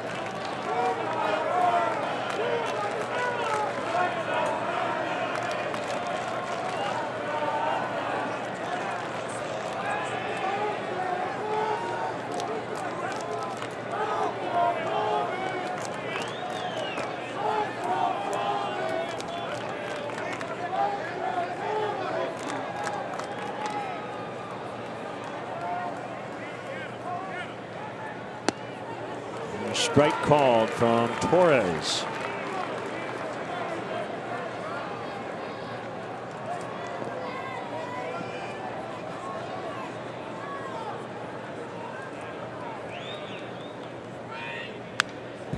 Good swing. Really good hack. 0-2. His decision making as a hitter, it's so good this year. I mean, he gets a pitch in the zone, he turns it loose.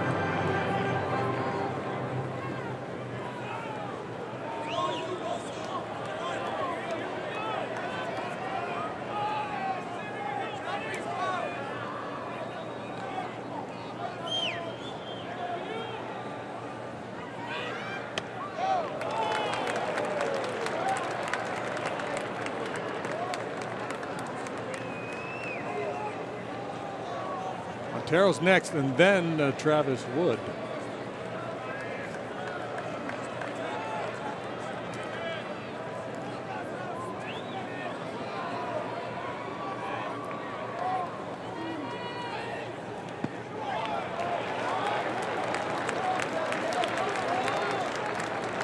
So Jonathan Lucroy might not catch tomorrow. I think.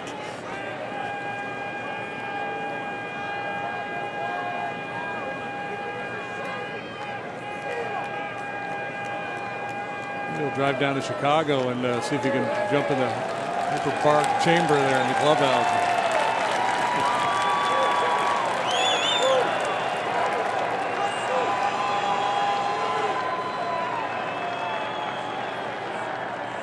Two and two on Russell. Here's the pitch. It's full.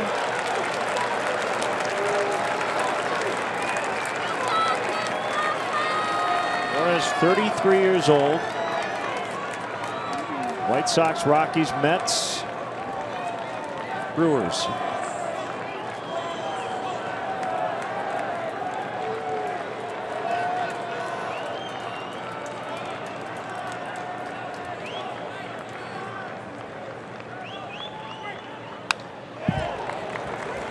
Another good pass.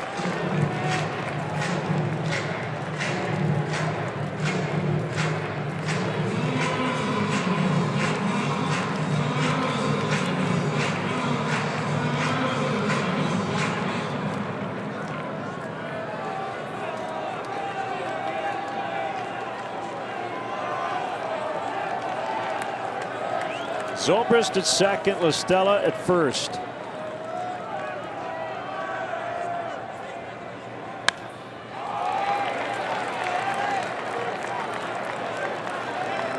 Jeanette over towards the base, and that takes Carter well off of first base to help plug the hole a little bit. That allows La Stella to get a very big lead.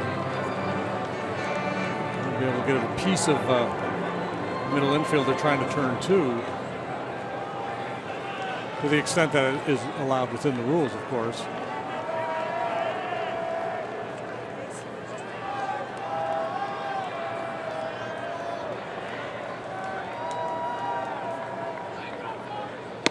Swing and a miss. Strike three. 2 outs. He's been working that cutter away, and then fastball in, and he took a good rip at it, just couldn't quite catch up to it.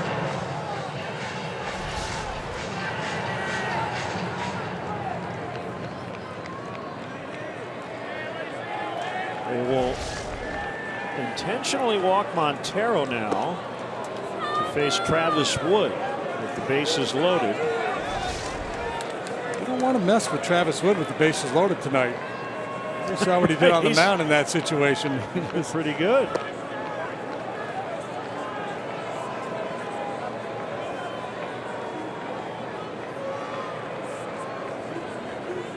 This is always fun. A game like this, 9 spot has been occupied by the following guys for the Cubs tonight: Lackey, Warren, Soler, Grimm, Fedorovich, Strop, Cahill, who didn't even pitch, Rondon, and now Wood. 9 players out of 25 on the roster have been in that 9 spot.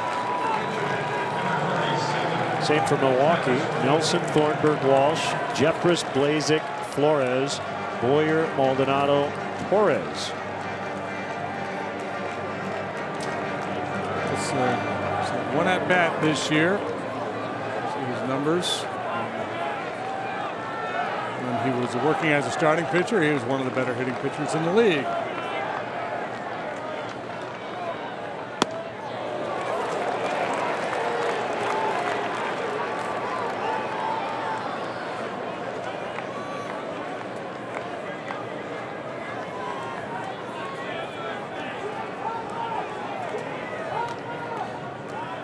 Be a hero twice.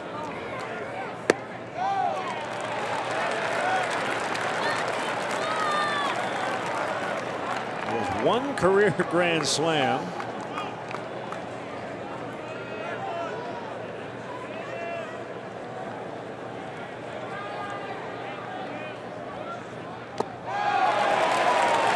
A walk would work though too.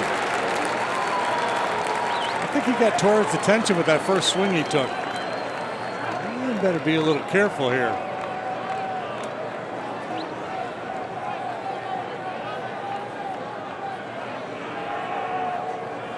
Crowd the plate. Take one off that. Take it off the arm and get yourself a W. 3-1.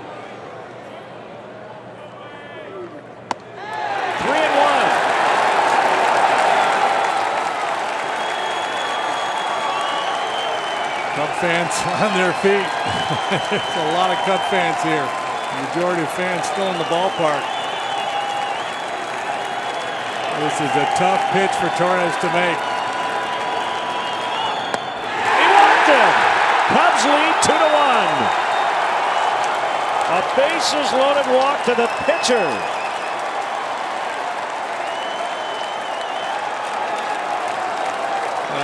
It's hard to fault Counsell for walking Montero there, but that's the risk you take. Gives that pitcher no wiggle room with the bases loaded. Derek Johnson to the mound. Now you get greedy. Got to add on with 2 outs. Fowler the batter with 3 on.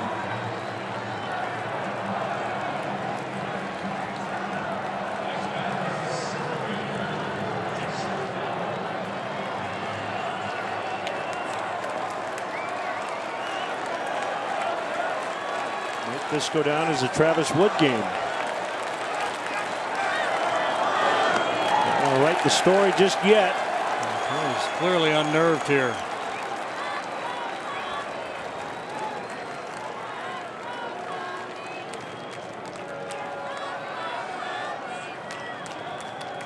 One 1-0 to Fowler. The pitch. A strike.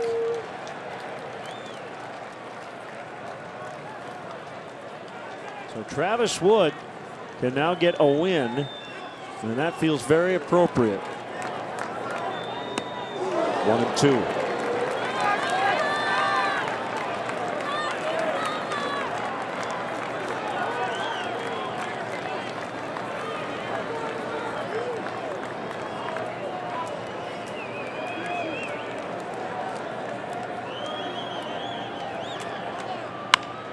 Into center, caught.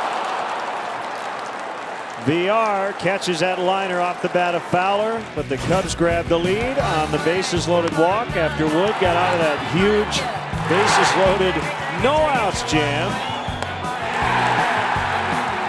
He walks with the bases loaded, and it's 2-1.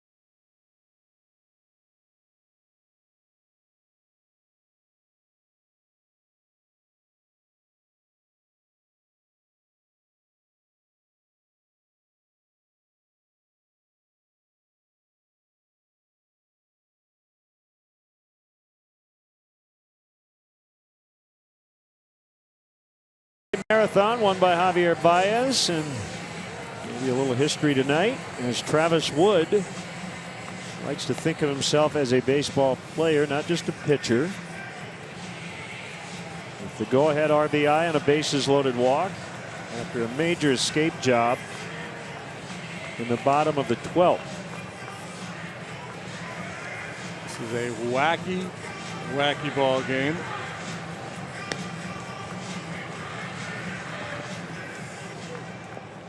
He'll deal with the top of the order here. VR, the switch hitter, will come up from the right side.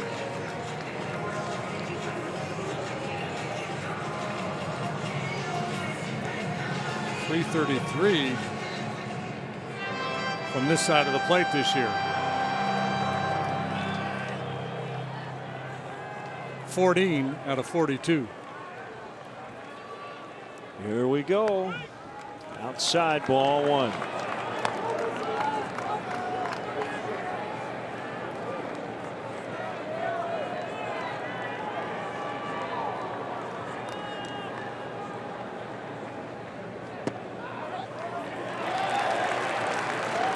One and one.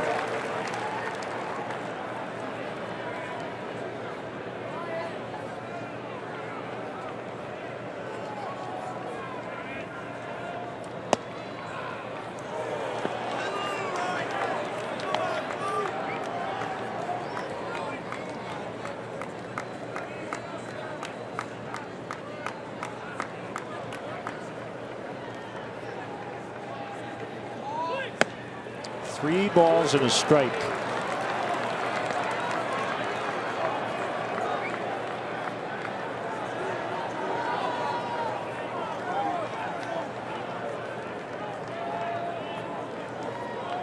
Drama free would be ideal, but it's not how this night has gone.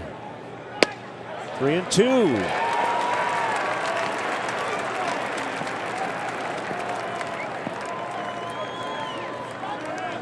Ramirez, if needed.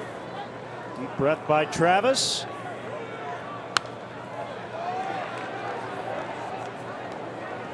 Ramirez and Clayton Richard, two remaining arms of the Cubs bullpen.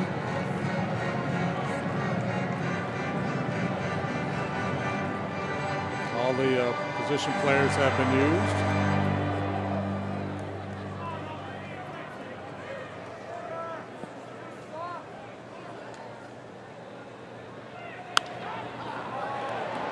Will find the seats off of first. West Coast game over. Giants beat the Padres 2-1. Andrew Baggerly just tweeted If the Giants win tomorrow, it'll be their first undefeated trip of at least 7 games since 1913. They won 7 in a row. That one struck well, and it could be more than one, and it will. Villar to second with a leadoff double.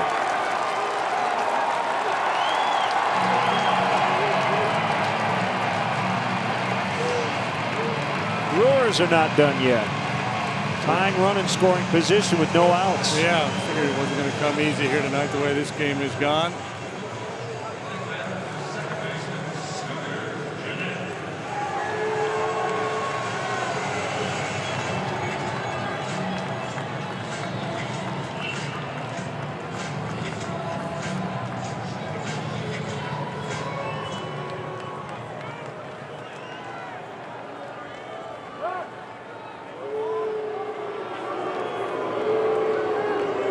More than anything is just to see if Jeanette's going to show bunt.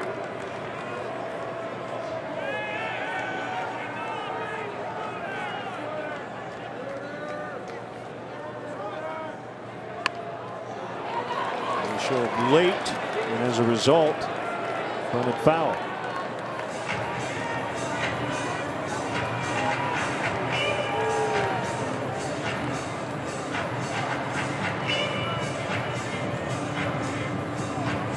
Counsel asked him to sacrifice, or he was just trying to find a way to advance that base runner on his own, thinking about maybe dropping one down for a base hit.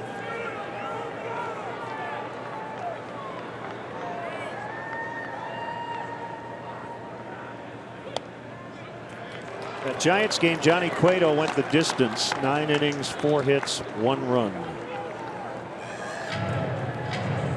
To improve to 6-1.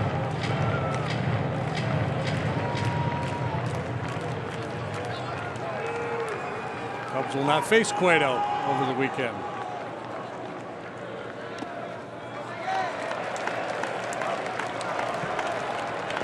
This is definitely one, JD, where you can make it hard on Jeanette, right? I mean, you want an out, but if you walk him, not the end of the world. You 2 strikes by bunting at a ball. Yeah, and the problem is, if you want to pitch around anybody, it'd be LaCroix. So if you can get Jeanette, then you can, if you fall behind LaCroix, you don't have to give in to him. If you're putting Jeanette on, then you got that issue with LaCroix following him to deal with.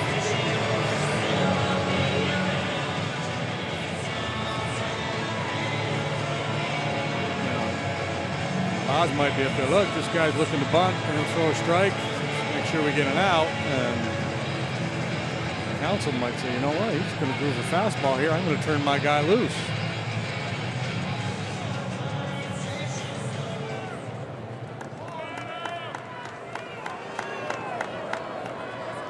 Yeah, that decision to bunt does come down to, you want LaCroix to have a shot, maybe with a runner at second, or have him be walked.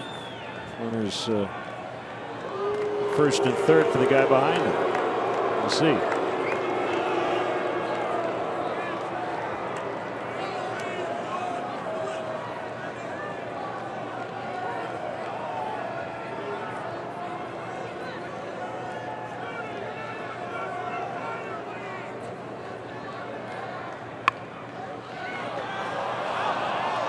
Jeanette really trying to be perfect. Now he's got 2 strikes on him.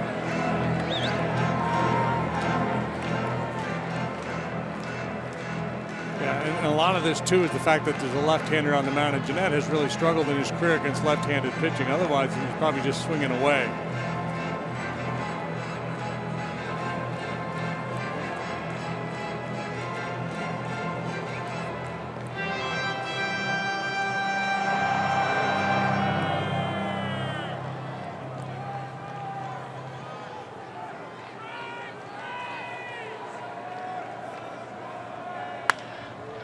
Back to Wood. They'll keep the runner where he is as Baez able to find the bag. Villar made one move like he wanted to run as Wood threw to first. Yeah, we talked about Villar earlier in the ball game, some 4 hours ago or so. He can be a little reckless on the bases.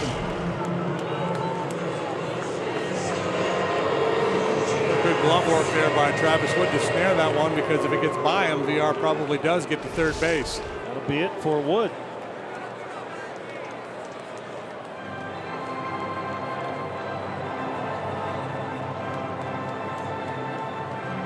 So Neil Ramirez will face Jonathan Lucroy when we return to Milwaukee.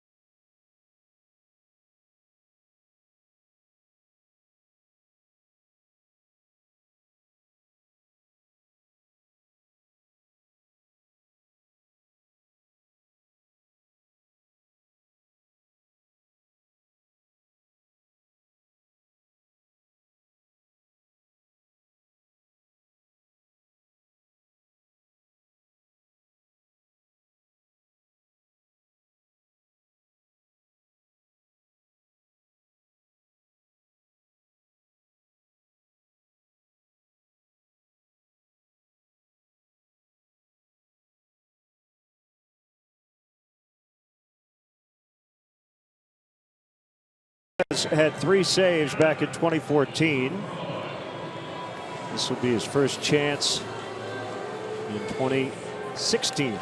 It's the interesting thing about these long extra inning games. Guys get chances to step up in high leverage situations that they normally aren't used in such situations. Neil's not had a real prominent role in the bullpen this year. He's not had a lot of work.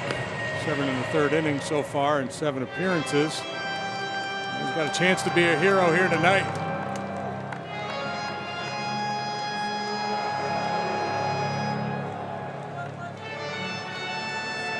Ramirez, a real easy guy to root for. He's a good kid.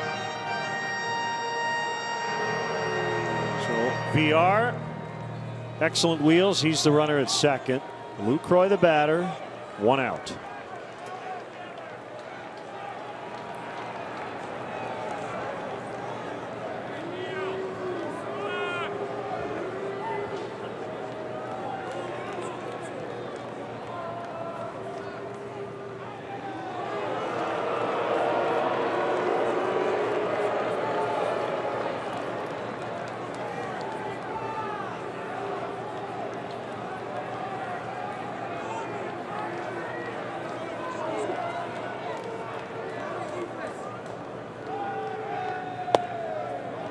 Low.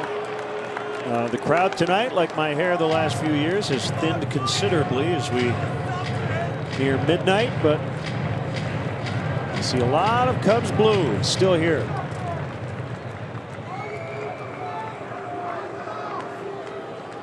Extra pressure on Montero now to try to make sure he keeps anything in the dirt in front of him to prevent VR from getting to third base. Called strike, 1-1.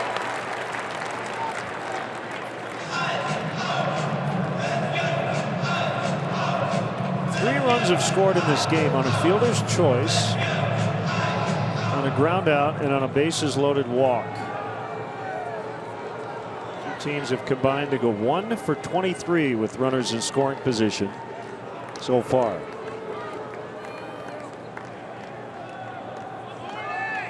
It's been a defensive struggle.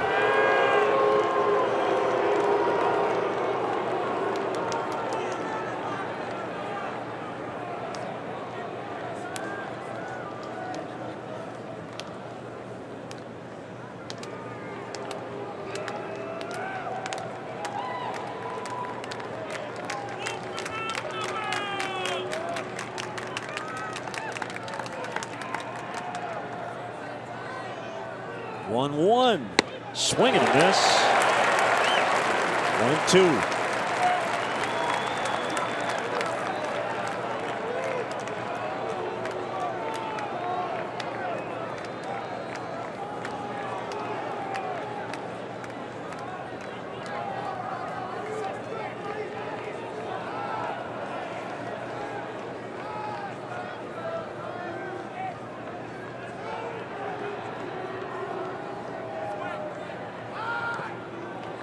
Two and two.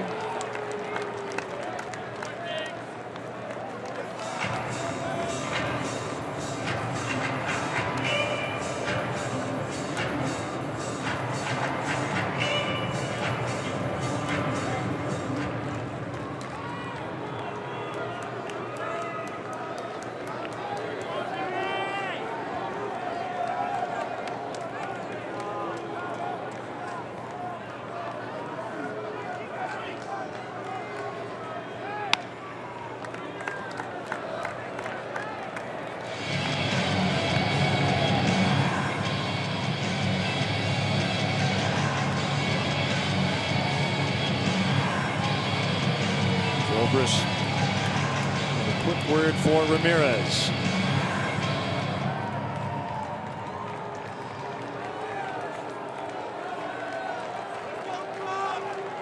No Ryan Braun tonight. Some back stiffness.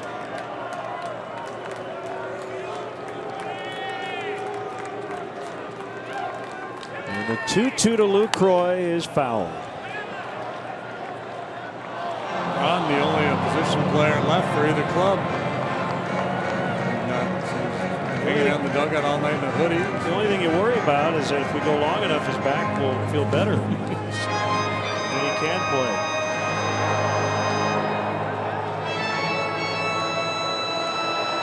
Well, we now have reached tomorrow, so.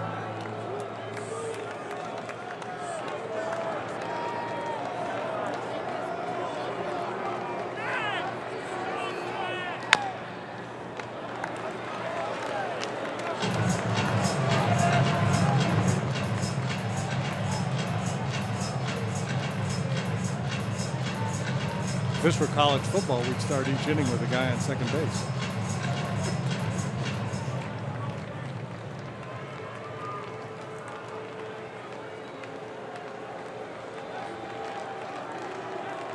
For hockey, we just start pulling guys off the field.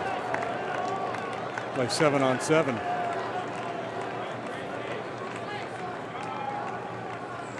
Another 2-2. And VR is going to make it. Montero did what he could. That ball actually came up and I believe hit him in the mask. Yeah, and Neal throws that breaking ball down on the dirt a lot. Montero does everything he can, but it was so far out in front of home plate, he jumped up and hit him high. Chin. That could be huge. And the infield now comes in. 3-2 on Lucroy. So now you're in that you don't have to give in mode here. See if you can get him to chase, and then if not, he ends up on first base, and you back your middle infielders off and play for two.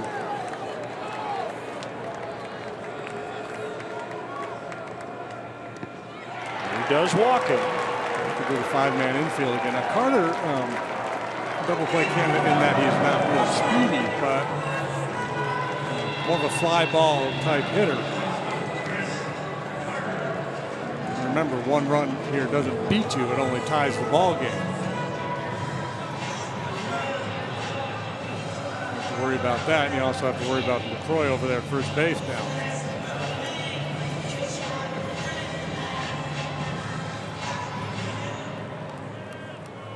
See the shift against Carter.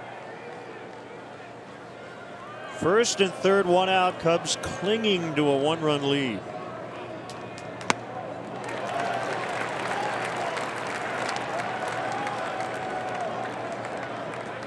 Clayton Richard up in the Cubs bullpen. Now the tying run is at third, and the winning run is on base at first.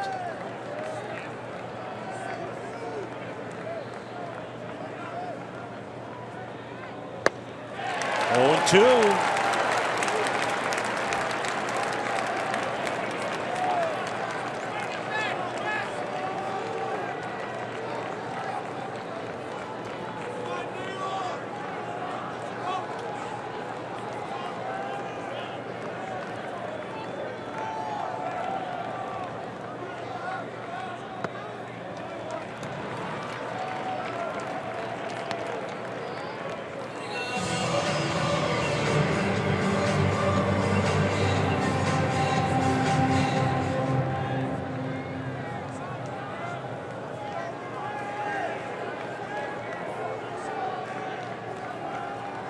The 1-2.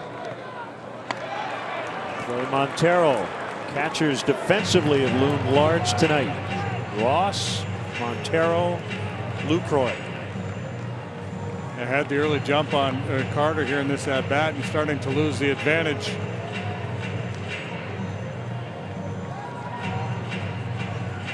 We are taking liberties coming down that third baseline with the pitch. For a chance to dash home on a ball in the dirt. Now a 2-2. He struck him out. Carter takes a called third. 2 outs.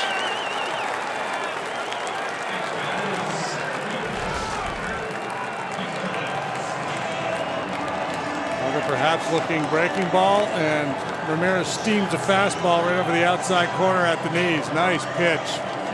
Big pitch under pressure. Oh, so close. 2 outs. 13th inning. Neuenhuis the batter, and Joe's got a decision here. Stay with Ramirez against the lefty or go with Clayton Richard? Looks like he's going to go get him.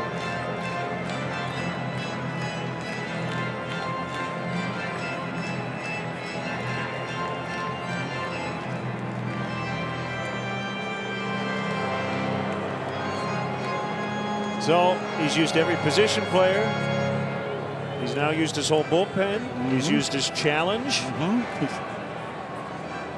It's like the old Dan Quisenberry line about the guy in the old cowboy movies when they empty both guns and then they throw the gun at the guy. That's what Joe's done here tonight. So Richard will try to get the save when we return.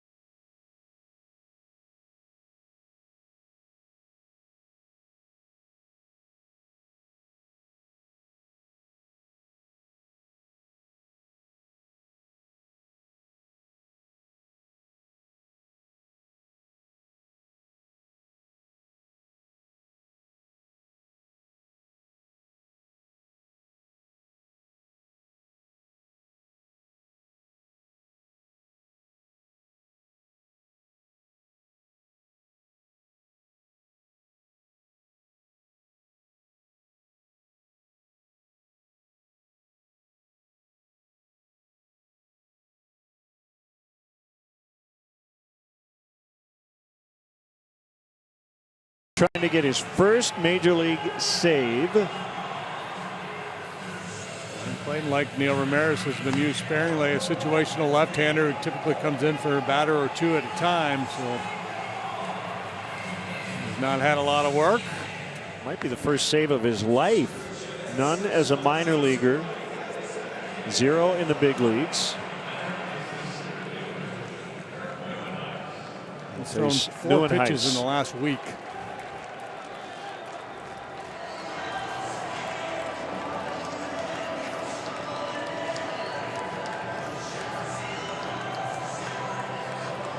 two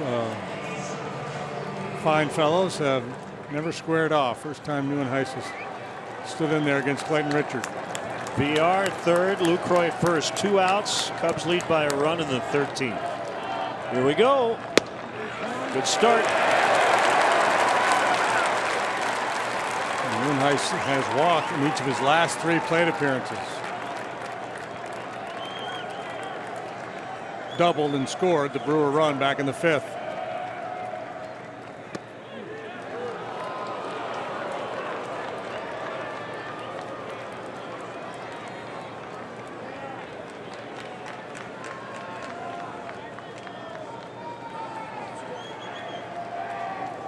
Runner takes off from first. 2-1. That'd be a steal, right? That's the winning run. They just announced defensive indifference, but yeah, I would say stolen base. I don't know why. Yeah, that's usually reserved for a run doesn't matter situation. The Cubs weren't going to throw, but second and third now. 2-1 pitch. 3-1. Santana on deck. No more matchups. If it gets to Santana, it will be Clayton Richard.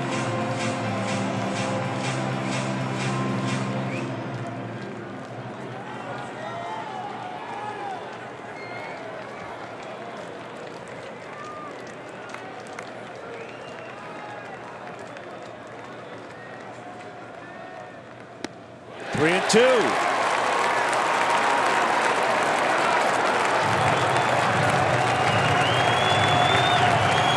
Of course it comes down to 3 and 2.